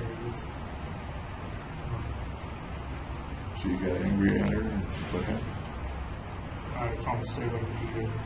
I'm sorry? I promised I wouldn't hate her. How do you get from being really angry to promising that you won't hate her? I don't understand the connection. Because it wasn't acceptable to be angry at her. Did you tell yourself you wouldn't hate her, or did you communicate that to her, or both? No, just tell myself. Anger is one thing, hate is a little more, or a bit more than anger. Okay. My thought is the anger so scary for that little kid that you have to make a pact that you won't hate, so that you don't ever get angry again or something like that? I don't know why I made the pact. Do you remember the episode of being angry? No. But you're pretty sure the pact happened when you were angry at your mom. Yeah, because I didn't want it to happen again. I'm sorry? Because I didn't want it to happen again. Didn't want it to happen again. What might she have done or you have done to create the anger? I don't know. I don't remember the details. Wouldn't be the time you were smacked in the front yard, would it? I don't think so. What happens if one gets angry at his mother? What are the possible things that can happen if a kid gets angry at his mother?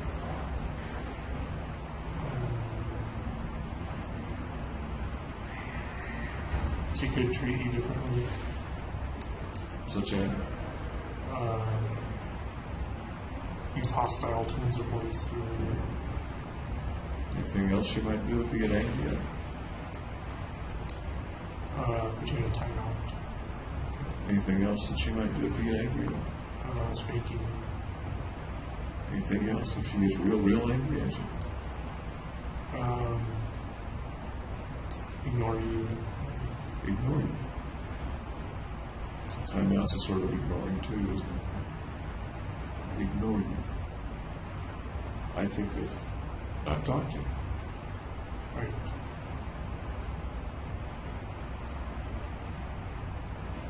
What are you thinking?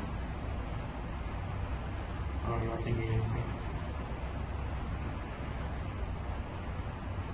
What did you say the last time we talked about not being talked to, being ignored? What about it? Where did that lead us last time?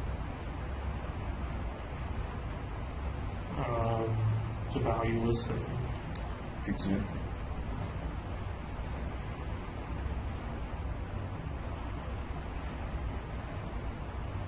Seems to me that the single most important person that you want to value you is your mother, especially when you're a little kid. Yeah.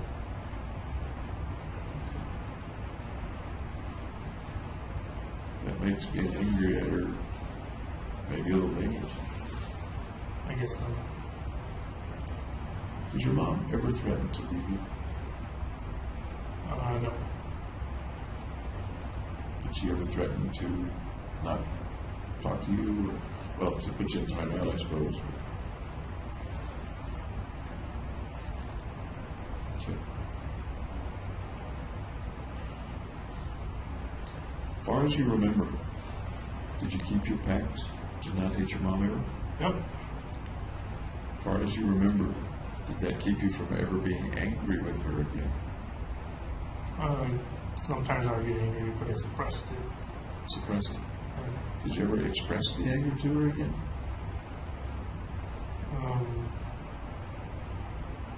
No, I don't think so.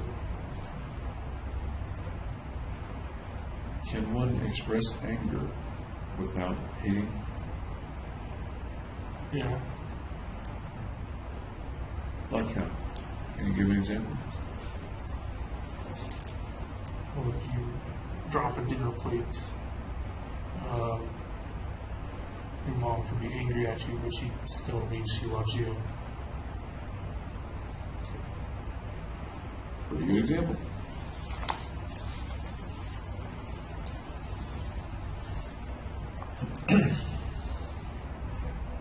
Back to the notebook. The obsession to kill since I was a kid, with age, became more and more realistic. Started as the entire world with nuclear bombs, then shifted to biological agent, most recently turned to serial murder, and then you're working toward the theater scenario.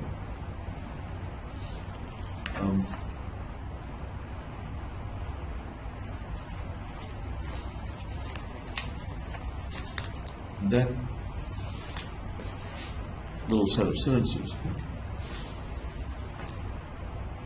suggests that at this particular time when you wrote the notebook, you drew some kind of connection between thinking about killing when you were a kid and ending up with the actual killing when you were grown up. I guess it kind of progressed. In some of our earlier talks, there seemed to be gaps in that progression, and it wasn't particularly connected. It was a qualitatively different scenario in the child than in the person with the mission as an adult. Does that make sense? I didn't have a mission when I was a child. Right.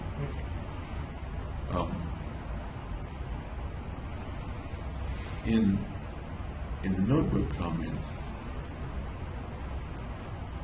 there's the suggestion of something a little different, that it was not qualitatively different, but merely but a kind of evolving set of quantitative differences between what you called the obsession to kill since you were a kid and the grown-up carrying out of the shootings. All right, I went from like everybody to just a small group. Do you see that as a continuum, or do you see it as an interrupted continuum, like a dotted line, or do you see it as two separate lines, one as a child and one as much later in your life? No, I think it's one single continuous line. Okay. Was there any time when that line was interrupted? In other words, when you had no obsession or thought of killing other people so far as you know? No, not really. Okay. Continuous line. And this is as you were remembering it in mid-2012, because that's when you wrote this. Right. And is this also as you remember it right now? That would be your impression. But I think I heard you say more amorphous when you were a child. Right, there wasn't clear details to it. It was just you being involved. In the notebook, you used the word obsession. Obsession with killing. Yeah, because I have OCD. I'm sorry? I think I have OCD. Put that in simpler one-syllable words for me. Obsession to kill. In a child, you name the age, whatever age you want to start with. 10. Okay, at 10. What do you mean by obsession? Recurring thought. Recurring thought. How often? It would vary. Sometimes multiple times a week. Sometimes going every other week. Did it interfere with any of your kid activities? No, it would occur on like downtime and before going to sleep. I'm sorry? Before going to sleep, kind of times when nothing's happening. Occur when nothing's happening, downtime, going to sleep. think you said that you never wrote about it or did any drawings about it or things like that. Is that? No, I didn't. You didn't? I kept it inside. Kept it inside. This is as far as you remember. Right. Would it surprise you one way or the other if somebody discovered in a box drawings that you made when you were 11 consistent with obsessions to kill? It would surprise me. Yeah. Okay. I'm not saying that they exist. I'm just curious as to whether you think there's a possibility that you've forgotten a little bit of that along the way. No, I'm pretty sure. Okay.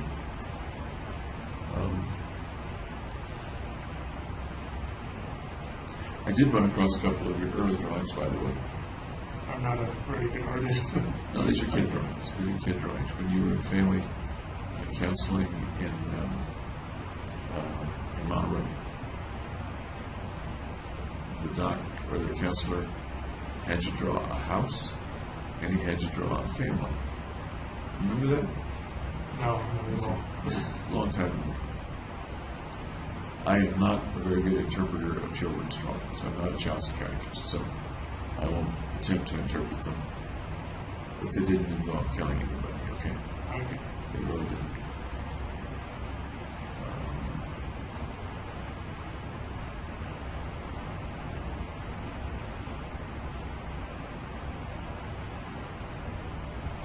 You referred to the, quote, mass murder at the movies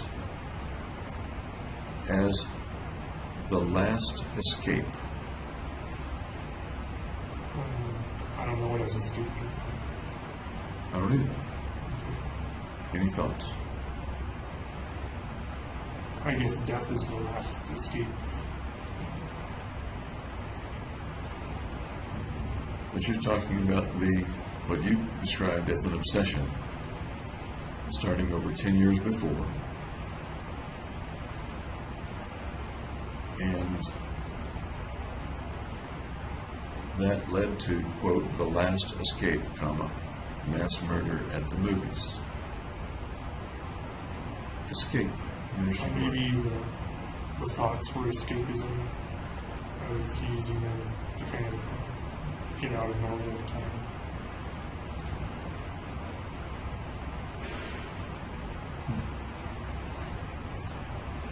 And then you're apparently explaining this to the reader. You say, so anyways, that's my mind. It is broken. I tried to fix it. I made it my sole conviction. But using something that's broken to fix itself proved insurmountable. Right. That's a logical statement.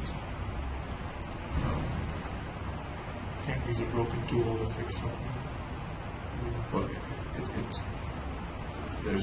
I can't think of many really good analogies except just the statement that you made that we need help to fix a broken mind.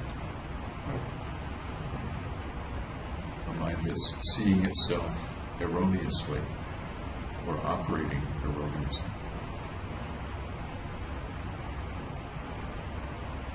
Do you think you saw yourself erroneously? Let me start out with childhood, age 10, 12.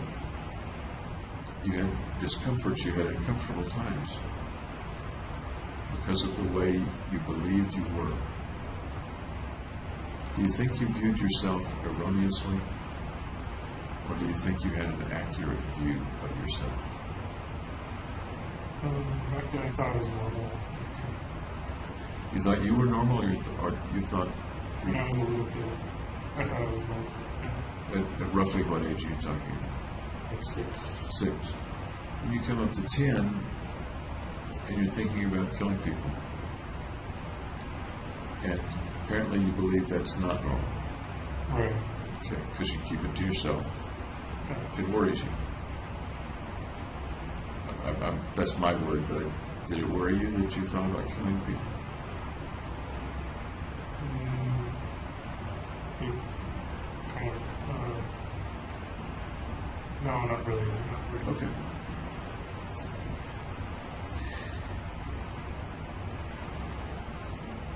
As you, if I had been some other kid playing with you, roughly your age 10, 11, 12, would I have thought you were abnormal? No. Okay. So from the standpoint of other people viewing you, Is this a normal guy? they viewed you differently. It may have been that you viewed yourself erroneously and the outside person was viewing you accurately. I'm not saying that very well. I guess what I'm thinking about is if the broken brain doesn't perceive itself accurately very well, why can't that mean that maybe it's not broken in the first place? Thinking one is broken is not always proof that one is broken. Right.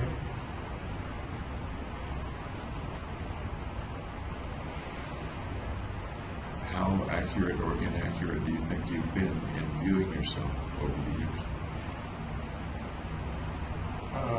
Pretty accurate, otherwise I wouldn't have written it down.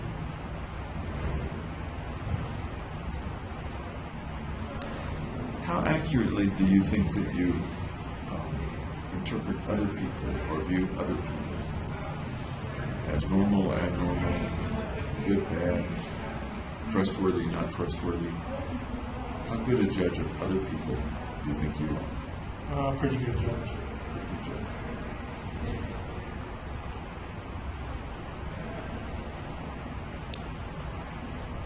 Do you think you are a pretty good judge of other people's feelings?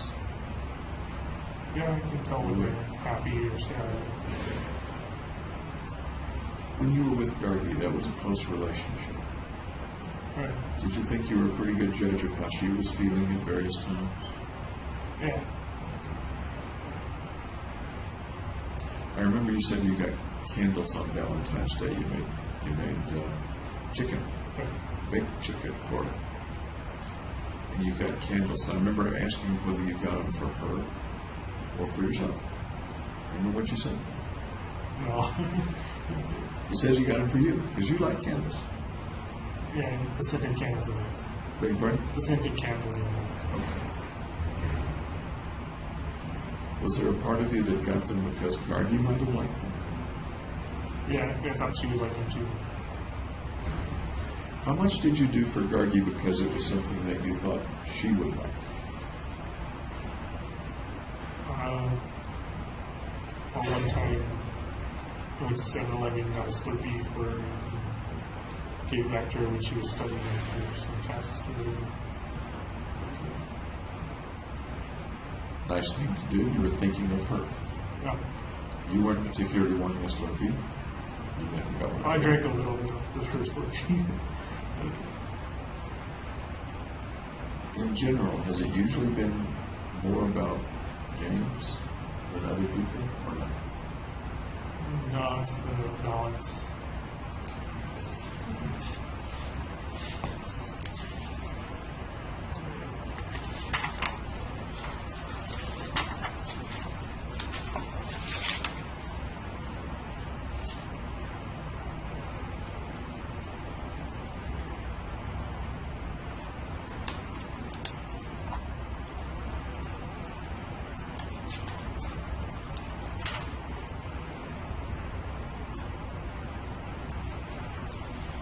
Let's see what else I see.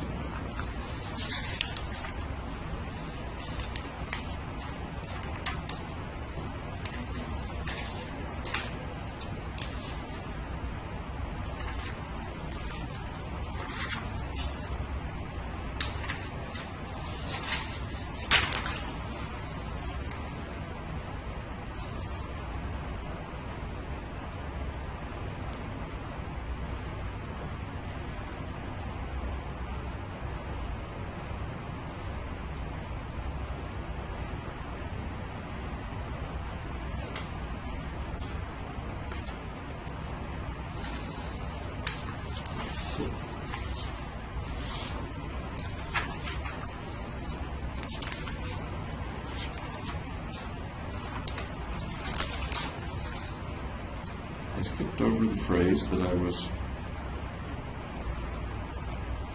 very interested in before, and that was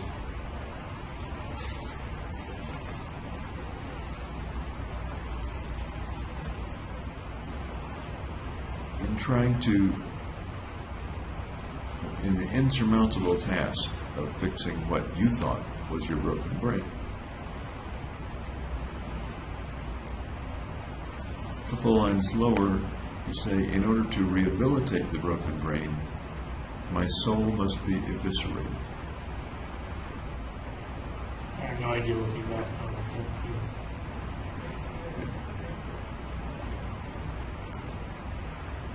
is. I can show you the context if you like on that page. Would that help? Maybe. Okay, and here's the eviscerated part.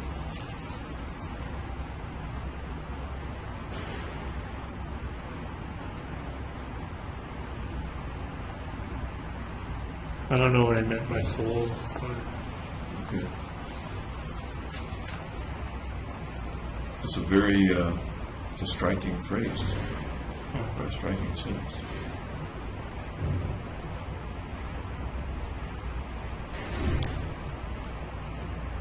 The next sentence is, I could not sacrifice my soul to have a, quote, normal mind.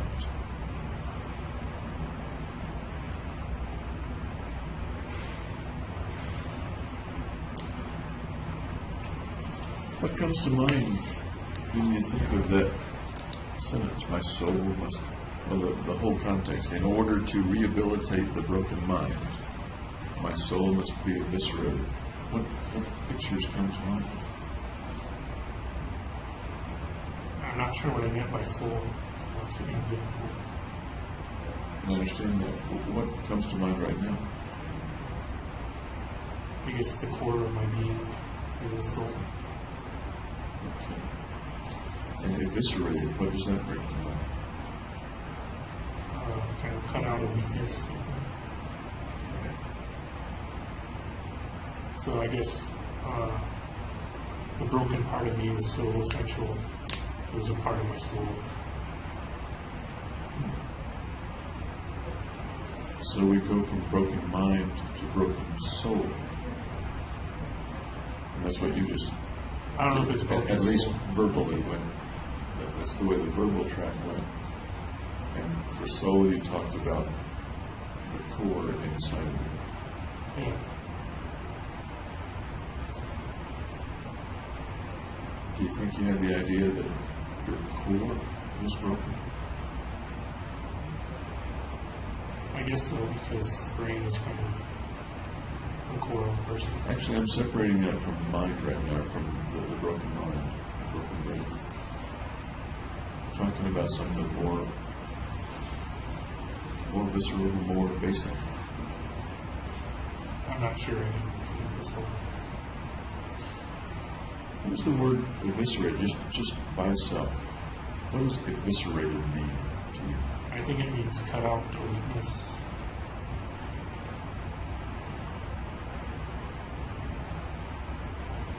Cut out a weakness. Do you think that's what it means in this context, or do you think that's what the dictionary says? I think it's what it means in this context. In the dictionary, maybe just to cut out.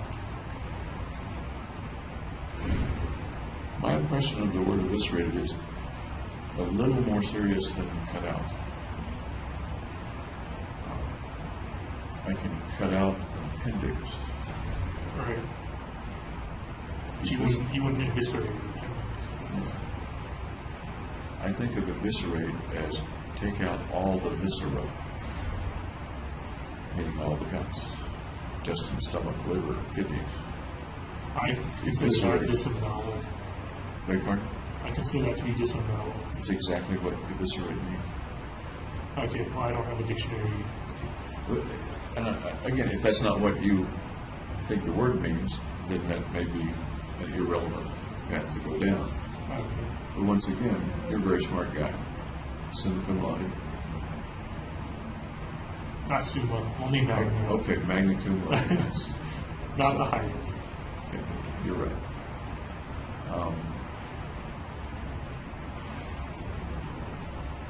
I would be a little surprised if you didn't know, particularly because you're in a biological science, if you didn't have a pretty good feeling of what eviscerate meant back in 2012. I thought like to cut out an organ or something. Eviscerate my soul. My soul must be eviscerated. Any way you slice it, it sounds like a pretty radical cure. Yeah. And the next sentence indicates that you didn't want to do that cure.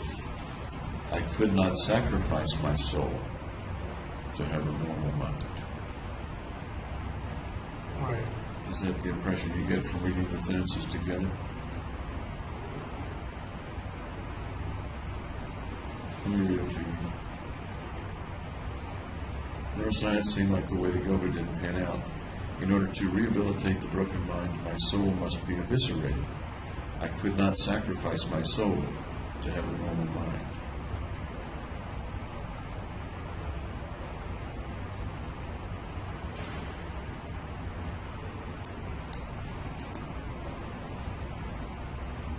What does that sound like?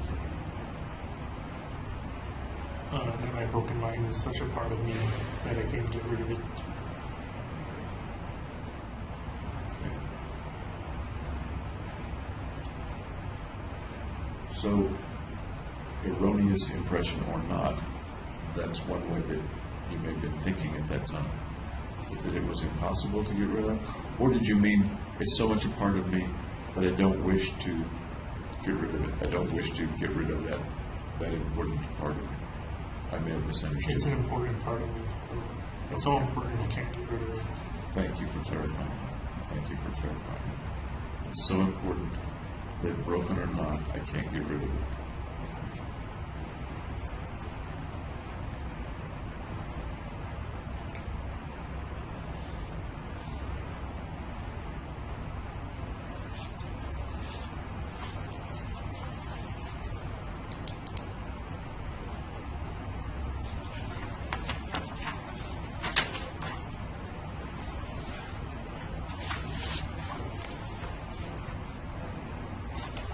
And you've got what you title some crazy concepts here. I was just like random stuff I was thinking about. Beg your pardon? That was random stuff I was thinking about. Some of which don't sound crazy, they sound kind of philosophical. And I don't think you were referring to yourself as, these are the concepts of a crazy person. I think Right. you were, am I right? They were just kind of interesting thoughts. Okay. I didn't want to misinterpret that. Okay.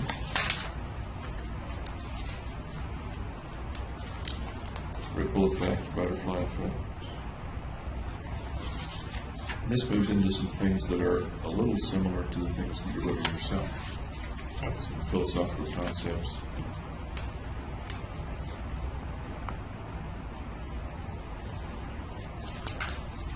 And then a few pages of the whys.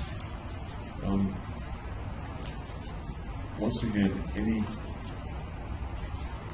reason why I wrote it?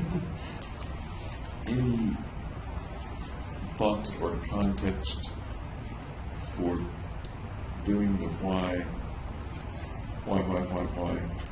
like 5 pages of why. I guess it just really bugged me.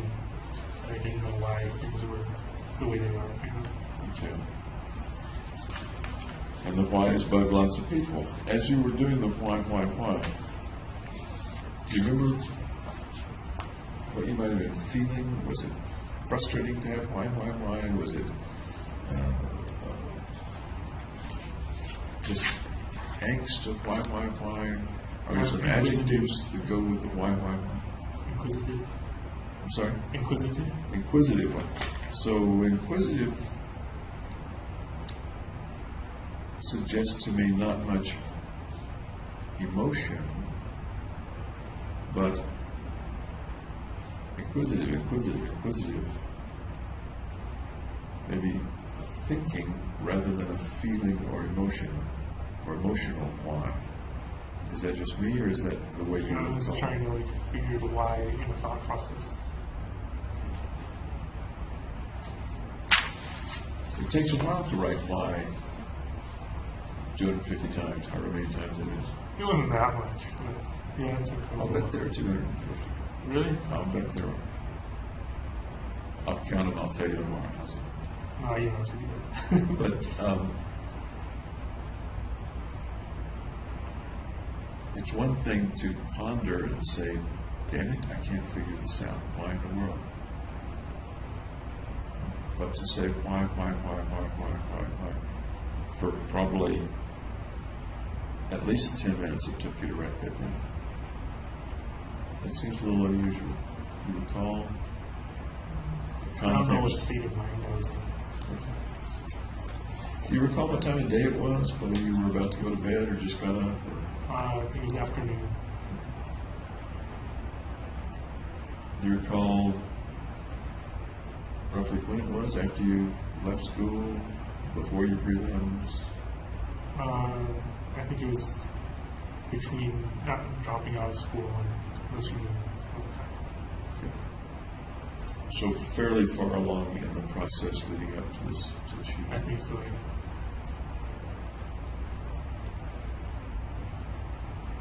And a couple of pages later, we have the comment about casing the place, targets random.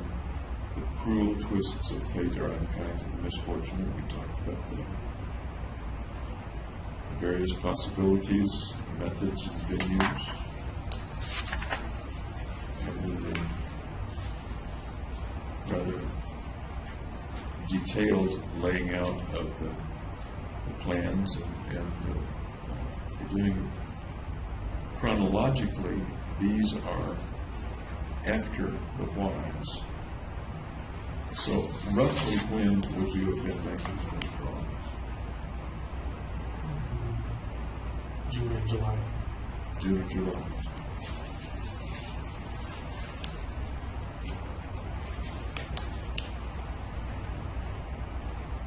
When you did these,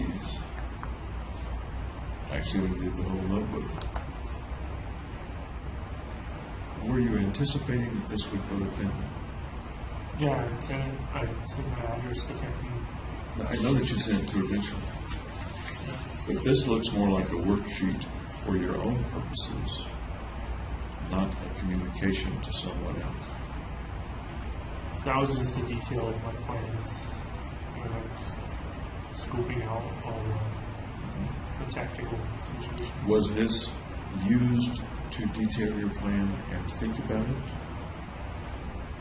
Or was this a description of what you had already done for someone else to read about? A description. So this, for example, the drawings here, Yeah. the drawings here, you had already done that a long time ago.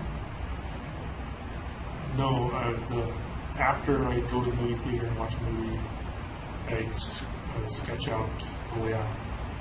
Okay. But that's not these, or that is these? That is those. Because they would be fresh in my memory to remember the This suggests to me that the last details of the planning took place a little later than I thought they did. But Yeah, I didn't go to the movies until June and July. until June and July.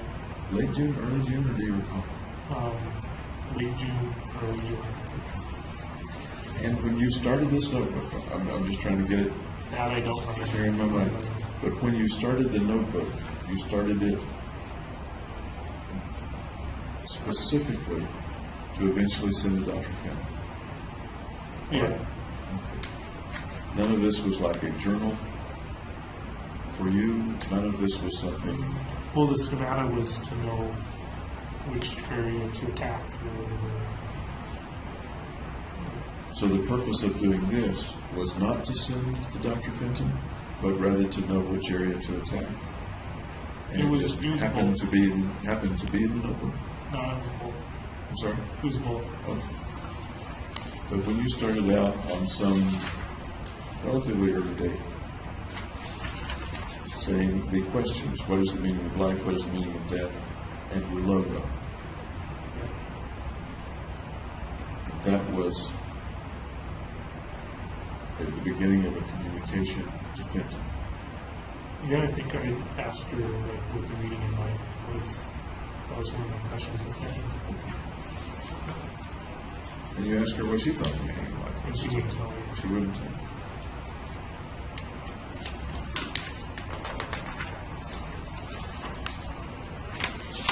Did I ask you whether you thought Feinstein, he had this cast on his arm or something like that? I thought that was a feint. I thought he was like keeping something dangerous in there. He was in danger. Did you think he was testing whether you would empathize with him? I asked him about his cast. I'm sorry? I asked him about his cast. He said, how did you break your arm? Or how your arm was doing? Okay. And you, but my question was, did you think it was a fake? You thought it was a fake, what you just said. He was kind of paranoid. Okay. One of the things that you thought might be involved in the fake was hiding a weapon. I thought he might be having a taser or stun gun. Okay. Somewhere along the line, there was the idea, and I'm not sure where, that you thought he might have been testing you to see if you would ask him about it, to see if you would express sympathy or empathy. I think I expressed empathy. I'm sorry? I think I expressed empathy. Yeah, but my question was, did you think it was a test to see if you would express empathy? Yeah, I'm not sure. Okay. All right. Fair enough.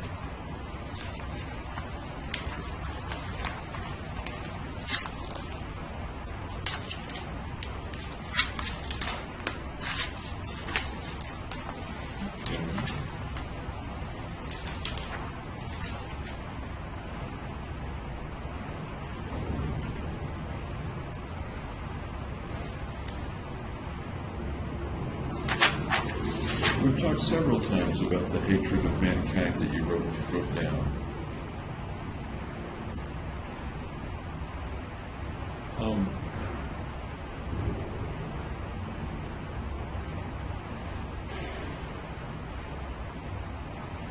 I'm still confused about whether and how much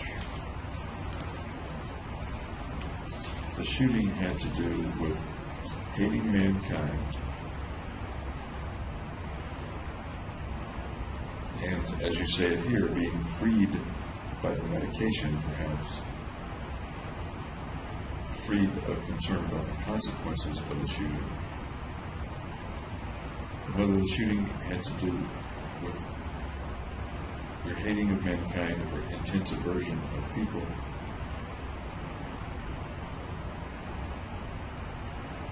versus the means to gaining their value. Right. So, like, what weight did I assign? How much of it had to do with what you describe as primary drive for aversion to hatred of mankind? Okay. You hate folks enough, you may want to kill them, and some folks may kill them. Is that... I didn't really hate any of the people in the theater. I just hate mankind in general. Were they representatives of mankind to be hated and killed? Or was the killing related? As a crowd, they were... I'm sorry? As a crowd, they were kind of... Talking about motivation for killing them. Okay. Why did you want or need for them to die? Mainly for so I wouldn't suicide and have my value increased. So those two things that we've talked a lot about, to help with your depression so you wouldn't suicide, and to increase your value. I don't think I've heard you say much at all, or maybe nothing, about they needed to die because I hate mankind and they're part of mankind. Right. Right? Can you write what? I didn't really kill him for that reason that much. Oh, that much? You added that little... That much. Okay. What do you mean, that much? Was it any? Well, or because I something? still hate mankind. Okay. Did that have anything to do with you killing the people in the field? A little bit. A little. Percentage-wise, give or take? 10% that much, and 90% the other one. There were two others, not just one of them. Okay. Remember I'm this? going to calculate 45% to 45%. Okay. And I'm not meaning to quantify it intricately, Okay. but my question has to do with, does the long-standing hatred of mankind that you say experienced a primary drive reversion to hatred of mankind with you believe with the treatment, and intense aversion of people, how much did that have to do with the shooting in the theaters? Very little. Okay.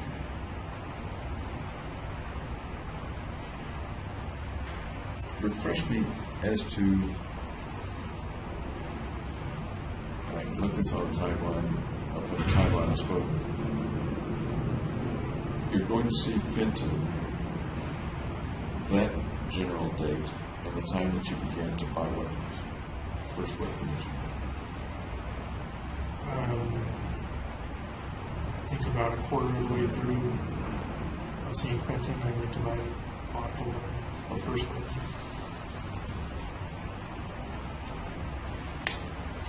That's helpful, thank you. Okay.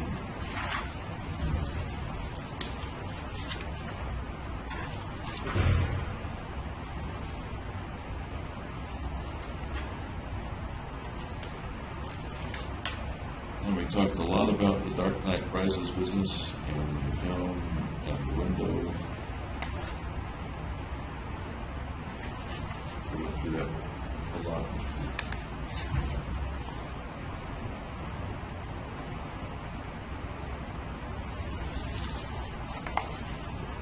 Your statement toward the end, what kind of God commands his people not to murder, yet cowers behind free will? I'm not sure what that means. He lets everybody do what they want, but then says, no, you can't do this It says as a commandment, as a command. Yeah. cowers behind free will. Cowers is an interesting word to choose. I guess why wasn't he more bold? I'm sorry? Why wasn't he more bold and enforced it himself that people can't kill people? I mean, why didn't he just make it so that people couldn't kill him? Yeah. Is that what you mean? Okay. I understand.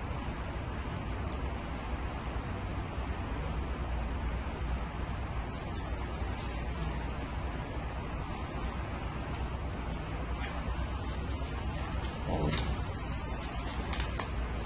I think that's the way to go, but I do remember the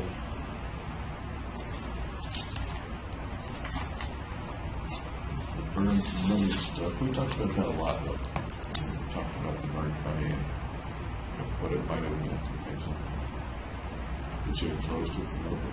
Right. Was that all the money you had? No. I don't mean all the money you had in the bank, etc. But was that all the money you could draw out? Did you keep Yeah, back I any? maxed out my debit card. You didn't keep back any cash? I think I kept like a couple $100 in my wallet. I think you're right. I think they found a couple of dollars in your wallet when you were arrested. You know what's happened to that money? Or to your wallet, for that matter? The donut fund, maybe? Any card? The donut fund? All right. Any questions for me right now? Nope. Anything that I should have covered better or should have asked better that you want to add just now? No, that's I'd like to start tomorrow morning about 9. earlier. A little early. Yeah. Means you got to go to bed early. Not really. All right. Thanks for talking with me again. I'll see you tomorrow. We may make it one long session or we may make it 2 sessions tomorrow. I'm not sure how that will work. All right. Okay.